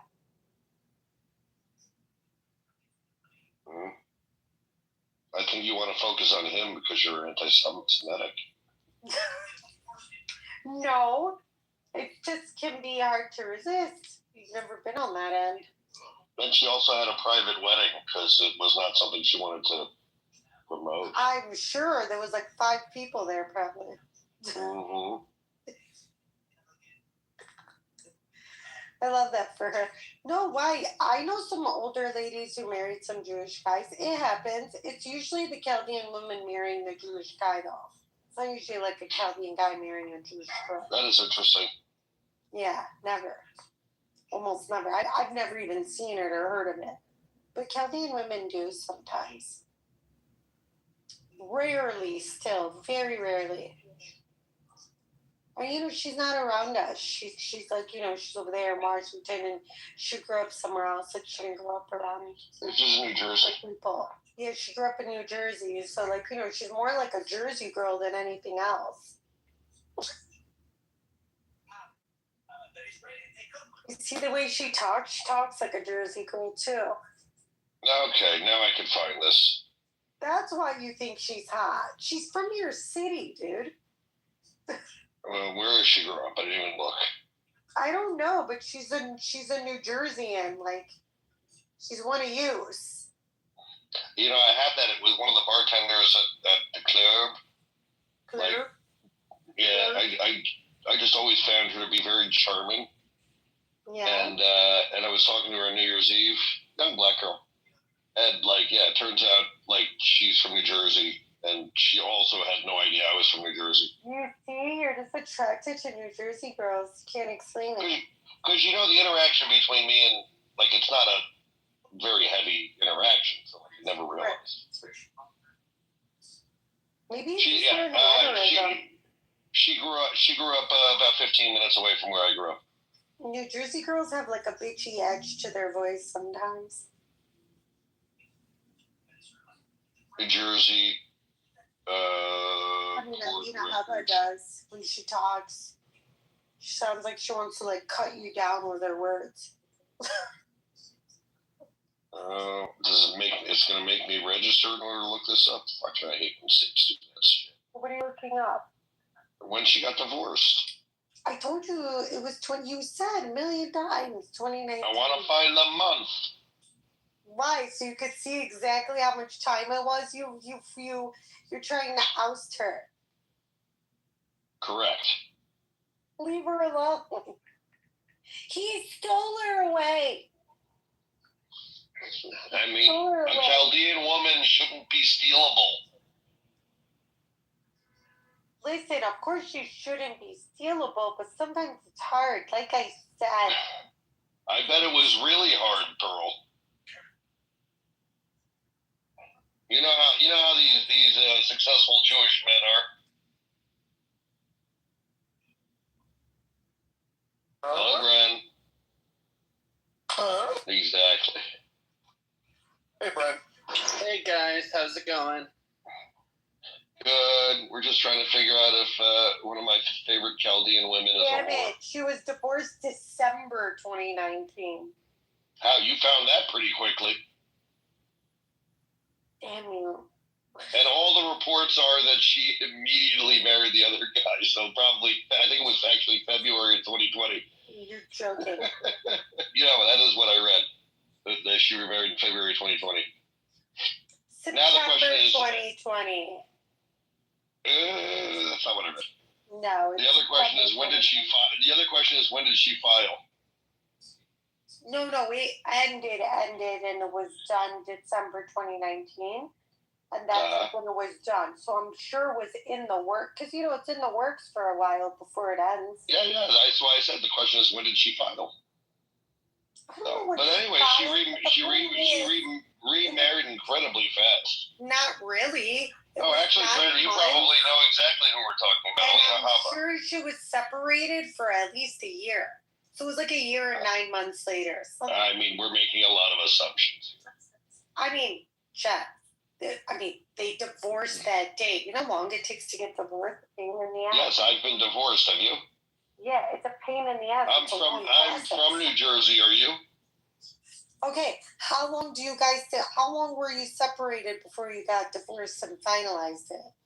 My entire process took a little under a year.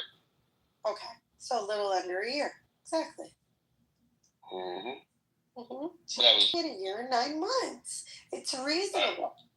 I mean, it's made up, but if you want to believe that fairy tale, that's fine. What do you mean it's made up? Like you're Got not married you're in not. September. You don't know when they separated. You don't know when she filed. Percent fucking that other person while she was still married, and probably before filing for separation. Like that timeline does not line up with you waited until you were separated. What do you mean? To It's start 9 dating. months after her divorce. Especially considering she got remarried in the middle of the COVID lockdown, Brent. Yeah, that was intentional, so no one comes. Yeah, that does not line up with she met somebody or started a romantic relationship after her separation. Yeah. Pearl, don't argue with the gay federal judge who probably personally knows her. Wait, do you though? That would be amazing. She's like my hero. She's always pissed. Do you know what I'm talking about, Bren? He knows. She's always mad, and I'm here for it. You know she's one of He's ours. also smart enough not to say that he knows her, because then he can't talk about her anymore. Anyways, so. But we can infer, based on what he does, that there are conferences, and he knows her angry face in real life. And you think she's hot too, Jeff?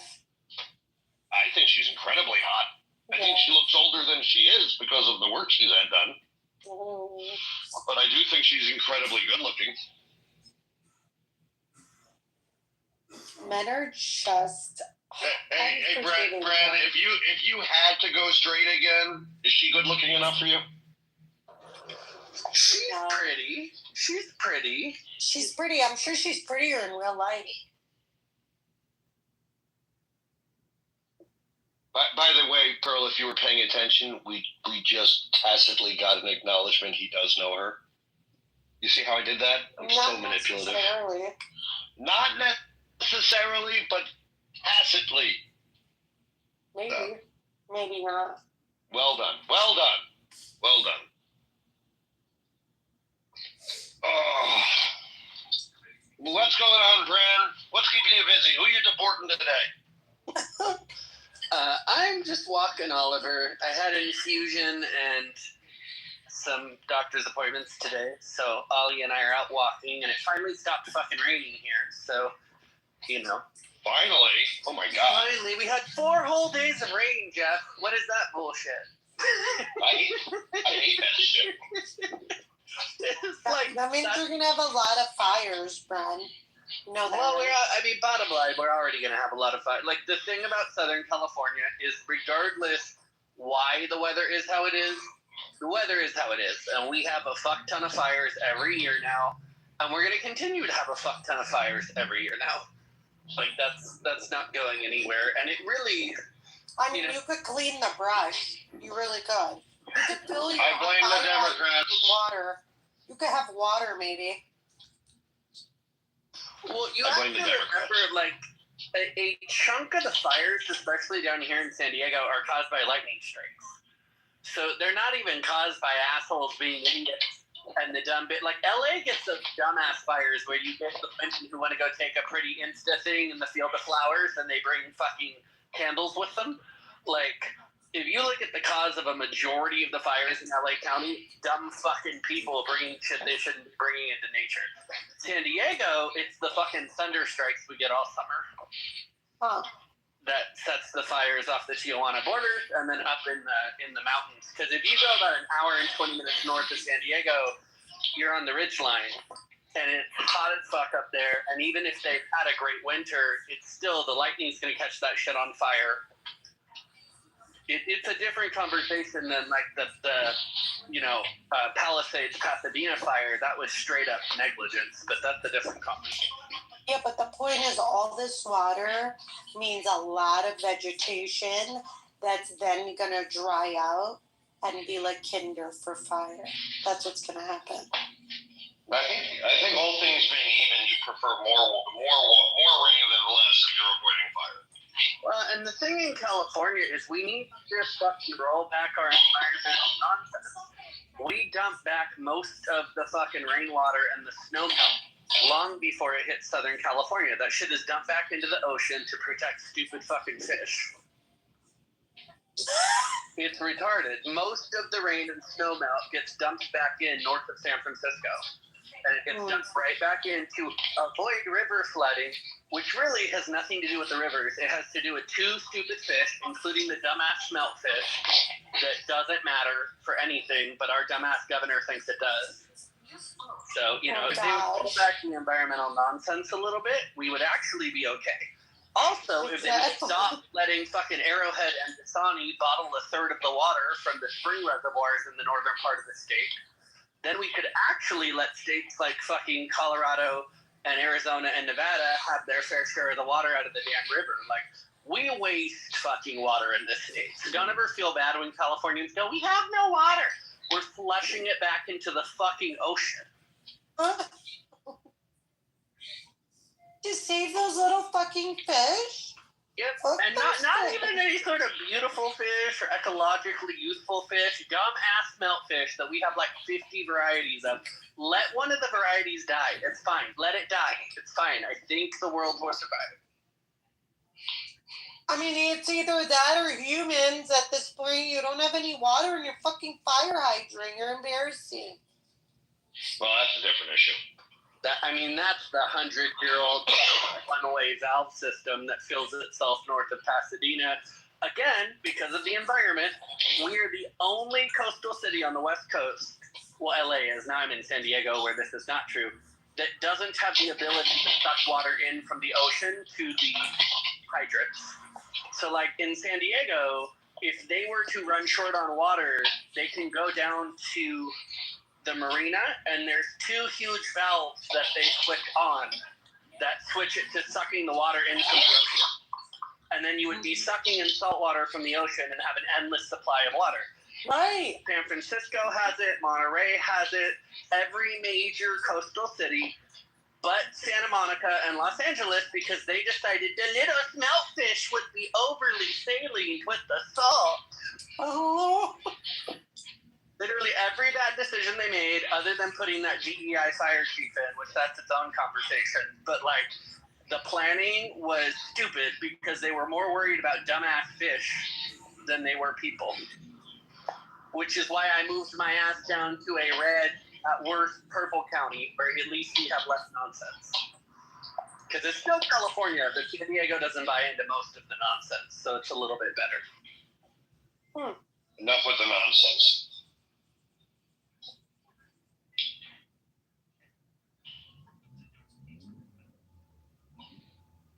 The nonsense in California is endless. Endless.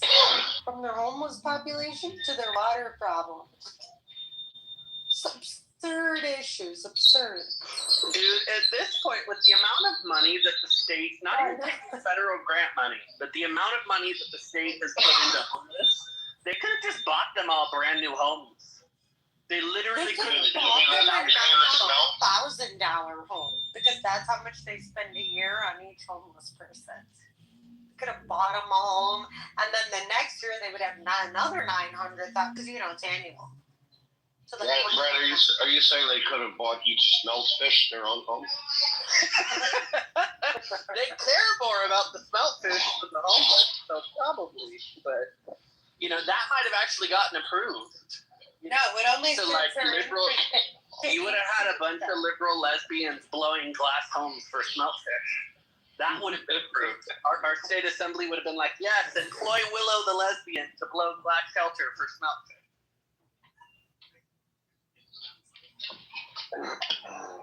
Love it. They'd love it. That's what I was going for.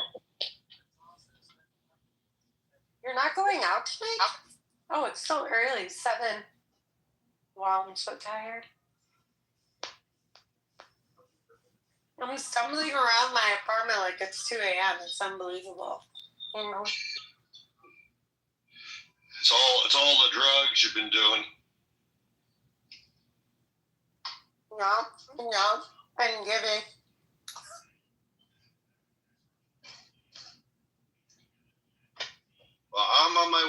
class, which will be great again. Why? Did you have a good class last time? Classes usually are whatever. Predictable, basic. Nothing like riveting? Now, it's like Torah Parsha of the week for singles. And like no part of it is riveting, but it's socialization. It's networking. That's good. Over time, you'll be like some connectivity to people. Although I have to say, my depth of socialization has really improved, like in my new network here. Good. So Through this class, definitely making progress. Through this class or in general? I mean, it's the same people, different touches, different places. I mean, it's not all the same people, but like obviously people go all over. So right. They're like you. They hop around. Oh, Brad, we started talking about me. I assume you left intentionally.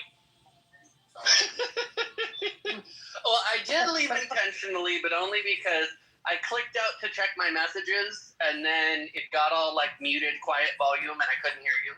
So I left to get the volume back to normal. No worries. Anyhow. So yeah, the Selena Haba is quite hot, I have to say. I'm a fan.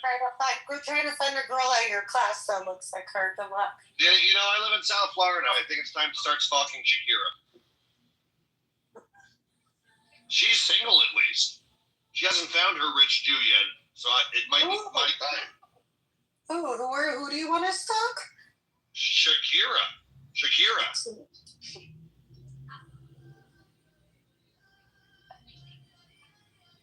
It's time to throw Alina Haba, not from Shakira. It's time to throw a shadle on that Lebanese beauty.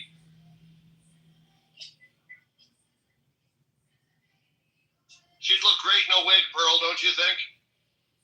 No. Yeah, me neither. I love her hair.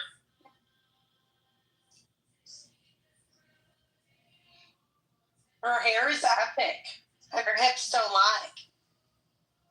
I think her hips lie. What do you mean? I've been with a few Latinas and a few Muslims. I think her hips lie. What are you saying? She's fake? She's not fake. She seems very real, which is a good sign that she's fake. What do you mean? How about Haifa?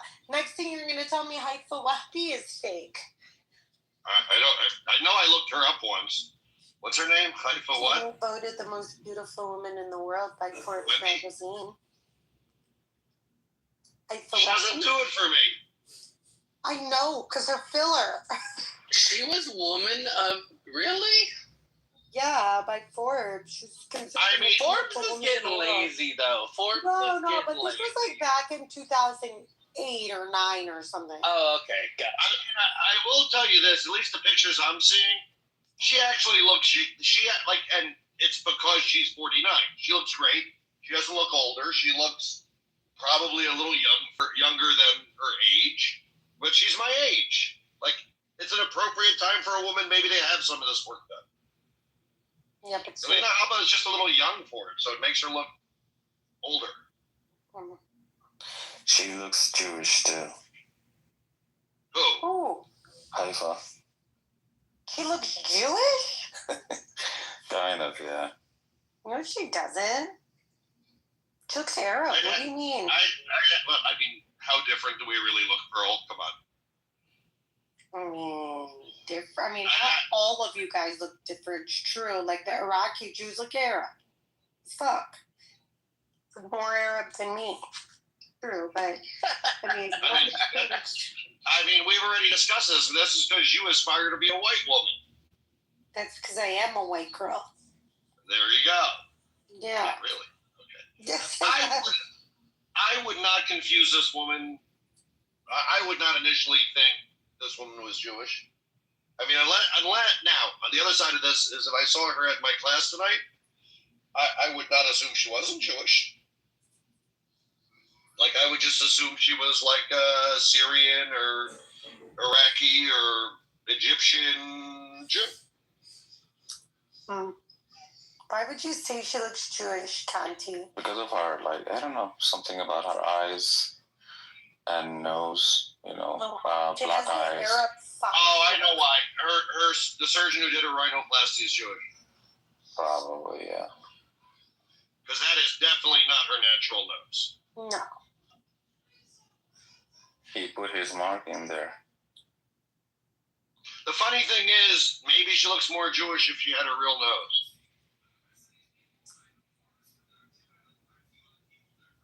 Yeah, it's definitely not her real nose. The thing is tiny. She's cute. I think you pointed her out to me before, and I was similarly not that impressed. Whatever, you're never impressed. I think Alina Habba is absolutely gorgeous. What are you talking about? Don't never say never. Alina Habba is prettier than Haifa Wehbi. Oh yeah. Yeah. Oh yeah. Yeah, without a doubt. What? Without a doubt, but okay. And okay, we can even ignore the fact that Haifa's gotten a little zoftig. What do you mean soft? I mean a little chubby. Just she looks chubby to you by American standards. She's not chubby. Whatever. You can ignoring that. Just like the face, the whole thing. Like Alina Habba's hot. She's a hottie. Sorry. I know you have an aversion to saying Chaldean women are beautiful, but she's a beautiful woman. Why would I have an aversion to them? One of them, of course, they're beautiful. What else would they be? Exactly. Yeah, but no, I mean, I think Bren, being mostly homosexual, agreed with me wholeheartedly that she's hotter. So take that for what it. Habba is hotter. Habba. She's hot. Habba. Haifa's like. She gives me like try-hard vibes. Like if I saw her without makeup, I'd be like, you're a 6. No. Yeah, I've seen her without makeup. Her very, very green blue eyes. Are you serious? I mean, most people are not putting makeup inside of their eyes. Why did you do it 18 and your pretty eyes don't necessarily save you from everything else. Like people seem to think, I think it's because for women, y'all will ignore like a straight up 5 on a man if he has pretty eyes. Men acknowledge pretty eyes, but it does not negate everything else. I don't understand one thing you just said. What? Say it again. I understood what you said. I speak gay. I can translate. Okay. PTR. Pretty eyes aren't enough to convince a man that she's hot. Don't let it go away.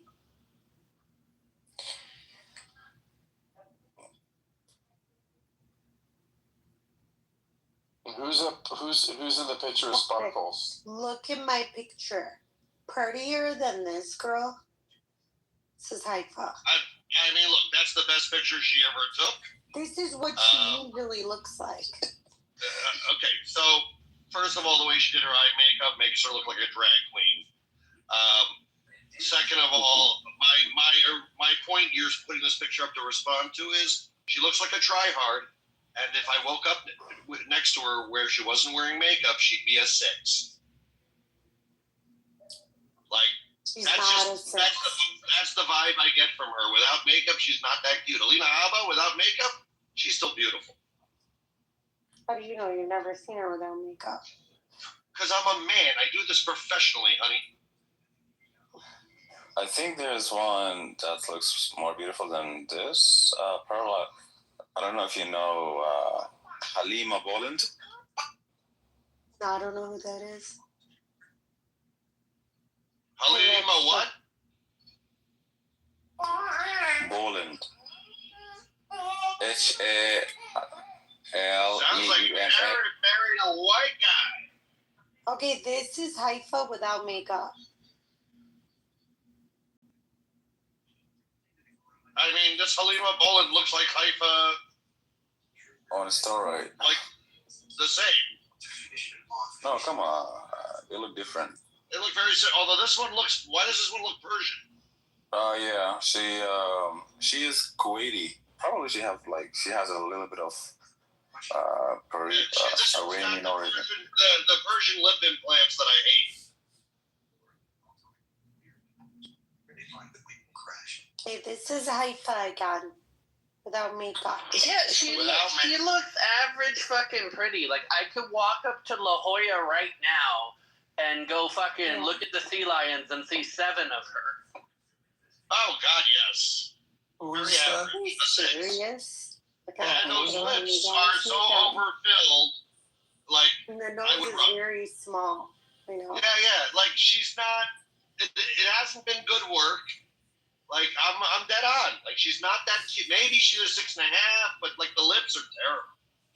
Bro, who is that? I feel happy. You guys are so harsh. No, you do what women do, and you come out and you go, oh, she's so beautiful. Yeah. And then men will look at her, and we're expecting someone who's beautiful, right? This is like when women say their husband or their boyfriend has a big dick, and then they show the gay men the picture, and we go, eh. Because you're using a different metric. You're using a different standard.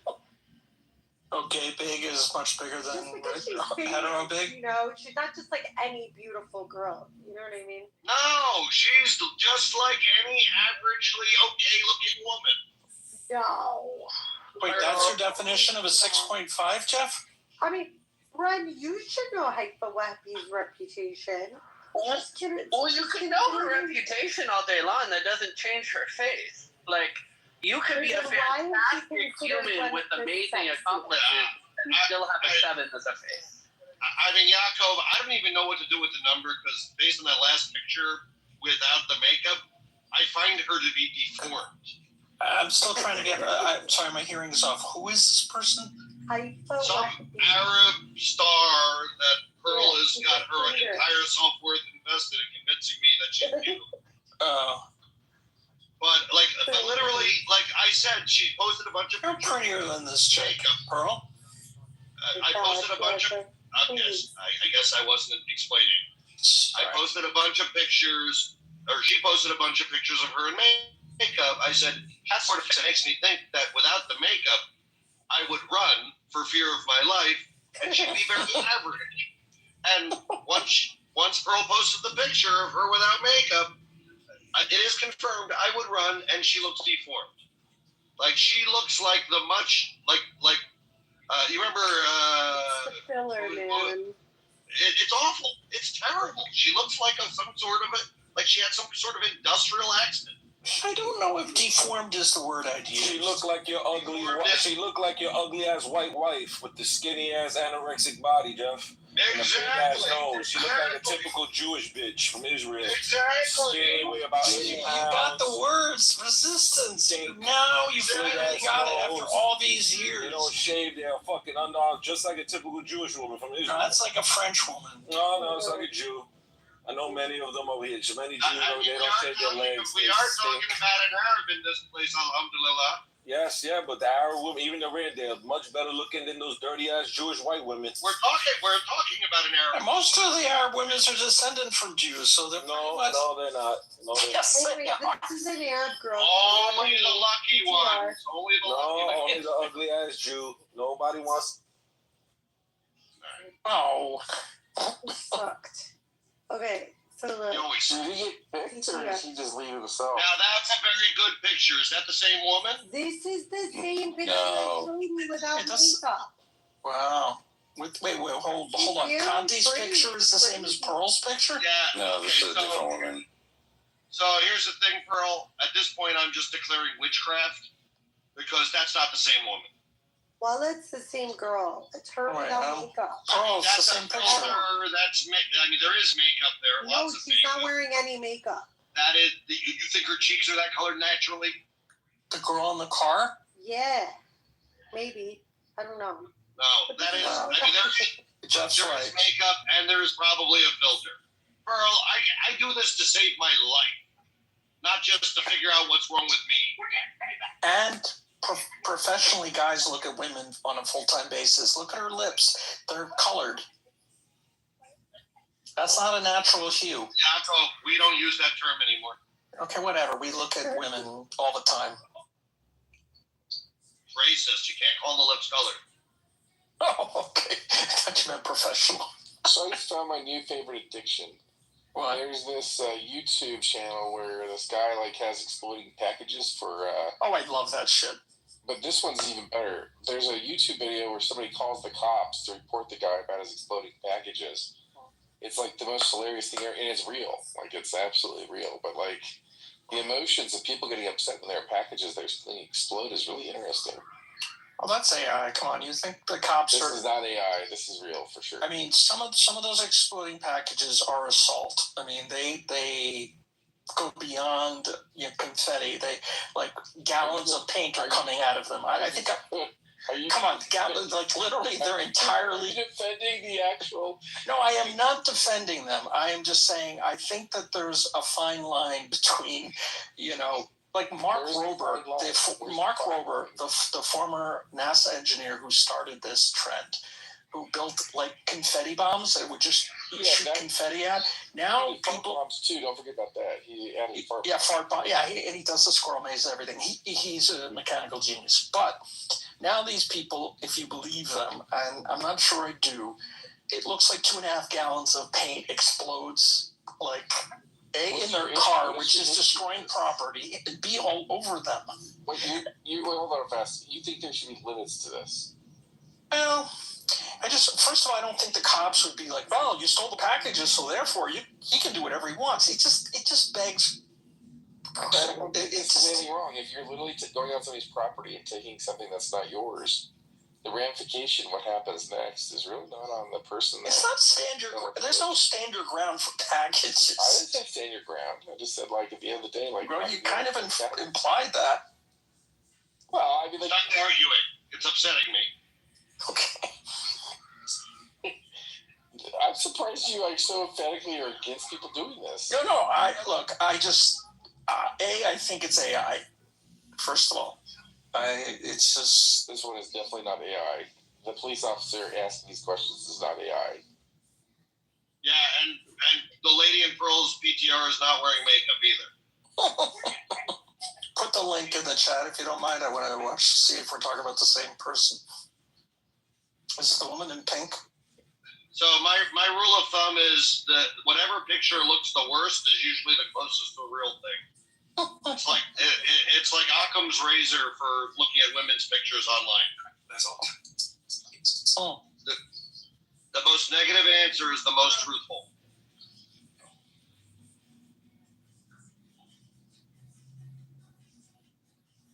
We should call that Jeff's razor. Should put that into Urban Dictionary. I'm sure something already exists to name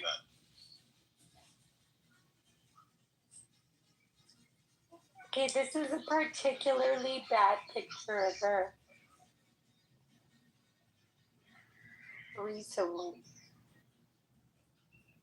She looks Latina in this picture.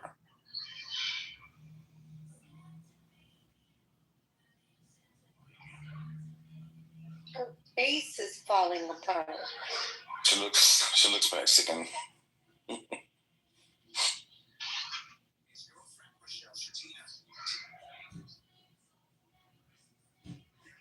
Might somehow be involved. She explains that I said was angry, jealous of everything. Yo.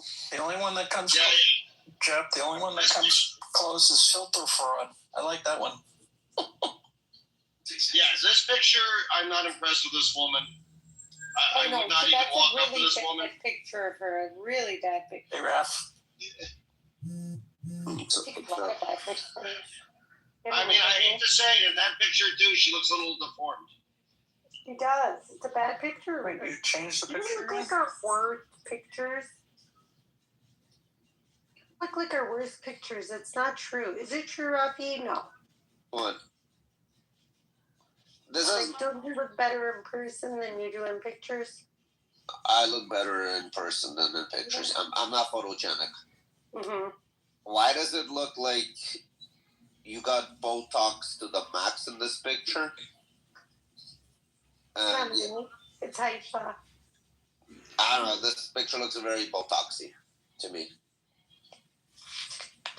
Are you talking about my anime picture or Yeah. Haifa? Oh no, the one that I just came in prior to your enemy. Something in the car you were sitting, like it looked like there was a picture in the car. Oh, yeah. It wasn't me, it was Haifa. It's still there, Rafi. You could look at it. I don't know who that is. And that's a particularly good picture of that woman. Like, I actually find her cute in that picture. Really? It's the only one I've seen of her that actually I find cute. This picture? And Rafi, just to clarify, when you say Botox to max, do you mean that as a positive thing or a negative thing? Like, this is already overdone. Like, for me, I don't like it when it looks too fake. I want it, like, to, like, you can do it carefully that would, like, have a natural look to it. Like, you can fix yourself. Yeah. But then there's people that surpass the natural look and they make that artificial look. Yeah. There's ways you can do everything carefully. But some people just, they think the more the better kind of thing. See, that's a great picture with perfect makeup and perfect lighting. No, not by the face. It looks like it's been pushed up everywhere. Also, it's probably filtered. Could be. She looks a little fat too, I think. She is a little fat. I can tell she's a little chubby there. She has a little bit more than just baby fat. Yep. Just a little more. You can tell by She's not fat. She's voluptuous. Yeah, voluptuous. Boy, don't tell us what word. She's a little fatty. Men are very unforgiving. It's not true. It's just that we're going to be less forgiving the more she's a tryhard. This girl's a tryhard. Yeah. If she did nothing to her face, we would probably be a hell of a lot more forgiving. Probably find her more attractive. I doubt it. I doubt it too, Jeff. You never know. News network going. There's nothing happening. Did we attack yet or no? I had no time to look in that chat.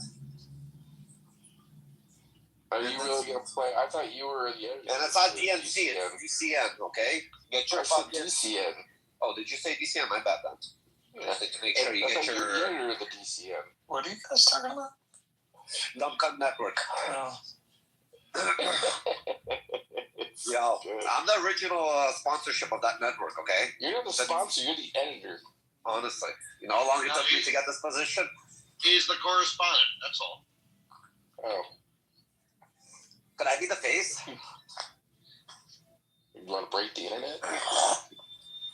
I'm one of those faces that you just want to break. Well, I'll be honest with you, your face would look better with makeup. Fuck you. You fucking cunt. I deserve that. Wow, Hilton Hotel stock is already down. I've been waiting to get the FU from 2.45% today.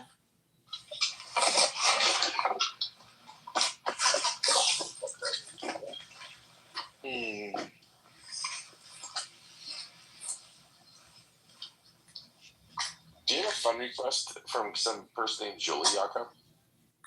Do I what? Do you have a friend request from somebody named Julie on this app? Julie? Yeah. Where, on Instagram? No, on this app, on Clubhouse. Where do you see friend requests? Oh, you don't have it invited. What? Like, where? I get it. If you have your profile marked as private, like for people to be friends with you on this app, right. You have to actually accept them. Oh, wow. Who is Julie? Julie? Some really weird Muslim. Is that who has a man's voice? Yes. He just came into this room a little bit ago. He was there this morning. I may not have seen him. But why did you? It was like him and Jeff in the room. It was 1-on-1, and it was the weirdest. Like, it was weird. And by extension, Alma included in this? Well, I was wondering, like, I was wondering if he got everybody, like, he just friended everybody. Like, somehow I had a friend request from him, and I was like, wow. Oh, who is this person? And all of a sudden I was like, so it's always weird to be like, there's all these, like, fake females that ask me my friend on this app, which is kind of weird. But the weird thing is that they, this one, I was like, this is just weird. And then all of a sudden I was like, oh, that person just asked me my friend. And then they started speaking, and I was like, that's a male. That's a Muslim male. It's very weird. Probably drinks too.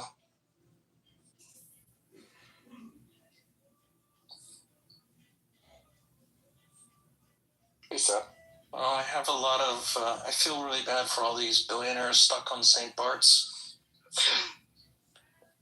What are we talking? Why are they stuck on St. Bart's? I don't know. Like the airspace closing really had a ripple effect. You're laughing. My brother's right now in Aruba. His plane was delayed. So what happened was, remember I told you, Jeff, the situation with my brother? Yeah. So my brother finally arrived yesterday. So at that resort, it's a complete shit show. So people that were supposed to leave, yeah, exactly, they got stuck there. So they came. Their rooms are basically occupied by other people that didn't have time to leave. And a lot of people, before this shit happened on January 1st, they extended their stays. So my brother's like, I've never seen this organization, like, from hotels. What the fuck is happening there? And on top of that, one of the most expensive hotels in Aruba, that's like $1,000 a night or something. Some fucking dumb cunt jumped off the balcony, missed the pool, and he killed himself. And there's like a whole situation with that hotel. They couldn't even get rooms while there's an investigation. Philip, I put the air charter and commercial airline story in the chat. On vacation from hell. Well, can't you just make fun of your brother since he's your brother?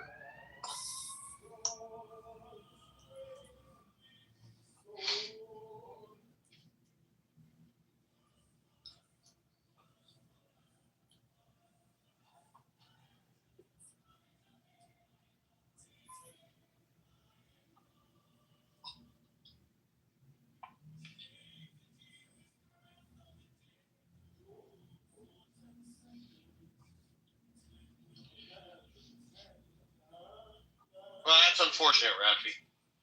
Why'd your brother throw the guy off the balcony? That wasn't good play. No, this happened before he came, so they couldn't blame him.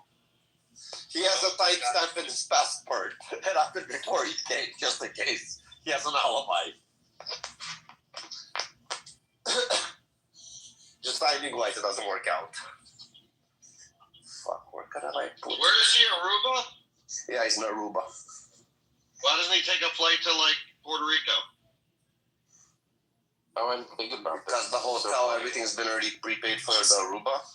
Well, they don't have a room for it. They don't have a room for him. Plus, they have friends there that have condos, villas. So they did get a room. They were supposed to have a villa, but they got a regular room for now until they sort this shit out.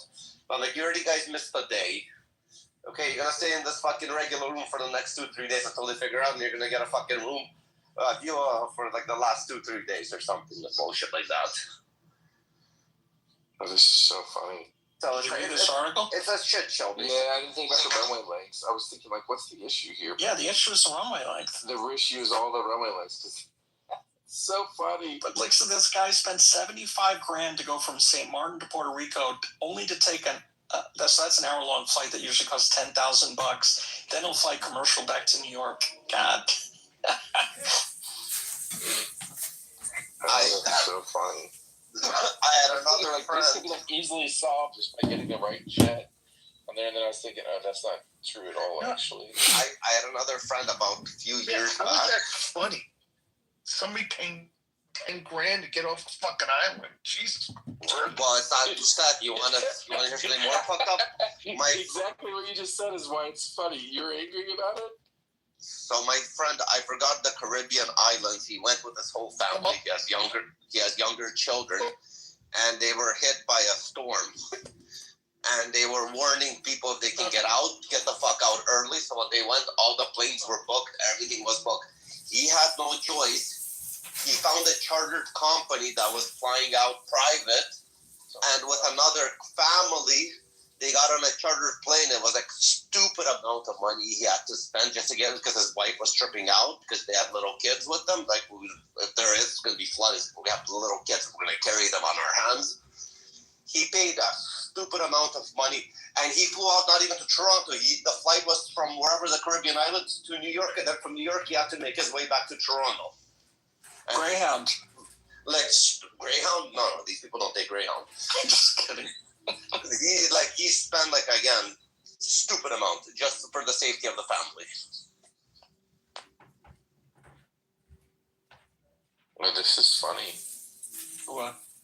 This whole situation is making me laugh. I'll talk it up with your pilot buddies tomorrow.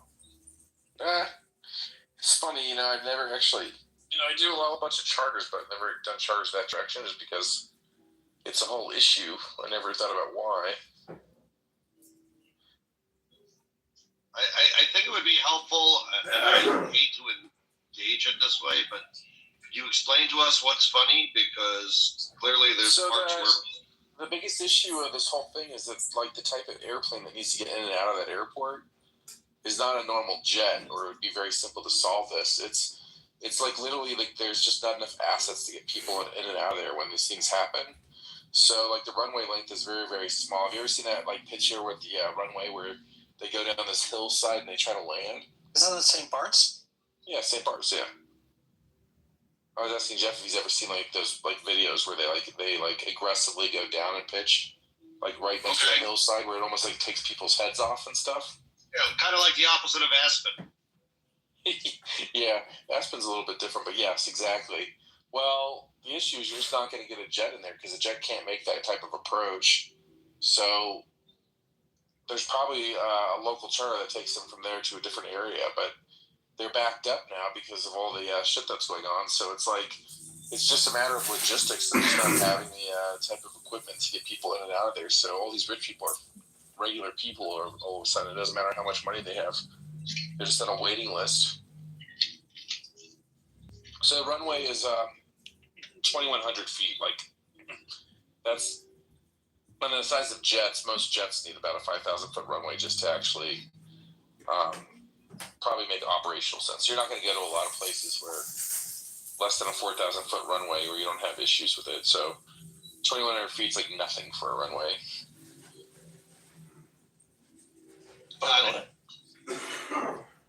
So the planes that they fly in there generally are going to be very specialized?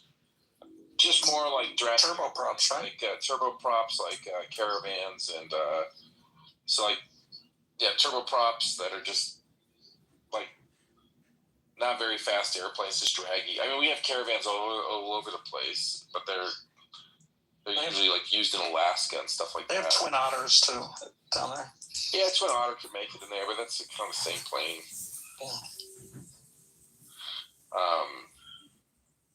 Yeah. I just never, you don't think of this shit until it happens, and all of a sudden it happens. You're like, oh man. But I can see everybody being really angry right now. There's all these fucking rich fucks that are. I think money can buy their way out of something. Yeah. I think that's what you thought was funny, but I don't want to put words in your mouth. Yeah, pretty much. Yeah, it's just you can have all the money in the world, but if you don't have the right asset at the right time, and this airplane's not going to just fly there from Florida or something like that. It's definitely an airplane that's stationed in the Caribbean. So there's only so many assets that move people in and out of that area. What I don't understand though is you can get to St. Bart's by boat as well. Why wouldn't you just get on a boat and go to the bigger island? Oh, we're talking about St. Bart's? I thought we were talking about Curacao. I think we were talking about St. Bart's, yeah. Oh, yeah. St. Bart's is where the most wealthy people are screwed. That's the billionaire club. Screwed? That's far away. No, it's because of the little plane syndrome that Philip was talking about. Yeah, but why is that being affected by Venezuela? It's pretty far from Venezuela. They closed the airspace for like a really large, Yeah, they closed all the airspace over them. Yeah, so huge metric airspace.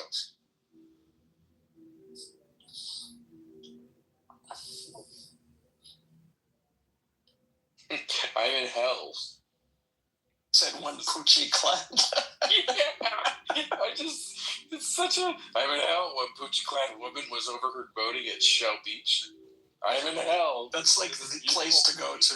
I haven't been there, but that's apparently the place to be. Seen that.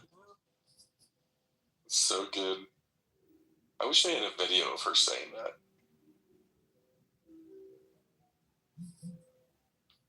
The move created a massive backlog of flyers that was usually the busiest time in posh shape marks. Well, this is a very high demand season right now. This is, by Sunday evening, the divide between those who own and those who merely charter private planes was on full display. I'm just a petty person over here with my charter. The fractional share people. Yeah. I've only got a tenth of this. Excuse me. Anybody have any Taylor Swift to play? Trump probably has been playing a lot of Taylor Swift. He's having a No. Green, are you here? Hey, what is that? Taylor Swift have to do with We'll this? deal with it in a second. It's absolutely Taylor Swift time. Hold on. Wait, how did we go from private airplanes I'll to show you Taylor how Swift? easy it is done. I was asking you what you think Okay, about this whole just thing. letting you know. Then the just 1 second. Elaine, what do you think about this whole thing? I'm very confused. I wasn't really listening to them. So. What do you think about this whole arrest of Maduro? I'm not speaking right now because we're being screened by asshole. Hold on. Oh, please. Thank you. Watch this. Taylor Swift, Seth, that does it. Just play it in the background so we can speak and listen. Loud. Well, no, just for a minute louder too. I got this. Taylor Swift. Do you want me to play it in the background? No, this is what I think when I think of him right now.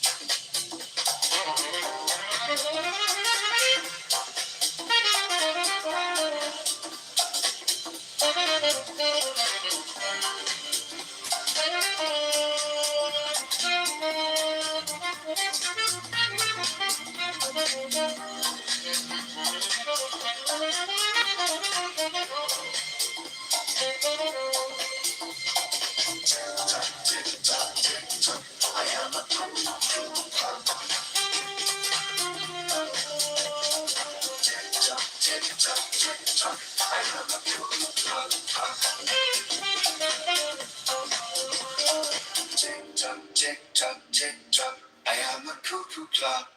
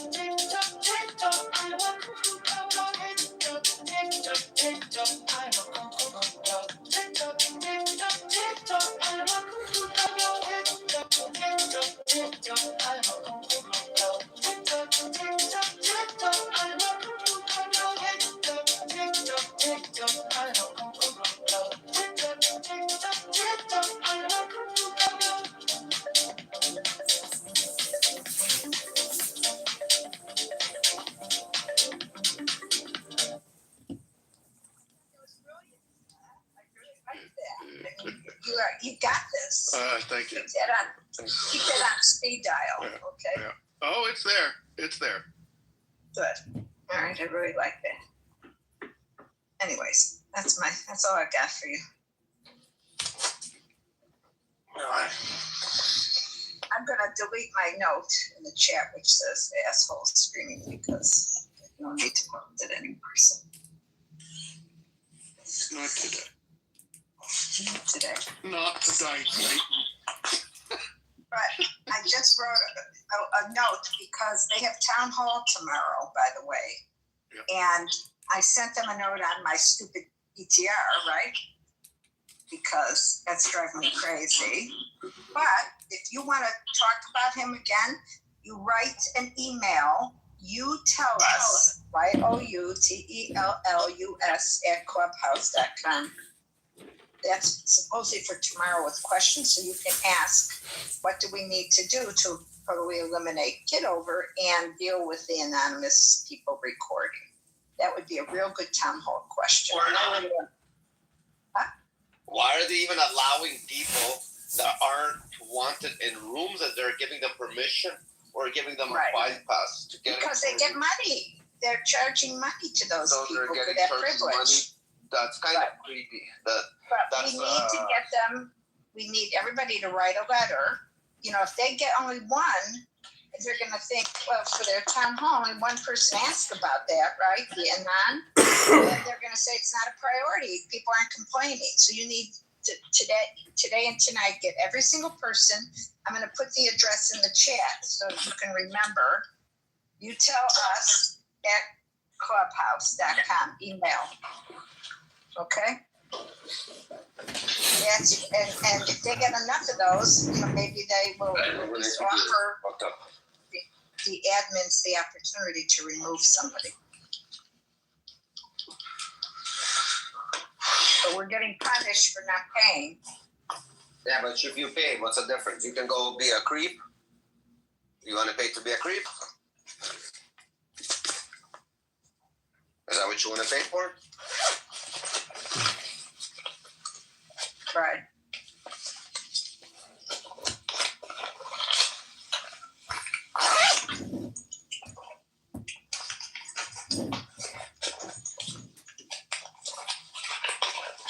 Yep. you're moving them. What are you doing, Rafa? You're making a lot of noise. I'm looking for things that I can't find, and I'm getting really angry. Don't get angry. My bully wants to totally eliminate me. Elena, I was actually going to ask you though, like, what's your thoughts on this whole kidnapping thing? Well, it's a catch-22 for me. Yeah. Because I have no love for the Donald, as many know. Okay, I have no love for him, and it's still not he did not go about it in the way that I think is legal or proper. Number two, he just set another guy in Honduras free, who was this drug lord or whatever.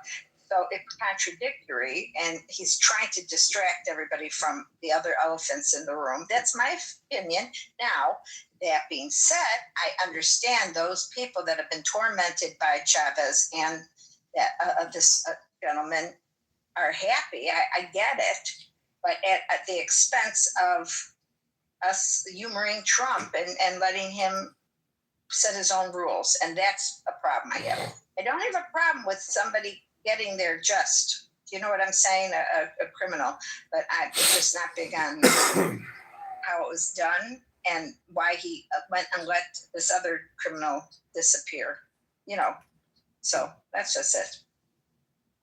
That's my feelings in a nutshell. It's got some good points and some bad points. Listen, now it's finally have a president doing things in power. Doing things illegally and doing things. Who's gonna stop him? Rafi, why did he let the big drug lord Honduras go?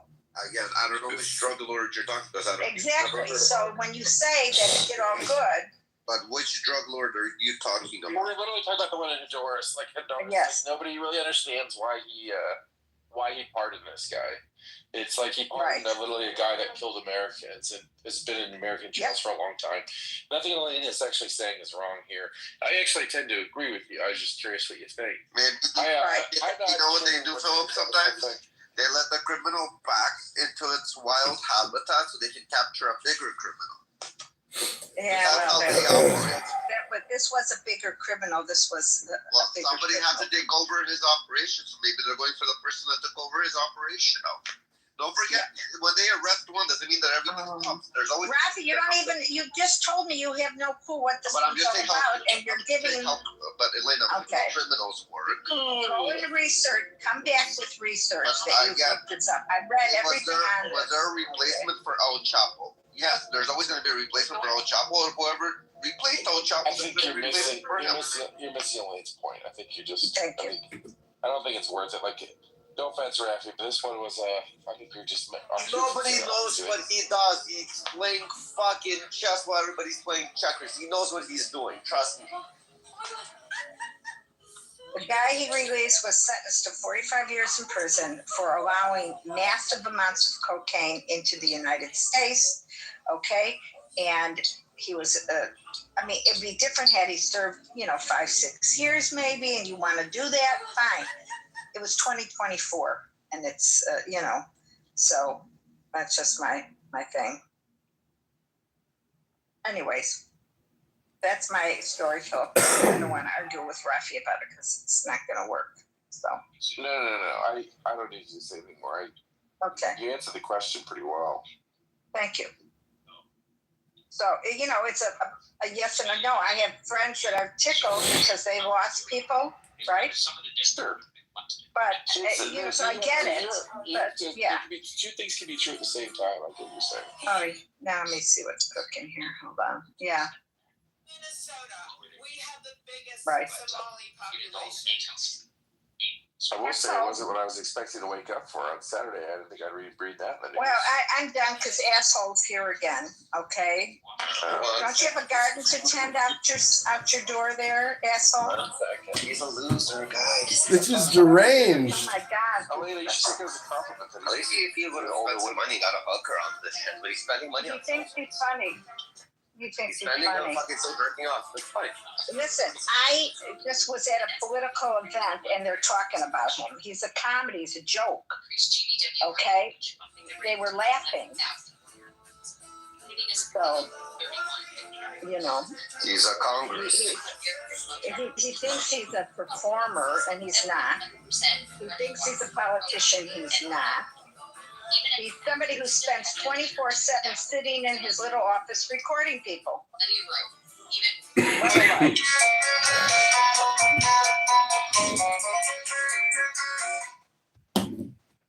Jesus, these people really just can't take it. It's a free conference call, lady.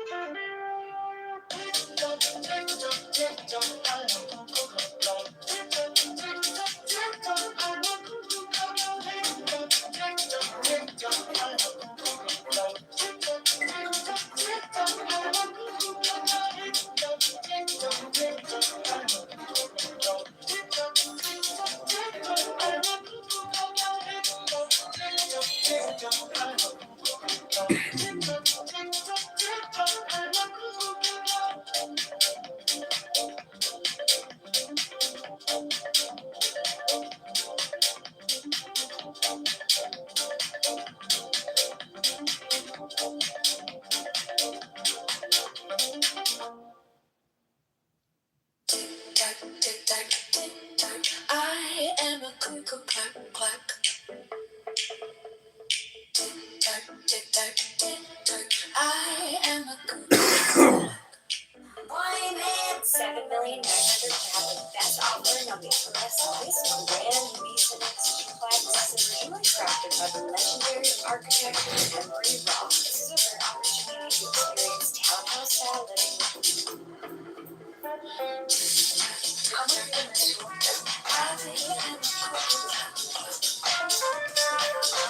Did you know that the hive?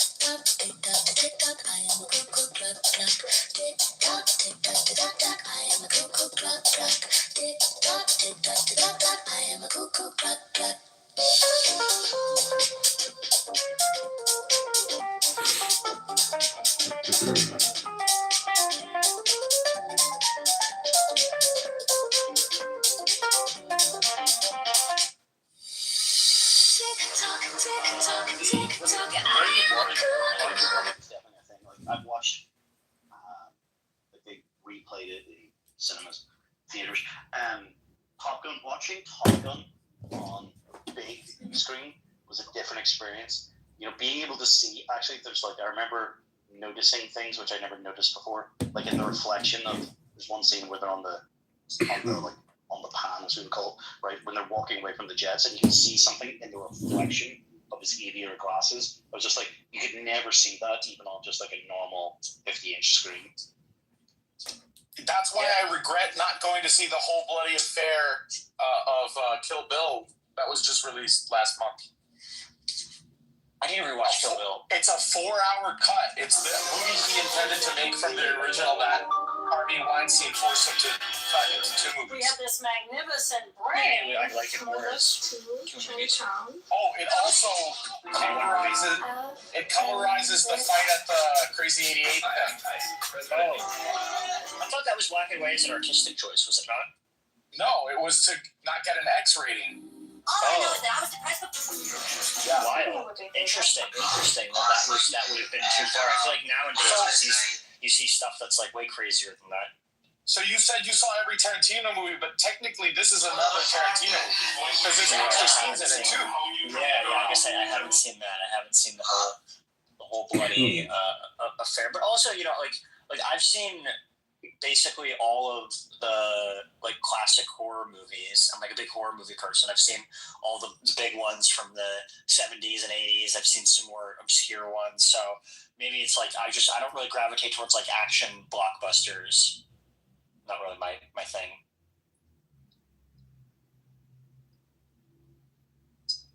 Have you seen Nosferatu? The new one or the original? The original, but yeah, and the new one. Tell me. Wait, or the one from the 70s, or the Werner Herzog one. Include that one too. The Werner Herzog. No, I haven't seen the original. I saw the Robert Eggers one and I didn't like it. Thought it was pretty bad, honestly. I don't know why that movie was getting hyped up so much.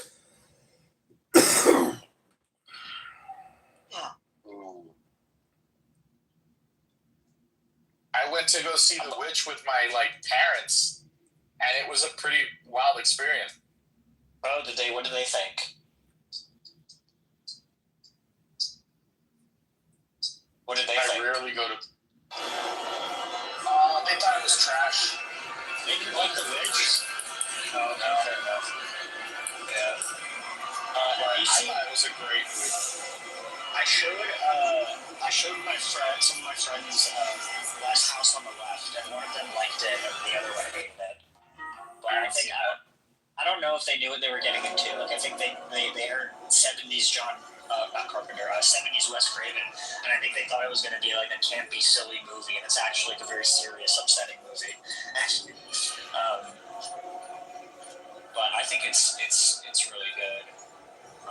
Not like a 10 out of 10. It's very like amateurish. I mean, it was made for like no fucking money, and it's not a perfect movie, but.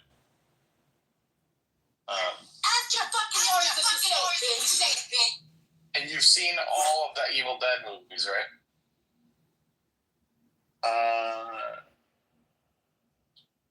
No, actually, I saw seen Ash versus the Evil Dead. I think I did watch Evil Dead at some point. It was a long time ago. I definitely did see it. I haven't seen Evil Dead 2 for sure, which I know that's a lot of people's favorite.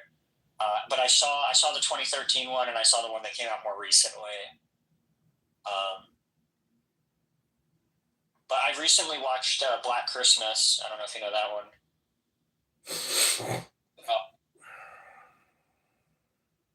From the 70s. It's from like 74. But I'm not. So you cut out, by the way. You said you saw the original Evil Dead? A while ago. I don't really remember it much. But I've seen the third one. I've seen Ash vs. the Evil Dead a few times. Or Army of Darkness. The Evil Dead 2 is a remake of Evil Dead, so it's with the tone of Army of Darkness. Have you seen In the Mouth of Madness? No. Seen Jacob's Ladder? I have seen Jacob's Ladder. I saw it as a kid. I just remember it disturbed me tremendously. If you love films like Poltergeist? You love superhero. I like horror movies. I mean, I've seen like the most fucked up, crazy, scary movies you could think of. From that era, from like the 90s. Poltergeist from the 90s. I like Poltergeist. It's not like the best one ever, but I'm trying to in my mind's eye like to use something more like that. It's not. Because Diego's like not classical music, right? Like no big movie scores. No, hey, he's a Jew that doesn't like Hans Zimmer. Nice. But I don't know. It's actually kind of the opposite. It's the antithesis of like what I like. Interesting. Quiero que tengas cuidado. You're missing out on a lot of great, actually Jewish movie scores. Like anything with Jerry Goldsmith is usually like Actually, wait a second. Who did RoboCop's theme song? I think that's Jerry Goldsmith. Correct me if I'm wrong. RoboCop song. Like who did the score for RoboCop?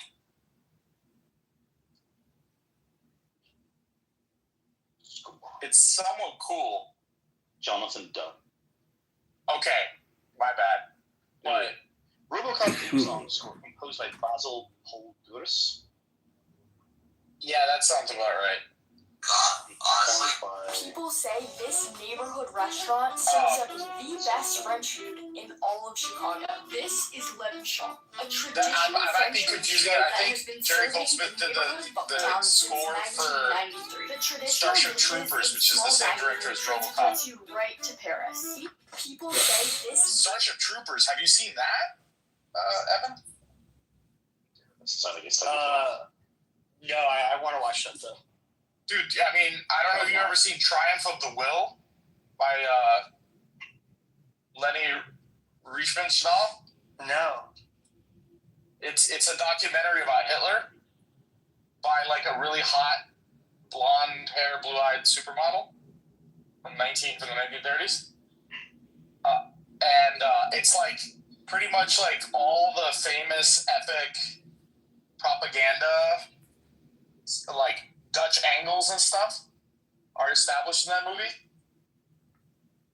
You know when you see, you know how like when Nick Fuentes went on Piers Morgan and he said, "Why do you like Hitler?" and he said the edits are epic or whatever. No, not. I'm not sure.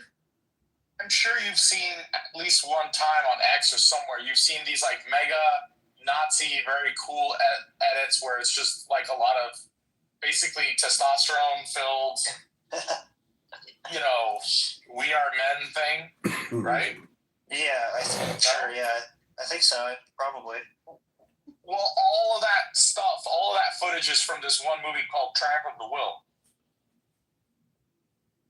Oh. It was shot by a woman, yeah, which is like kind of surprising because she was, if I could describe her as with a modern flair, like an actress, she was like the Angelina Jolie of her time,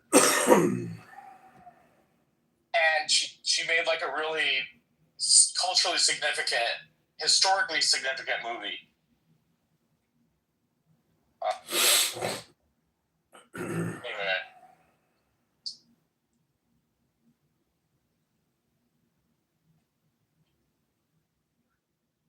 Am I in the Matrix? No, you're not. Okay, so she just made to watch Starship Troopers. Starship Troopers is the ultimate military like critique. Yeah, no, I definitely need to watch that movie. Like I'm familiar. It's the same. It's what RoboCop does, but for the military. That's definitely a must watch. Do you think RoboCop was visionary in the way it critiqued the media and stuff? Oh yeah. It felt super prescient. Yeah. What do you think of Demolition Man? What? Have you watched Demolition Man? No, I haven't. I have the 4K for that, but I haven't watched it yet either. You've never watched Demolition Man, or just not the 4K? No, I just haven't watched the 4K, so I haven't watched the movie like 20 years. No, of course I watched Demolition Man. I pretty much I've watched like all the important movies. I know, but that's what I mean. Like anybody who's like a self-professed, film fan to have not watched something. So I started really getting into movies like a few years ago. Like I wasn't like watching tons and tons of movies. I mean, I liked some movies, but now it's like where I'm actually like every week sitting down watching like a handful of movies. Basically, you're like anti-Michael Bay. Yeah, I don't think those movies. No, but you know what's very interesting about Evan? Well, Quentin Tarantino had something to do with The Rock, which is a fucking. I love The Rock. I think he rewrote it or something, or there's something to do with the writing. But Tim, maybe this is not relevant, or maybe it's completely relevant. If you notice, his taste in directors. He likes non-Jewish. He likes goy produced films. And the goyer, the better for him. Look, notice. Well, I don't like I like movies that really subvert expectations and show you things you're not expecting to see, or play with the audience in some way. I guess in a sense you can say that that's what we offer. Yeah, like movies that are different and weird. Like, I don't know. In the last few years, I've watched David Lynch's movies. Most of them I've seen like 3, 4, 5 times. Is Wes Anderson a Jew? No, not if you like Wes Anderson. I haven't seen that much Wes Anderson. It's hard. I mean, there's so many movies to watch. You know. No, this guy likes kind of. I hate to say it, but you like German expressionism. Yeah. I mean, my favorite Haneke. He's Austrian. He's my absolute favorite director. Have you ever seen any of his movies? No, I haven't. You gotta watch one of his movies, because then you can understand where I'm coming from and the kind of movies that I like. Well, I told you I saw I've seen a few Fassbender films. The actor Michael Fassbender? No, the director, the German director from the 70s. And so when you say Haneke, I'm like, okay, it's like a Fassbender thing. Only Fear It's the Soul, which is about a 70-year-old a Nazi woman who gets in a relation. Yeah, you're the one who told me about that. Somebody told me about that. I have it written down on my list. I do want to see that movie. To me, that sounds interesting. That sounds like something I want to see. Yeah. It's exactly up your alley, dude. It's that perverse, expectation-breaking. Yeah. Where the fuck is this movie going? Thing. Yeah. That's what I like. What do you think of films which I find very hard to categorize, like In Bruges? Have you ever seen In Bruges? No. I have, but have you ever seen Burn After Reading? I need to watch that. Oh my god. I always find those two films very hard to, they're fucking hilarious, right? They're like dark comedies or something. I don't know what to call them. But they're also kind of not meant to be. Well, Burn After Reading is probably meant to be comedic, but theoretically, In Bruges is not. But it's fucking hilarious. I don't know. But no, you've never seen either of those films. No. In Bruges looks good. Oh, it is. Yeah, I don't know how. I can't describe it. You just have to watch it. Just look at the cast. Yeah, quite a cast. Right. And then just trust. Got Colin Farrell. Ralph Fiennes. Oh, and Ralph Fiennes. That's right. Brendan Gleeson. It's very fun. Con marido. I don't know. It's very hard. It's very hard for me to step into your shoes then and understand. I haven't successfully made a single recommendation that I think you would like, or you either said you don't like or you haven't seen it, which is an indication that you're not interested as well. I just have so many movies that I need to watch. I know, but there's no overlap. That's the point, right? It's like you're from a fucking different planet. Yeah. Where when I talk to other there's a ton of films Diego's watched probably a greater volume of films than me, right? Listen, if you're really from Chicago, there's a huge overlap, of the films that we have watched, or certainly of the films that I have watched. The Venn diagram mostly encompasses everything I've watched, right? Because the culture I live in is derivative of you, or comes from it stems from your culture. So it's not even necessarily. I just mean we grew up Okay, Diego, you gotta order this Blu-ray. Okay, there's only one left in stock. All right, you gotta order it. You know what? Evan likes to watch movies. I think this is what it really is. Check this out, Tim. Evan likes to watch movies by Germans who are like coping with being defeated in World War II. What? No. That's what it is. Like he likes to have because Germans used to do hero worship too, but they're all like broken inside. So now they make these like deranged films, and he likes to like revel in their misery. Because in reality, like the Jews were the ones that won World War II, and they defeated the Germans. Hell yeah. You know what I mean? 180 countries. How many of them are still around?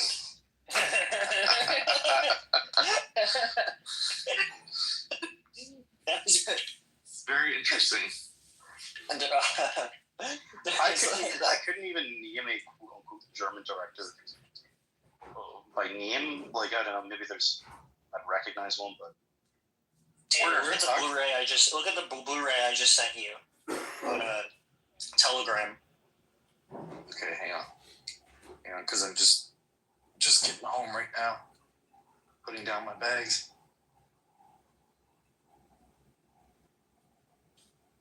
All right, so you sent it to my Telegram? Yeah. There's one left in stock of this Blu-ray.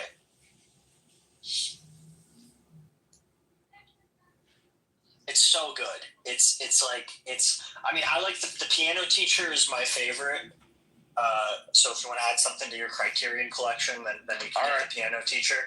But I think you might like this. I have a feeling you like Cachet more, unless you want. All right, it's on the. Unless the Piano Teacher is about this.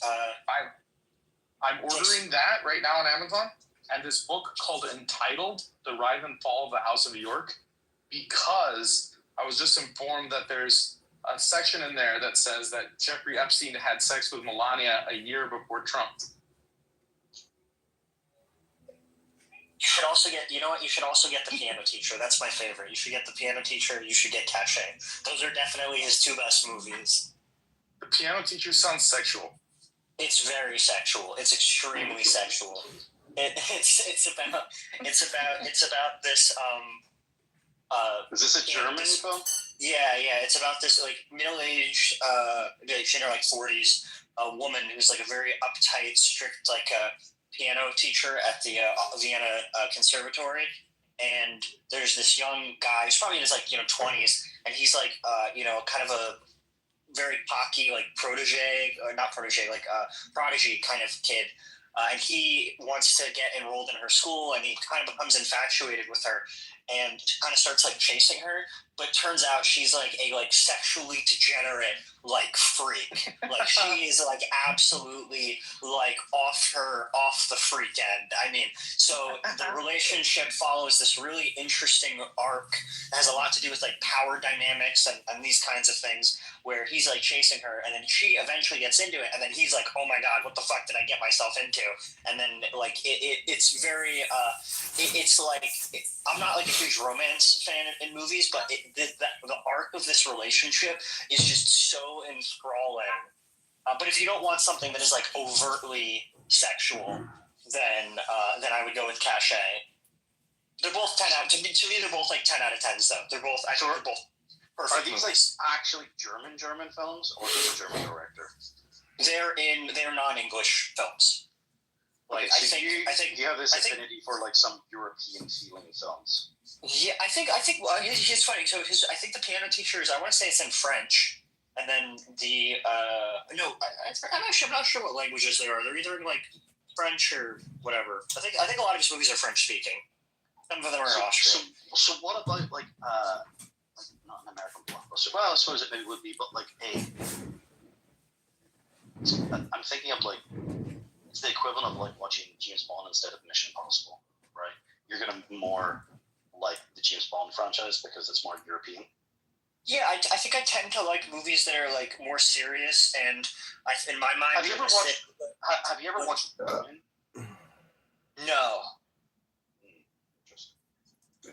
No, that's something I fully get. So something that like I really like about like European movies is so I was like getting into horror movies and I started watching a few. It's entirely filmed. Like some people, I'm not saying it's true, but like some people say like I'm very And smart. I started getting into like some European horror, and I love that sometimes everybody just dies and there's no like final girl. To me, when I'm watching those movies, the stakes are so much higher because I actually think the director might just do it. Like there's actually a chance that nobody survives this. Whereas like when you're watching an American horror movie, 99% of the time, at least somebody survives, and it kind of like lowers the stakes for me. And I feel like there's a sense of realism in like European cinema where it's just like I truly don't know what is going to happen. It's less predictable. Like you know how like I've even heard Tim. I've heard you complain about how you feel like everything's been done before, and it's like you start watching a movie and you know exactly how the beats are going to go and how the plot's going to go. Especially when there's like. I think the last. God, what was the name of the movie? There was the last time I watched. What's the fucking film with like Casey Affleck? Casey Affleck. Oh, Manchester by the Sea. And with Ed Harris in it. And Ed Harris is too heavyweight an actor to be in the film to play in the early stage of the film. There's just this random little small scene with him, and you're like, you understand if you understand how films are made that's like they're planting a seed for that to become more relevant later. Right, so yeah, you're watching films and you're like, that's too obvious, right? It's very rare to get completely, which is amazing. It's an art to do so, to completely blindside someone, right? Who it is, right? Like who is Kaiser Soze, or who is it's both Kevin Spacey, right? You know, it's in Seven, but Seven's really good. Evan, there's this movie. This won't mean anything to you because you're younger, but there's this movie, right? Oh, how are you, El Normo? Happy Monday. I've never heard Anderson talk normally. He's always just such a nasty, bloodthirsty, conspiratorial psychopath. Jew hater. Kevin? Well, that sounds like that's Tim Anderson. Oh, Tim. Yeah. He's great. He's not, I think Kevin is Tim. No. You'd have to go in the room. There's a Jewish kid in there named Kevin right now. I was there before. Maybe I'm confusing the voices and the pictures. Yeah. Anderson goes by the Matrix character, Neo. Kevin goes by this character from this horrific film, that 30 Days in Somme or whatever, about the fascists murdering people in that mansion. Oh, by Pasolini. Yeah. Yeah, 100 Days of Sallow. That's a very freaky gay thing. Yeah, that movie is disgusting. Yeah, it's got scatology in it. Yeah. I watched it just because Kevin recommended it, and I was just like, it took me probably 2 days to clear that from my consciousness. It was like reappearing. I was thinking about it. Yeah, it can give you intrusive thoughts. Yeah, it's like a masterpiece of negative, gay, etc. Yeah, Kevin loves it. He's just like, it's the greatest film ever made. Well, he must be a gay guy. Yeah, I guess he's bisexual. But he has a girlfriend, These young people. Yeah, they swing both ways. Yeah, I have a room for you to listen to. It might be in my profile here. You might get a kick out of it. Nora versus Buttercup. They chatted today, and I recorded them. And they knew I was in the room, but at the end, they kicked me. But finally, Nora apologized to Buttercup. Took her a long time, but finally Nora broke down and profusely apologized for saying that all Jews are backstabbers and liars, and Kevin is a liar and a backstabber, and Buttercup is a backstabber and a liar, because they're all talking behind her back about her mental health, and her brothers locked her up in psych ward in 2019, and she just went on and on and on. She did her whole story about how she got raped by this guy, and how she had this second marriage in a Muslim way with this other guy who had Lou Gehrig's disease in California, and how she had 25,000. Half of the stuff, is pure like fantasy. Well, I told her to, in the chat, I didn't even want to come up and disturb their conversation. But I told her in the chat, to listen to my replay and do a summary of your story, because she repeats herself, nonstop. And so then I gave her this. How do you find this? I want to hear this. Where is it? Click my profile, my profile here, and scroll down, and then look for Nora versus Buttercup debates. You can fast. Okay, I see politically correct. Patty Goat low IQ combos. No, it's not in there. Unless it's No, it's January 4th. Is that today? January 5th. That's what I thought. Yeah, it's at the top, near the top. Nora versus Buttercup debates. Near the top. Sorry, let's see here. Oh yeah. Sorry, I went in the wrong direction. Yeah, you might have to fast forward through it, or go to different parts to see where I captured them. But it's pretty honestly a funny debate because they're so opposite. But it was kind of an intimate little conversation, and Nora, I think, had a breakthrough little moment, but that poor girl just she can't stop repeating herself. Like, she just runs the same story through her head. She's just not taking responsibility. And so then anyways, I also read the Tao Te Ching today, but I also gave Nora this cognitive distortion checklist from this book called The Feeling Good Handbook. It's a cognitive behavioral therapy book. So I told her in the chat to compare and contrast all of the summary topics of their conversation with this checklist. But I'm sure she won't take my advice or do anything. She's a lazy bum. So at least, I did my part, because I get the feeling like she uses me to record her drama. And so at least I was responsible and helped her with what I thought would be, excellent therapeutic advice from the Feeling Good Handbook. The originator of cognitive behavioral therapy was, I believe his name was what? Albert Ellis? I don't know. And he was around. Is it John Ellis? No, I think it was Albert Ellis. Anyway, he was around in New York like a couple of decades ago, and I have some friends who went for therapy with him. He was a very unusual guy. Okay, I want to listen to this though. Then we can go keep back in the back of our minds the cognitive behavioral therapy thing. I'm going to listen to this Nora versus Buttercup. Okay, sounds good. All right. Well, I just haven't seen that yet. I've seen Blowout. I've seen Body Double. I've seen the guy's made a zillion movies. Like, I know, but that is that not his most? Well, the next one I gotta see. I have the 4K of Carlito's Way. I need to watch Carlito's Way. Oh my god, what? That's my favorite movie of all time. Yeah. Oh, dude, well, that's gonna inspire. Okay, you know what? I'll make sure that. Okay, sometime in. Okay, well, how about this, Diego? To make it fair. Okay, you give me a movie to watch in the next month. And I gave you Cachet. You'll watch Cachet, and I'll watch this on whatever you want me to watch. I have if you want to pick something that I haven't seen yet. I haven't seen Tombstone. I haven't seen Carlito's Way. I get chills just thinking about Carlito's Way. You have to watch Carlito's Way. Is that the one you want me to watch? Yeah. Okay, I will watch. It's sometime in the next month. Let me know when you think you're gonna watch Cachet, and around that time I'll also watch Carlito's Way. But you know what? De Palma's most commercial film of all time is a masterpiece itself. Mission Impossible?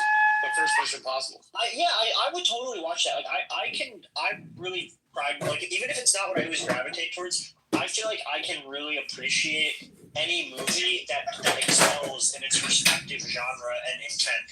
If you check my Letterboxd, dude, I give all kinds of movies 4s and 5s that you would not expect me to give, just because I think they're so good within their genre. You know what I mean? Not every movie it needs to be some depressing artsy European movie. That's a particular type of movie, and it's the type of movie I enjoy. But I don't think that's the end all be all. But have you seen any of like the new French Extremity stuff? I mean, you mentioned Irreversible, but No, I have never watched Irreversible. have you seen like any of the like? Have you seen High Tension or Inside? Have you seen Inside? Look, oh my god, dude! Inside is. I gotta straight up. I have to tell this to Tim because he has to understand. Tim, I have one person in my whole life that is willing to go watch strange movies with me in theaters, and he happens to be Jewish. Of course he is. Like, or I'm not available. Like, it's not like it probably won't happen. Like, we're not gonna end up watching the movie. So I skip a lot of movies. Are you going to see like I don't like to do it because then I can't share the moment with anybody. It's nice to share the moment. I haven't seen. Well, I don't.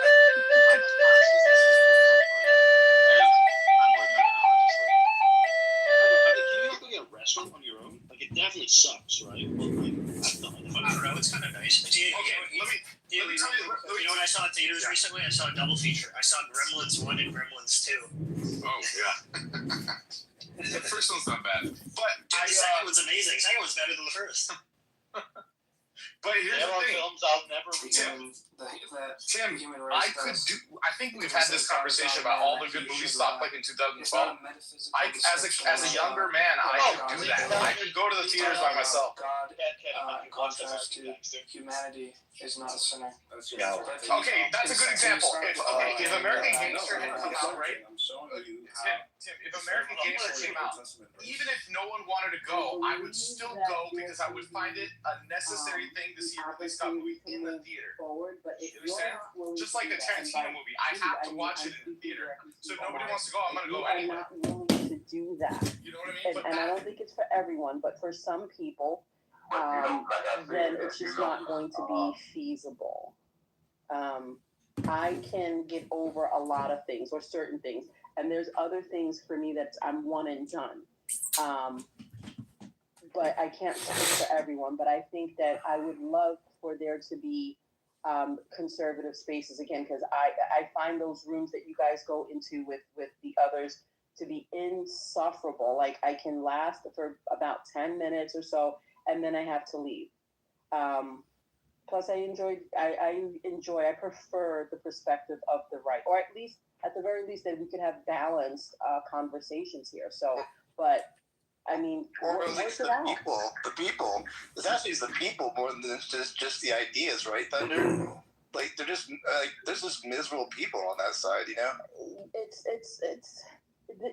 the miserable attitudes, but it's also to me sometimes it's just the obnoxiousness. Like the other day, listening in on I believe it was this topic, and people are asserting what they know what Trump was thinking. They know what Trump knows and what he doesn't know. He's so stupid. He probably doesn't know X, Y, and Z. Like fill in the blank. He's the fucking president of the United States. But you're some asshole like myself. I'm just an asshole on an app. And but I get to stand here and say that I know for saying don't ding that bell. I get to stand here and say that I know what Donald Trump knows and what he doesn't know. It's just that silliness. It's just but they are a lot of miserable people. And I'm going to say there are miserable people on this side as well. And sometimes I'm miserable, but stop agreeing with every negative thing I say. What? But guess I'm supposed to fight back a little bit, aren't I? Yeah, say no, not you. I think it would just be a lot more satisfying if there were balanced conversations, I don't think that they should go away because that's not the thing at all. But I mean, you guys in particular who really have the ability to have the conversations and challenge them, you guys don't get to go and speak. I mean, I don't know how many times I would see you guys say, I got thrown out. You just walked in the room and you're already thrown out. So, that's I'm like I'm no longer on the right. You know that, right? But I'm still friends with the people on the right, but I'm no longer on the right. Well, I have to say, based on some of the answers to the questions that I was asking you, I thought you were probably more independent. versus just being on the left. Yeah, that's a good assessment. Yeah, so but we were just talking about. You see people like you and Marshall who are just like kind of welcomed in those other spaces, then I kind of get the feeling that maybe you switched your ideology has shifted. I'll be honest with you. I think they were letting me in prior. But it's because I stopped fighting. Like I don't come to argue or try to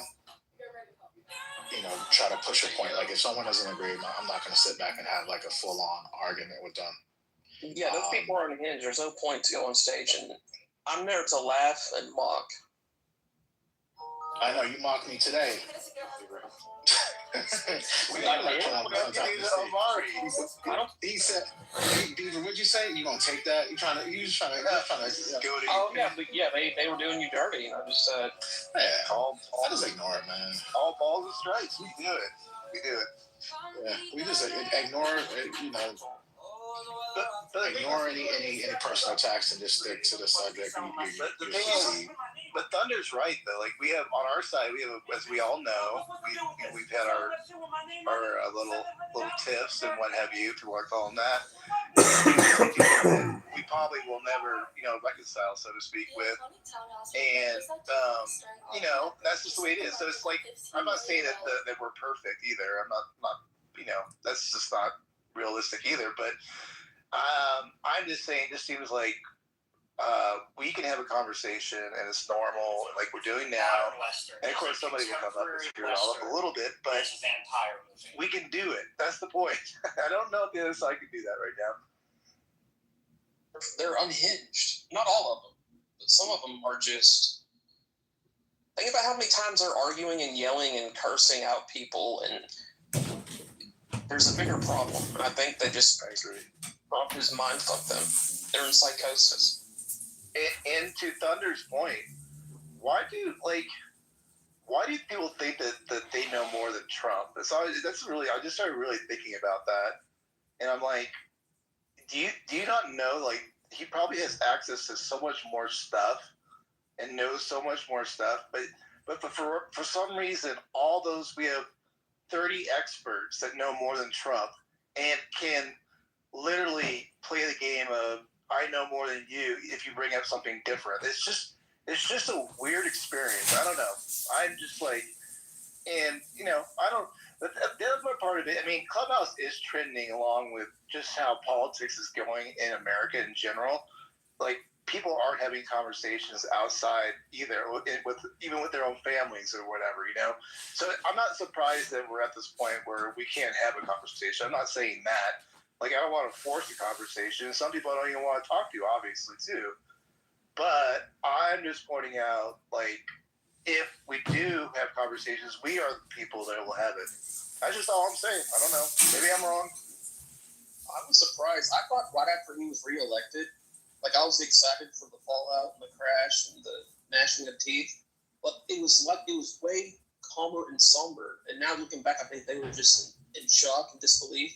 And now that it's sunk in and he's doing all these things, now's the time for celebration and mocking and fun. Watching them just go mentally insane. It's been really entertaining. I mean, like I said, I think Beaver, the thing is we are going to deal with people of our own side that are, we haven't seen that have, and you obviously, you've given displeasure to some things that Trump has done. And I guess that's the next phase of this. Is that how this goes? Is that what you're thinking too, Beaver, or no? Yeah, I mean, he's not perfect. He will make mistakes. He made mistakes before. I don't agree with the Epstein shit. If you say you're going to do something and you campaign on it, then you fucking do it. You don't just all of a sudden pull a 180. Like, why are you asking me about Jeffrey Epstein? The hoax? No. You do what you say you're going to do. I don't like that stuff. But I mean, of course, yeah, I give him an A- so far. But check this out. You give him an A-. Are you serious? Hold on, we'll get there in a second. I just want to point out something really quick. I know we'll get there in 1 second. We can go around and give our grades, but I just wanted to say, like, we were able to critique Trump there. Have you ever heard the other side critique anything on the other side? I mean, it's just crazy. I never hear anybody talk about Biden and all his faults and all the shit he did.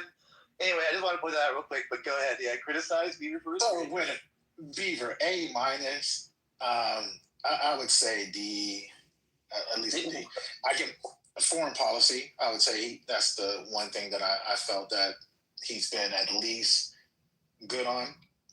But I'm more of a domestic policy hawk. But to go back to the point, I do hear the other side. Like I've been in rooms where they have criticized, like the Biden administration, Kamala Harris. I mean, Matt Ban, who is MAGA, GOAT.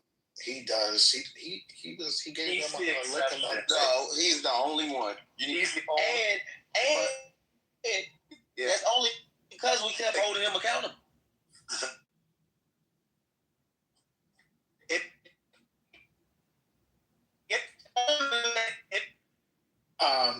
Haitian. I don't care about that. I've heard Haitian. I've heard Lisa. I see Tiandra down there. Tiandra is a Democrat, but she's critiqued the Democrats. PhD has. Patty. You're lying, brother.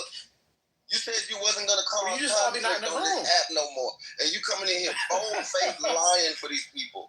He knows what he's talking about. No, he knows. Hold on. He knows what he's talking about because. Did you not hear all the whining during the government shutdown about the Democrats ain't doing enough? The Democrats are dumb. Why are the Democrats so horrible? From Democrats. Y'all didn't hear that? Y'all missed that? There's a little bit. Took them so long. Yeah, BT's correct. Point. That's BT, you are correct. He's totally correct. We had to beat them into submission to make them even. Exactly. They were arguing with us down as if. Why you bringing up Biden? We talking about Trump. We talking about Trump. I'm like, what about this? Yeah. Like it was so bad that they wouldn't even giving us a voice to speak, bro. And this is just over here. This is every app. And he just named Patty and Lisa, who cut me out and threw me down and blocked me for trying to hold them accountable and say, well, what about this and that? It's just not true, brother. They were so butthurt for so long that they wouldn't even admit why. And that's what I was telling them. I said, y'all caused this. This is your fault. So you need to be mad at yourselves and be mad at your party for giving such a terrible, piss poor nominee. And they threw me down and cut me out. It's not true, Brandon. That's exactly correct. And not only that, but it was even worse because they were unwilling. They even went as far to say that we hate black women. Just to even try to deflect as if it would have been somebody else we would have voted for. It was the worst option they could have put forth. And they would not admit, they still won't admit that part. I think Trump loses if they pick anybody, just about anybody besides Harris. Trump loses, and she was so bad, worst modern history candidate. She was so bad she couldn't answer a simple fucking question, and there were so many people in those focus groups that said, I really don't want to have to vote for Trump, but I'm going to hold my nose and vote for Trump because I heard that so many times over and over. On Mark Halpern's show, he would have these people on, and it was just evident that. But by the way, I just gotta push back on that one thing. Like looking back at this now, there's no candidate that the Democrats were talking about putting up that would have won. As much as I hate Newsom, they would have had a better chance than her. Yeah, they would have had a better chance. You won a primary, and you would have had a candidate that would have beaten Trump. No, I'm talking about after the Biden. I'm talking about in August, right? I'm talking about like anyone you put up there in August wouldn't have a chance. I disagree. Oh, okay, who would have won? Name a person. Who are the people that were running before? If someone agreed, some of them probably didn't want to waste their opportunity and strike now. But if you had somebody like Whitmer or somebody that, and then somebody once they get a week or two into it and they're going around and they're getting asked questions and they can give an answer that's coherent and not word salad. So many people would have voted for them because they hate Trump. I think the only people who would have really wanted it were Newsom, maybe Whitmer. I don't know who else. The only person that fit that bill was Marianne Williamson, who was an author, and no one cared for Marianne Williamson. The reason why no one cared for Marianne Williamson is because that voter base, they're just they're smelling themselves. So the Democratic voter base is just so unusual. I can't really put my finger on it, but to answer your question, Marianne Williamson, gave direct answers, even though her answers were loony, in my opinion. Right. But Kamala, we all saw it was a shit show, guys. It was. Yeah, but Kamala, and they would not admit that until last month. They're just now admitting. And that's they were saying we hate black women. Y'all know the most pro-black motherfucker on this app. They said I hate black women. You're fecking this and that. And they were just windmilling. Yeah. It was crazy. And by the way, that's the point. Real quick, that's the point. Like, if you expect us to criticize Trump, then you got to criticize your dude too. Otherwise, you're not going to get anything from us. That's the whole point. And BT is completely correct. Everything came way after the fact. It didn't come before. It didn't come in the middle. It came way after the fact, after they got caught. With all the stuff that we all know now. Come on, let's get real. Harris got 1% in 2020. She got 1%. Her in the primaries, they didn't like her. They told me, guys, I'm going to the gym. Let me just say this, guys. I know y'all want to talk. So, and that's my thing. It was so bad that when I brought that point up, because that was the best point we had. I was like, if I hate black women, then why did none of y'all vote for her in 2019 in the front? Oh, she didn't get it. It was no response except cussing me out and throwing me to the audience. And I don't even just mean on this app. I mean on every app. TikTok, Twitter, Instagram, any app. You can go live and say that they would not respond. They would cuss me out and throw me to the audience. Because they can't complete it. I'll do you one better. I had a group chat with some friends. Some of them were on the app. Some of them you may not know. And we were just, for years, ragging on Joe Biden because we talk about geopolitics. We talk about everything.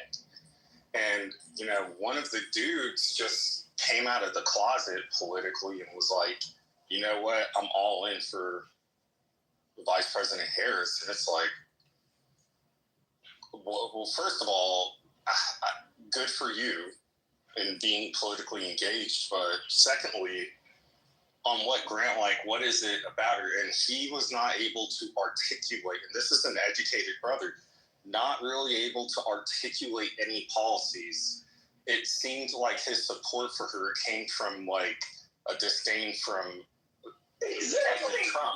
Yes. But however, he didn't really disdain President Trump. He knew in the social circles that he runs in with some well-to-do black folk, that's just what everyone was doing. So he's not going to be outside of the club on that. So I get that, but I would respect it if he led off with that instead of trying to build a plane while it was in the sky. Because I know this dude had no political theoretical thoughts. If he did, when we were ragging on policies from the Biden administration, he would have spoke up. And even in her candidacy, he would have offered some sort of policy-oriented defense of her campaign. He had nothing other than, she's an AKA. You could never fucking AKA. Excuse me, sir. My ex-girlfriend was an AKA. They're not all that special. Trust me, Daddy. It got really weird. It got really. What did they call it? Say again, ma'am?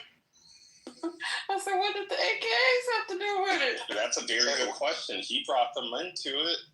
It's called windmilling, Tiandria. Well, hold on. So the AKAs were the vehicle that she was using in the 2020 Democratic caucuses. Yes. So that was number one. And then BT can't get mad at her for that because the first thing you're supposed to do is tap into your network. BT, that's a network.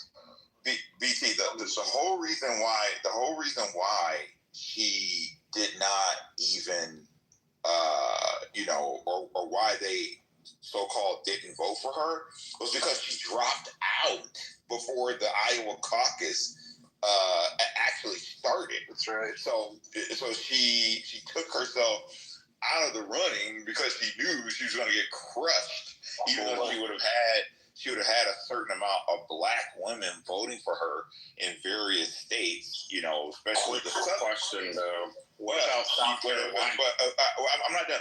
Let them land, guys. So she knew that, and then you had the fact that in those southern states, starting with South Carolina, they promised those black women in the Democratic Party in South Carolina that she would be the nominee in 2024. So when they made that promise or they made that pact or agreement, she just said, well, I'll just bow out and they're just going to hand me and anoint me in 2024.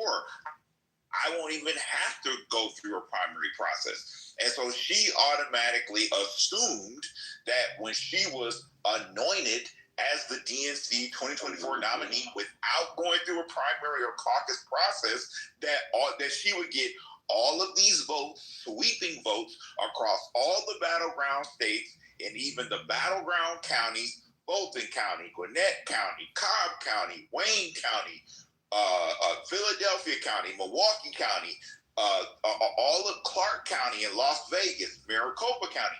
She thought that she was going to sweep through all the battleground states without doing the work, and she got crushed. Now I'm done. So, good evening, everyone. What are like the potential outlooks for 2028 for the Republicans and the Democrats? We have, J.D. Vance, and then also Marco Rubio is shaping up as well from what I've been seeing. But for the Democrats, is it like Gavin Newsom?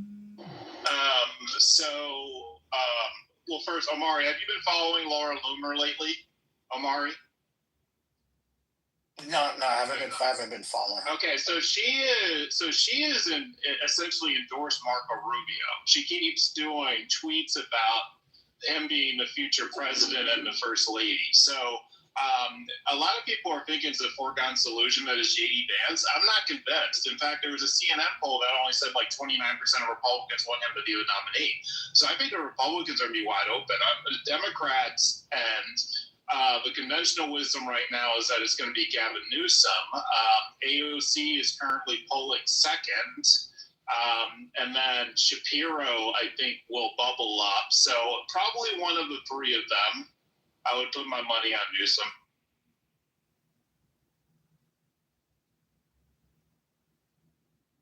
So I want to just go back before you change the subject. Reason, I do want to touch on that because my thing is, I was clearly in all these black circles, and I remember like it was yesterday when they said, because everybody was so sad when Biden in that debate when Trump destroyed him, and everybody just saw it. He goes, no way. And I'll never forget the night they selected Kamala. And everybody else was like, oh, we got to go for it. That's it. That's what we're going for. And I was like, are y'all serious right now? It was like a thing where it was like, this is what we have. This is what we're dealing with. I was like, y'all, this isn't going to end well. And they didn't care. They just thought everyone was going to follow suit to Christian's point. And as we don't see, it was a shit show. But honestly, a lot of people... That was not the original plan. Yeah, I mean, a lot of people didn't think that. A lot of people thought she was going to lose, and it just was what it was. So not everyone. A lot of people didn't think she was going to win DT. That was the plan. I mean, that they followed through on that plan. That's the whole reason. Why? But one second. That's the whole reason why all of a sudden Joe Biden felt like he couldn't run out of nowhere because they knew that he wasn't going to survive going through 2 terms. So they opted to make it look like what they made it look like. And that's why they were so fast at anointing her to be the nominee, because they were prepared to do it. They were actually not. When they had the intervention, Pelosi, Obama, and Schumer went and said, hey, we don't really like her. We can't really anoint her. So what we should do at the convention is each of us introduce a candidate, which a lot of people argue that Obama was going to basically put his hat behind Gretchen Whitmer, and each of them could promote who they wanted. Biden was really in his feelings and said, you know what? I'm going to endorse Kamala. And at that point, they just had to roll with it. But they didn't want her. Nancy Pelosi said she didn't want her. Like, we know this. I mean, I will say, Christian, as a point in the sense that it wasn't a mistake you had that debate in June. When's the last time a presidential debate was in June? Exactly my point. Exactly. It's been decades that that's happened. So they did that because they said either A, he's going to look horrible, we think he's going to look horrible, and it'll be time to move on, or B, maybe by some miracle he pulls it off, and then, okay, we'll have a chance. But, yeah, they were calculating that he wasn't going to perform well. They just weren't announcing it. Yeah. Well, that begs the question: how much did they know, CEO, about his situation?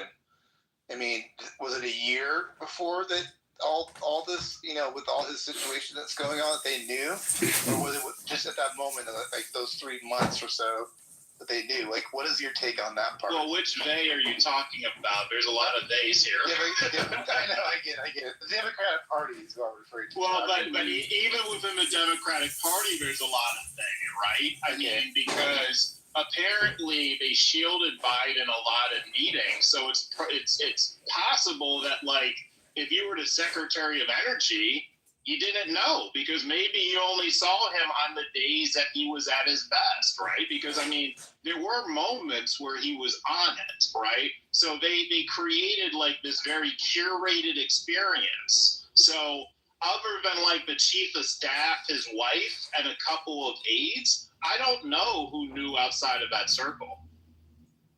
I mean, that's really hard to get. No, CEO, they knew. Everybody knew. But here's the thing. I actually went and campaigned. What's going on, guys?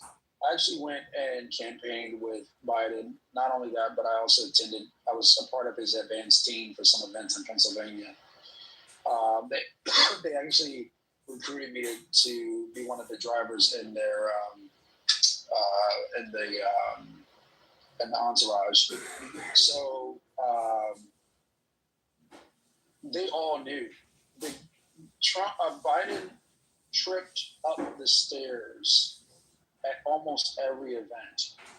That's not a joke. Like, I attended a few events. He would trip up the stairs on a regular basis. I'll never forget, I was attending one of the events. My job was, don't laugh at me, my job was to put signs on the walls. This is not a joke, guys. This is God honest truth. Swear to God.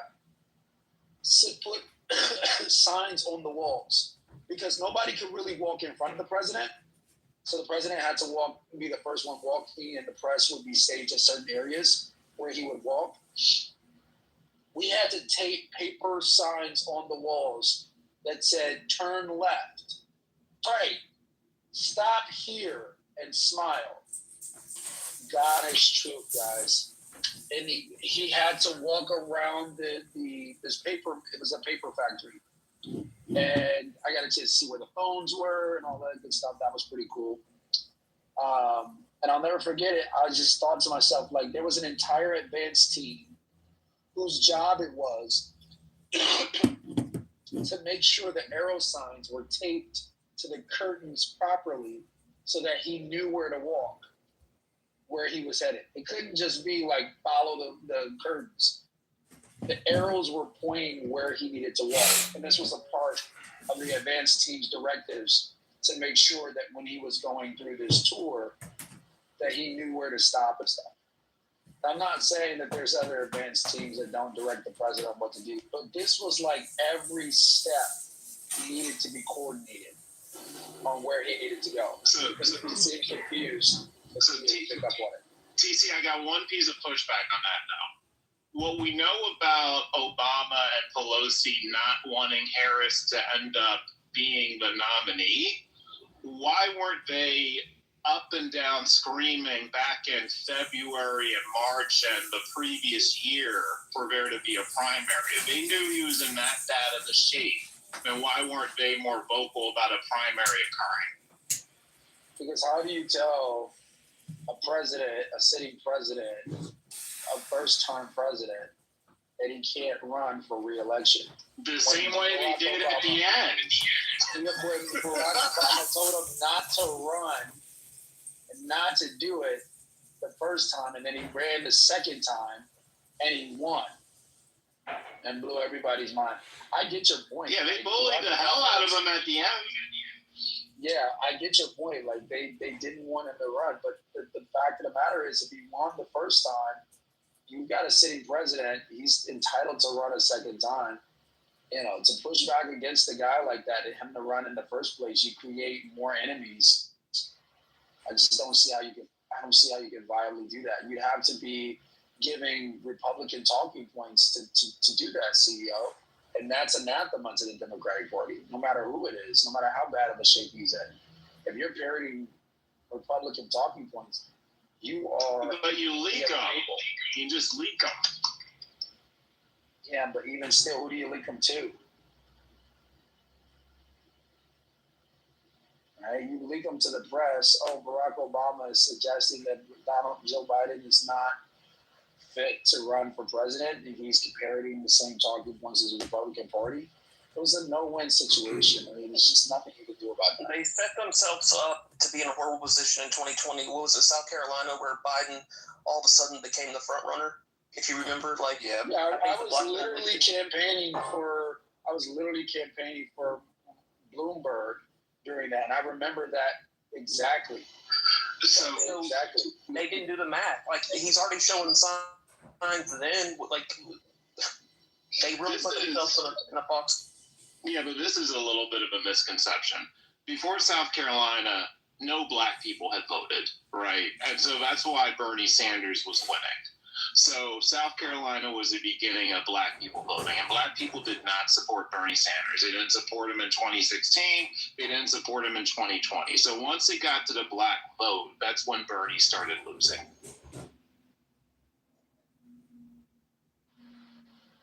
I think you're getting your elections mixed up. I don't think Bernie ran against. He ran against Hillary Clinton in 2016. What are you talking about? We're not talking about in 2016. We're talking about. He ran in 2016 and 2020. What are you talking about? Yeah. Did he? He ran both times. Yes. He ran in 2020.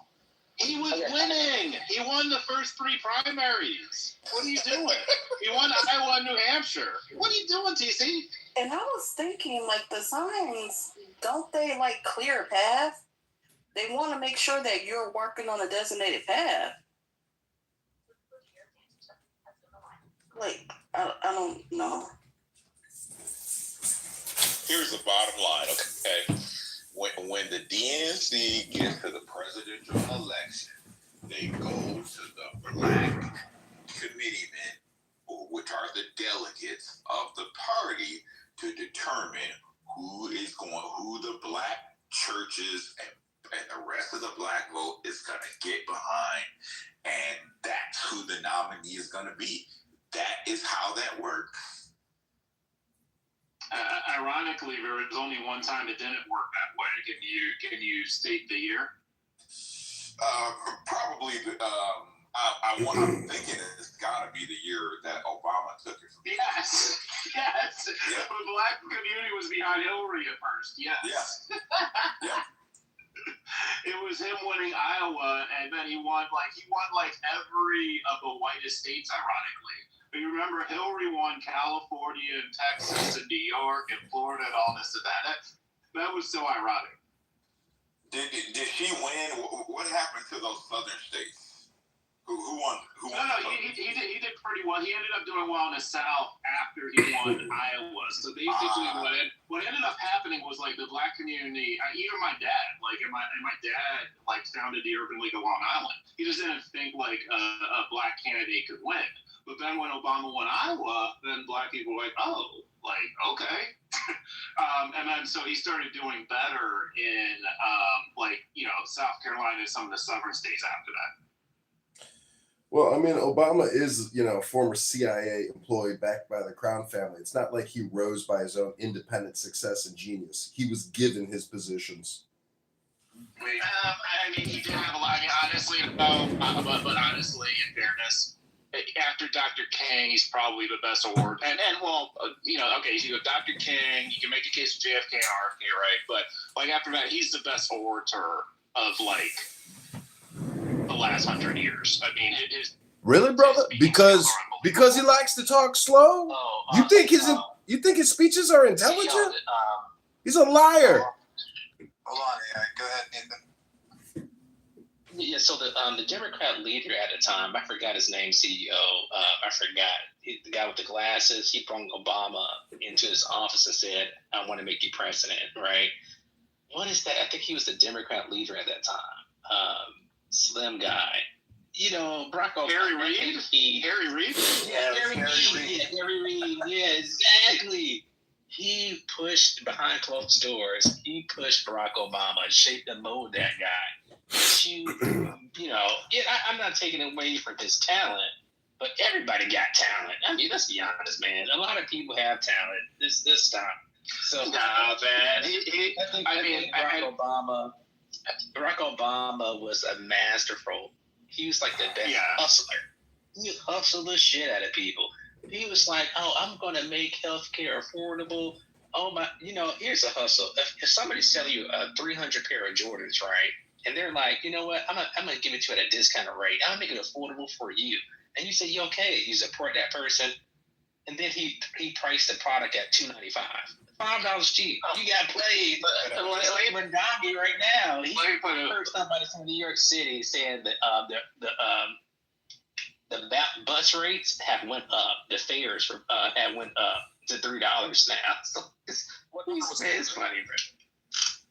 Yeah, I mean, let me put it like this. I think we've seen 3 truly great political athletes in our lifetime.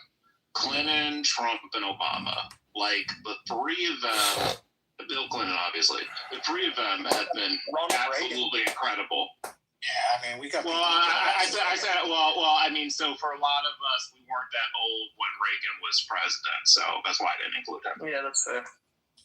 I would say probably. I wish I was around when JFK was around. I would love to see JFK speak. Like, that would have been super dope. I did a grok query on Bernie Sanders, how much he raised in 25 years through political donations. He has raised $735 million. What has that old pickle farmer done for we the people other than complain, give us Mamdani, give us AOC, field and fund all these radical Marxist, communist, socialist, terrorists? I mean, is there no accountability for Bernie Sanders? First of all, he gave the election to Hillary, but the fact that he has raised $735 million, he's a unicorn, an effing unicorn. And what do we get for it? The guy's a fucking fraud, a fake. He did nothing. He's just giving us domestic terrorists. Fuck Bernie Sanders. Ugh.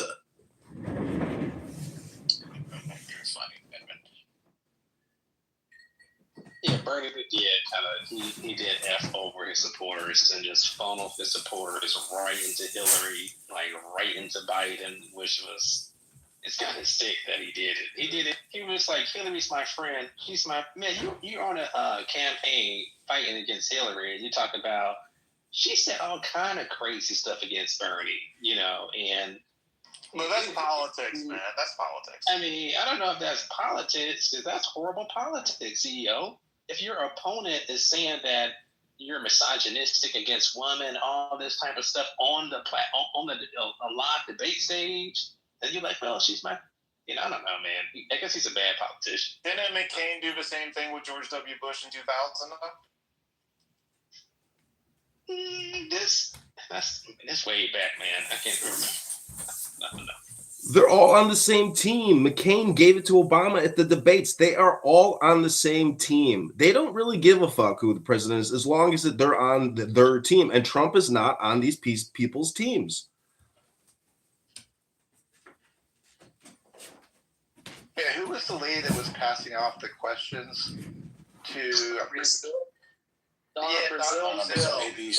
Was that the ABC? Oh, yeah. He did against Bernie. Yeah, he can't get who's with the lady in Florida, that curly hair lady guy. I can't get the Yeah, she's like a Jewish woman in Florida. Yeah, that one. Yeah, but that lady is. Debbie Wasserman Schultz. Sheila Schultz. She still have power in the Democrat Party. It's crazy. Hey, TC, what's up, brother? Hey, so what? We was giving out grades. What grade are you giving the administration? The Trump administration? Yeah, right now. I mean, from. Oh, you gotta break that down. Economics, it's about social policy. Just overall, if you just take that, if you take everything all in. You can break it down if you want the. You can break it down. So if you give a grade at the. No, let's do the overall grade. Don't let him get out of it. Don't let him slip out.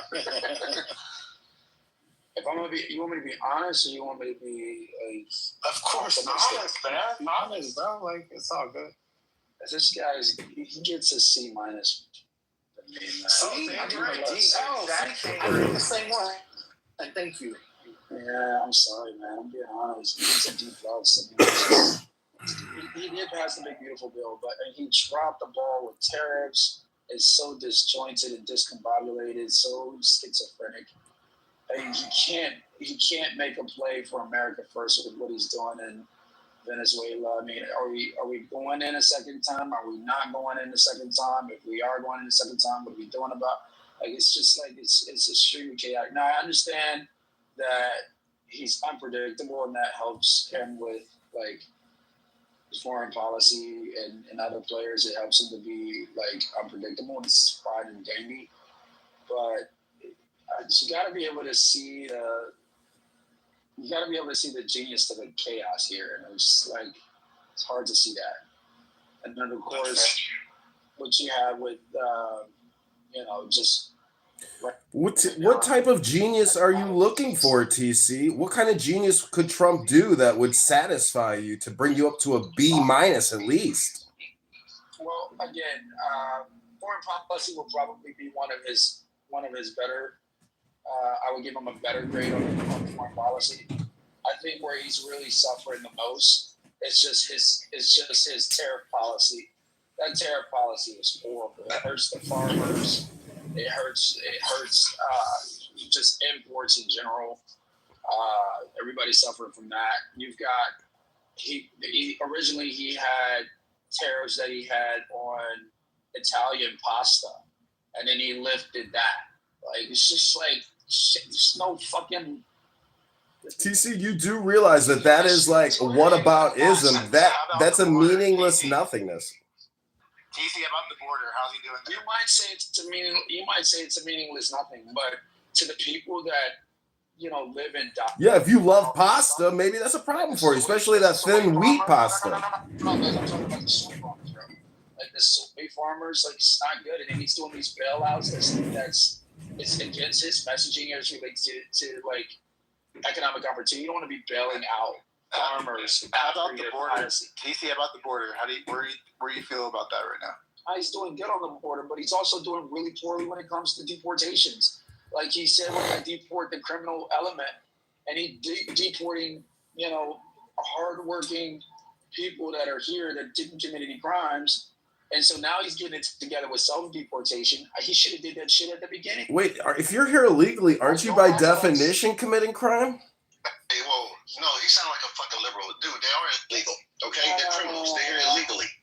Fuck that. Yeah, so they supposed to know. Yeah. You're talking about a hard criminal supposed to be rape and murder. Now, fuck that. If you find somebody that's legal, you got a list, get them the fuck out of here. That was like a third leading issue that was concerning the country. So fuck this whole let's peek through the litter. No, get rid of all of them. If you didn't come the right way, you don't have a right to say how you get to leave. Well, that might be your opinion. I'm sorry, but that's not my opinion. That's not the reason why I voted for him. So you can say I sound like a liberal all you want to. I know what I am and I know what I'm not. And what I think and what I believe, and the reason why I voted for him, is that he was going to prioritize the criminal element. And what I'm seeing today is not a prioritization of the criminal element. If you want to give him a grade, you go ahead and give him a grade. If they're here illegally, sorry to cut you off. We all respect TC. I do apologize. But because I'm not trying to be hostile towards you, but I want to be real with you. They are here illegally, and that implies they are criminal. You're trying to pick what crimes should be prioritized, and all of them, from my opinion, should be treated the same. All of them are not. Wait a second. All the illegal immigrants are here illegally. Wait a second.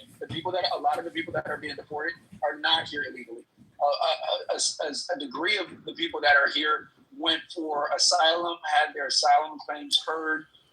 The government dropped the cases against them and then detained them for deportation. Okay. Excuse me, I'm a little. Because those people are not here illegally. Okay, so and a large degree of those people that are here that were waiting for their cases to be heard, that kept getting pushed back and kept getting pushed back and kept getting pushed back. A lot of those people are here and they're holding their end of the deal. Some of them, unfortunately, just fell through the cracks, and that shit happens. TC, these Democrat judges. Who's speaking? I'm speaking. Well, let Adrian go. Go ahead. The Remain in Mexico plan was for asylum seekers to make their asylum claims from Mexico, not from the United States. That's Wake it up, Adrian. Wake it up. TC, you hear that? You hear that? You should take care of your legal affairs outside of the country before you come decide to just live here illegally. When did Remain in Mexico end, Adrian? I'm telling you what it is. I know what it is. You don't have to tell me what it is and what it was for. I supported the policy. Clearly, when did it end? People keep bringing up. Well, clearly because people keep bringing up these people are having their asylum claims while they're already here already. It defeats the purpose. The whole point was to get here into the country, and now that they're in the country, it doesn't make any sense. Do you know when it ended? Listen, TC, don't do the questions. You can Google that type of stuff, TC. The point is the Democrats let hundreds of thousands, millions of illegal aliens invade this country so they can vote Democrat, control the political industrial complex, and you are in denial, Dr. TC. I'm sorry, sir. Point of order, moderator. Moderator, point of order. TC is confused. All right, I want to say something at some point, Matt. All right, you got it. You take the floor. Go for it. I mean, I think it's an interest. So I don't know what TC's political ideology says, so I don't really care about that. But the one thing I did want to kind of mention is, like, we have the economic realities of the United States. When Trump got a little too aggressive with deportations, what did the hospitality lobbies do? Tell him to stop deporting non-criminals because they need the labor and cannot replace it with domestic Americans, right? So we can have this ideological debate on Clubhouse, but everyone fucking knows we need them to do the shit jobs in this country. We just need some of them to go away, but not all of them. Finding that balance is very difficult. And yes, you can have all of them are illegal. We got to deport them. It would fuck our economy if we did that. So let's just be realistic here and have an honest conversation. Unless we can find a domestic workforce, aka Black Americans who want to go work in the fields again. Sorry, mother, it's not going to fuck the economy. 40% of the economy is artificial, printed by the Federal Reserve. Get rid of them. The economy's fake anyways. Bye-bye. You don't belong here. You're an illegal alien. In Russia or India, they will put you in jail for 10 years. Here we give them Social Security benefits for life. Hello? I am breathing. Hello? It's just the aspect, it's quite serious conversations. That's what they have. There's a reason they're still here. Okay. So the reason why we don't need them is, number one, we subsidize companies or Fortune 500 or Fortune 1000 companies with tax breaks for many different things that actually relate to the work visas themselves. Then we give them then they get tax breaks locally at the city level and at the state level for a certain number of people who are inside the building, et cetera, et cetera. So no, they don't. We do not need to have a large swath of our workforce to be coming from outside the United States. And anytime there is a roundup of people who are illegally working jobs, what happens? Those people get apprehended, taken into custody by ICE or some faction of DHS, and then the company puts out a wanted ad, and all of a sudden they're hiring U.S. citizens. So at the end of the day, as long as we are granting work visas and then giving tax breaks to the companies for hiring these types of workers. And then we're not only that, money coming directly out of our W-2, W-9, and 1099 income for all the things that they get when they come across the border or come across the port of entry for housing, food, and college tuition, all that. We do not need to bring any more people. Stephen Miller has said this. The executive director of the Center for Immigration Studies has said this. They both have said we have 250 million people living in the United States. We do not need any immigration. There are so many studies that show that any time you increase the number of work visas, you put downward pressure on low-wage workers. And the folks who are impacted the most by immigration are mostly Black people, Black U.S. citizens who would otherwise have these jobs instead of foreigners. Then you have the problem with student visas. So we're giving people visas to come and get a college degree, pay for their college degree so that they can enter the workforce and take jobs from college U.S. citizens who need those jobs. And then we want I'm almost done. One last thing.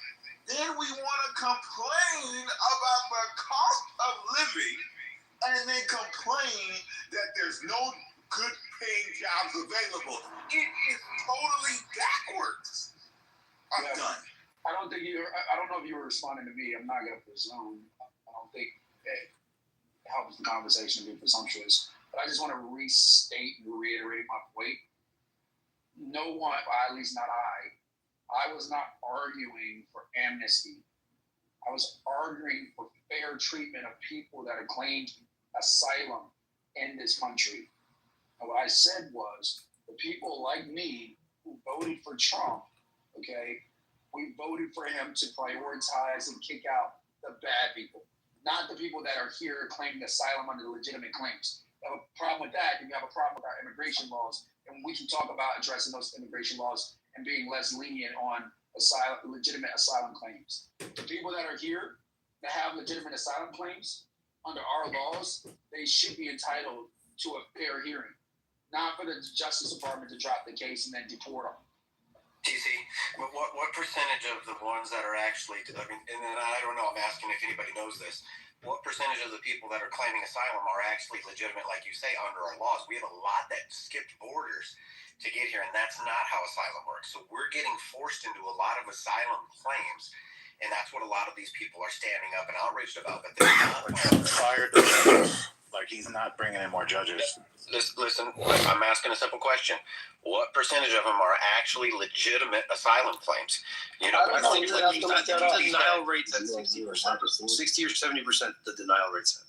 So I wanted to say real quick to Christian's statement, right? So our great leader, the great Donald, right? So this is a direct... Put some respect on that name. People, the hotel and leisure business have been stating that our very aggressive policy on immigration is taking very good, long-time workers away from them, with those jobs being almost impossible to replace, wrote Donald Trump, who owns a number of U.S. hotels.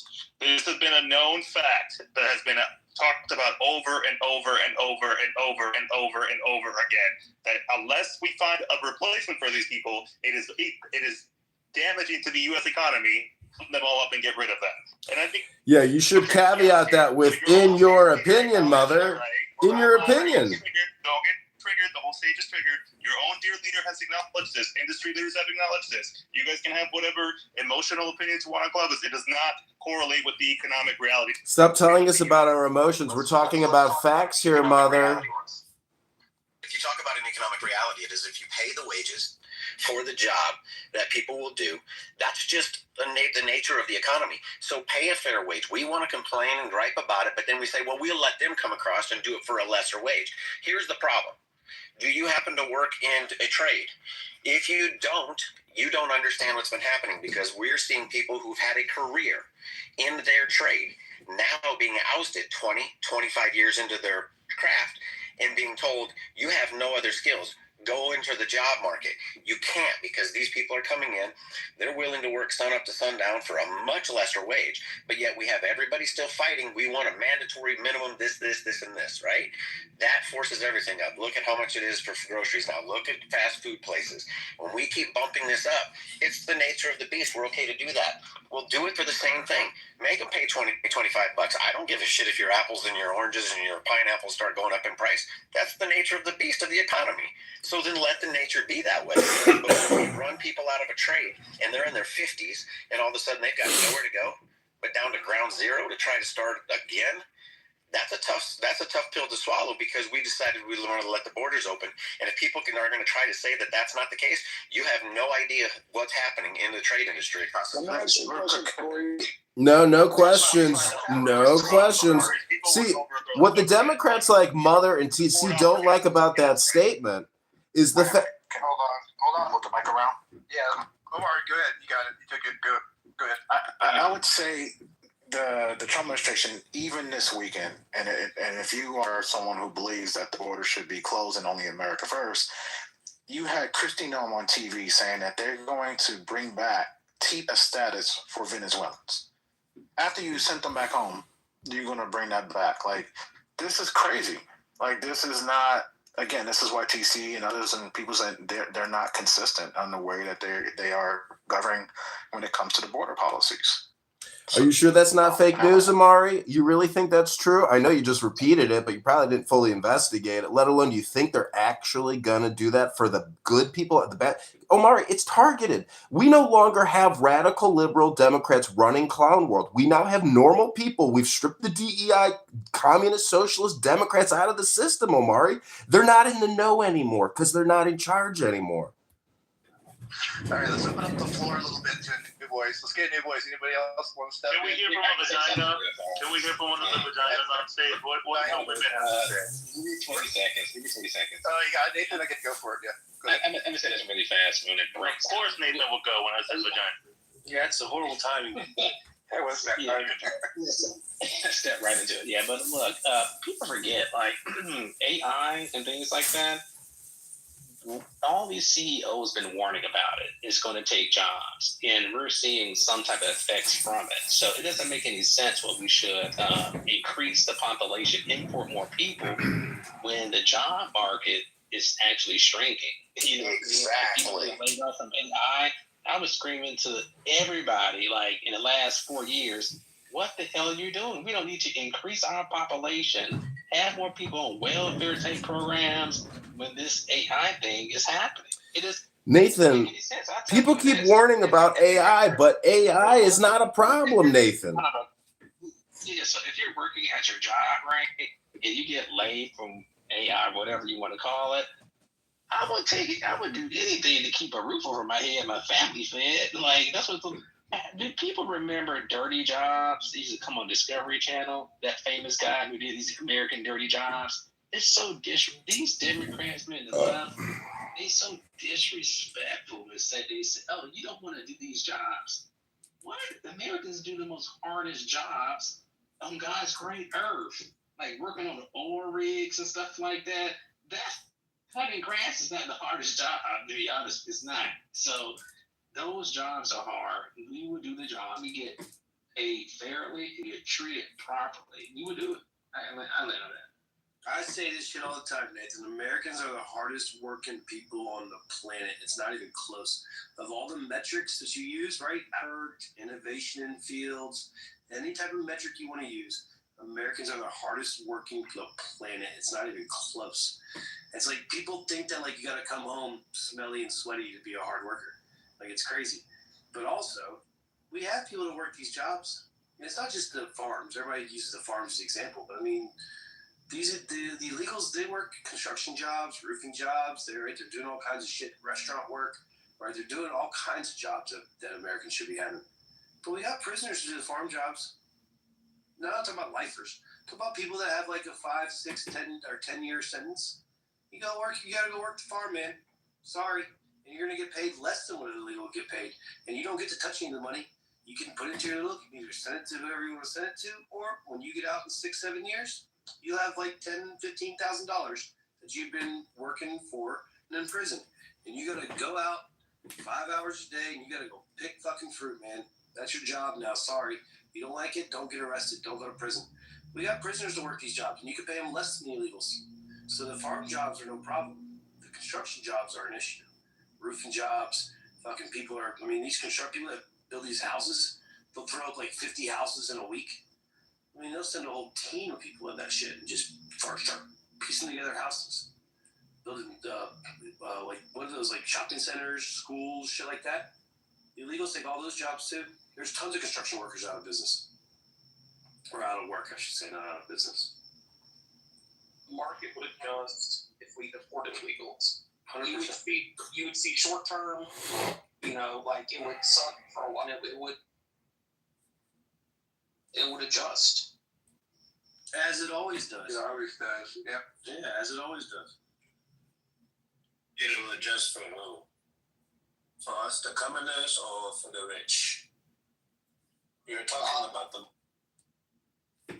House. If they really need housekeepers, they'll start paying more for housekeepers. If they need fruit, start offering more money to get people. And then the prices may have to go up, but I'd rather pay a higher price than have illegals here. Point of order, moderator. I don't necessarily say. Let me. The average American is unwilling to spend more than $3 for a domestically produced product. They have studied this over and over again. You are an exception. You're not the common person. The common person is not willing to spend even more than $2 or $3 for a product made in the United. We are a selfish country. People here don't give a fuck. Like, you guys are ideologically focused in this room and have different, but you are not the common person. They don't get to eat the product. Did we see Americans paying $6 for a dozen of eggs just recently? Yes. Yes. We did. So the market, what they were saying, you will. Yeah, and people bitch and complain until I blamed it on Biden. Yeah, but they still bitch and complaining. This is what? Biden. Yeah, but You're talking about $20 for strawberries. It's absurd. Hold on. Here's the thing you're not talking about, right? Yes, we did pay $6. However, the farmers didn't get their cut. Okay, when these corporations bought these at large, they didn't buy it at the cost of farmers. The farmers got fucked. You get what I'm saying? And then they sold it to us because they knew something they will buy it. The whole point of me telling this, right? There's two that we're forgetting. The real Americans are the rebellious type.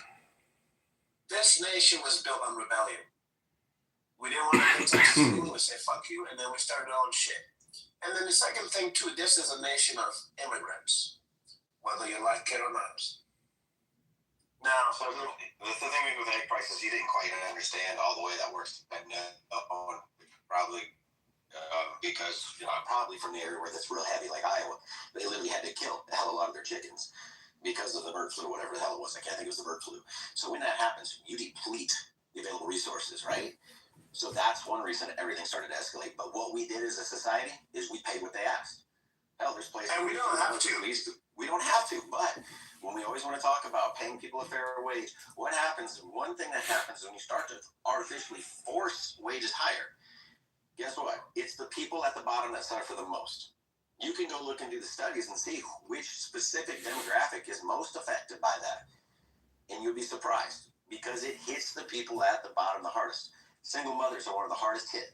When they do that, they lose their jobs, they get their hours cut. When they get their hours cut, they lose their benefits. So stuff like this starts to happen. So there's a whole, and it's not a Biden or a Trump this has been an ongoing thing that our government, all sides, have allowed to sit here and fester. And they keep pointing at the other side, but yet both of them just keep adding to the problem. A bigger government doesn't fix anything. It makes a hell of a lot more expensive. If we want to look back to 20 years ago, just look at the national debt and go look at the budget. And now go look at the budget today and go look at the national debt. And you're like, what's gotten better for us? To go from, what I don't know, was it 7 or 8 trillion to 34 trillion in that amount of time?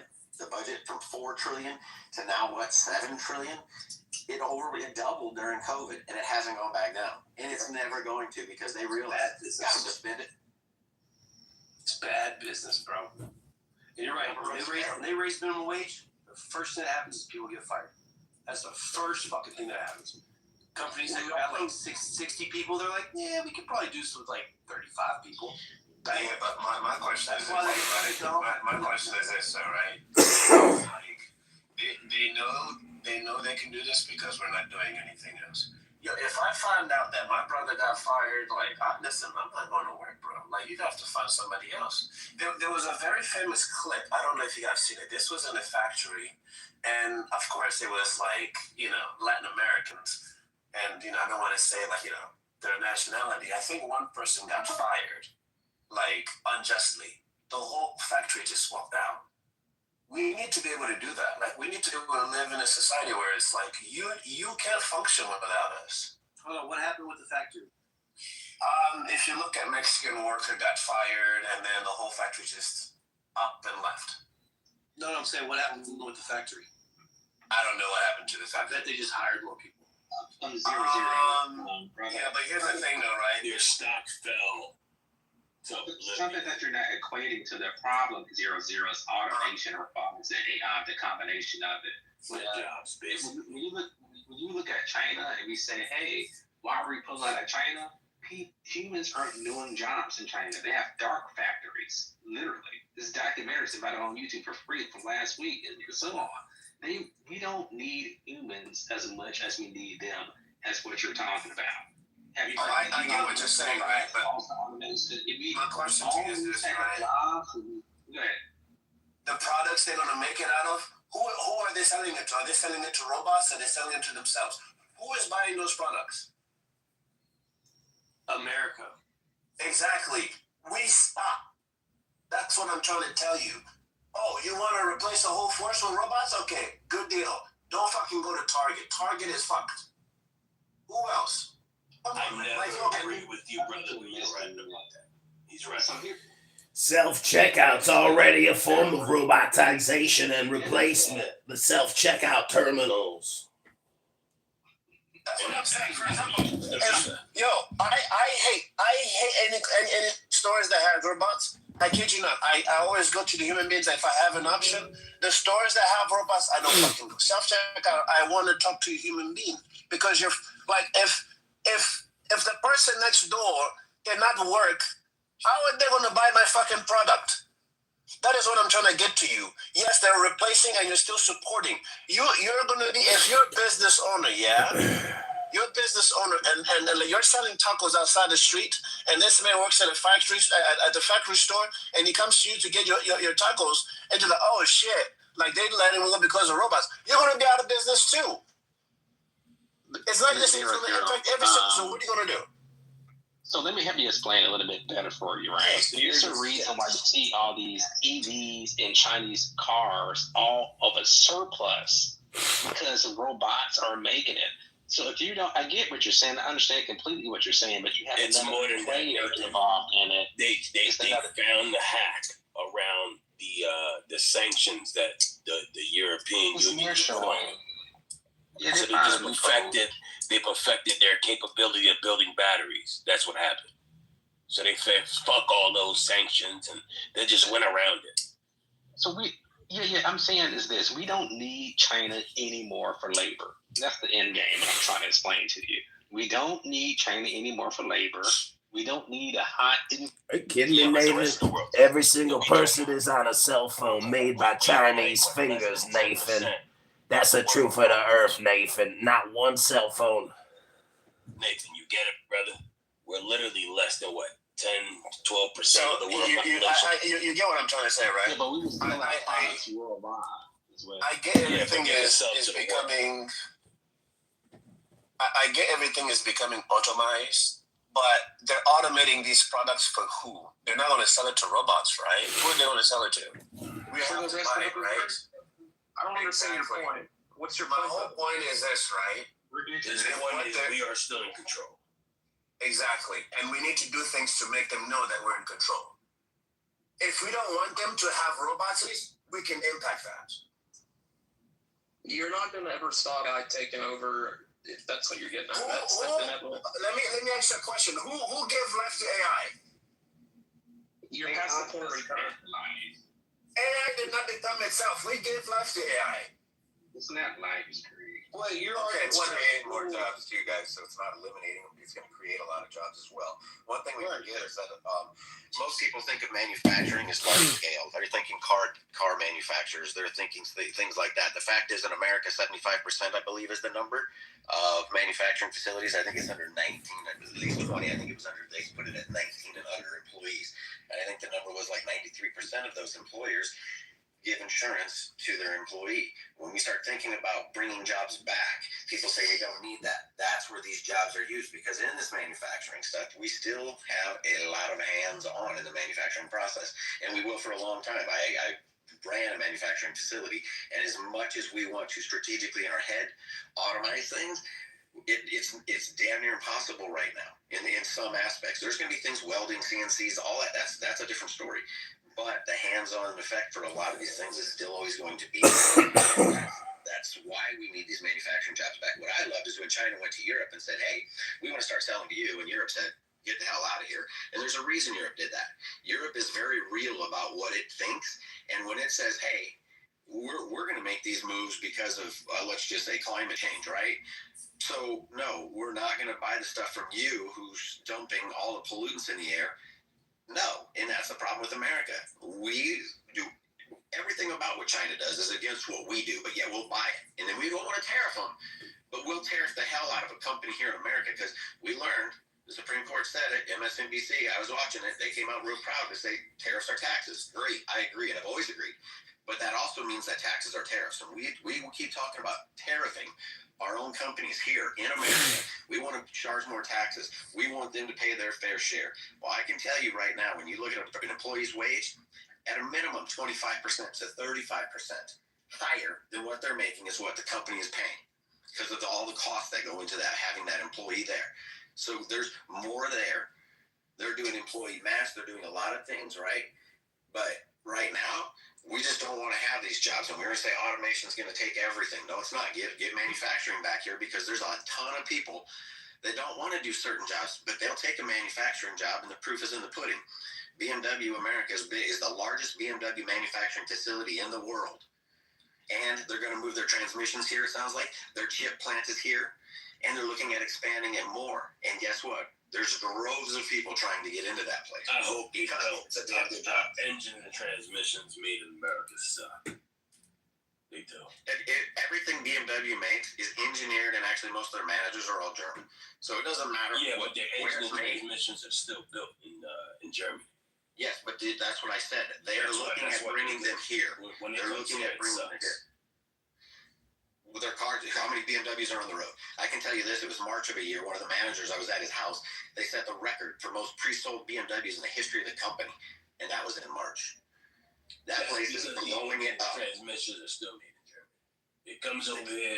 The BMW here, the BMWs that you guys are buying, you ain't nobody bitching about them. They're still paying the money for them and driving them, and they're buying a hell of a lot of them. My point, Corey, is because we're paying an arm and a leg and appreciating the vehicle because the engine and transmission, similar to Toyota, is still made in Japan. When you're riding in the vehicle, and you're driving it, how it feels, how it sounds, when you shut the door, all those things, it's quality, right? That's why you pay $100,000 for it. It's an American-made car. It's made in a plant that is designed and operated by Germans. Done very well. As a matter of fact, took a tour of the place before they did the reno, and it was one of the nicest places I've ever seen. You could have dropped, they had a Zamboni constantly going around that place cleaning the floors. You'd have dropped your sandwich, you'd have ate it off the floors. And they were like, yeah, we're getting ready to shut down and do a complete renovation of this place. They're doing great, clearly. Otherwise, they would have said the operations are good. We can manufacture here, and the proof is if you look at all of the different manufacturers down in that area, they started pouring in, and there was a reason. It was profitable. It made sense. And that's what we've got to do. We've got to start taking things and saying, how can we do the same thing these other countries are doing when they're bringing it here and doing it? What are they doing? And let's start doing more of it. We can do it. We just got to put our minds to it. And we can't sit here because every time we want to tax a company, it goes to the bottom dollar. You and I are paying it. Tax them. I said it. Tax them 1,000%. I really don't give two shits. Then I just have to adjust my budget to say, I'm not going to buy that anymore. I got to go buy this, right?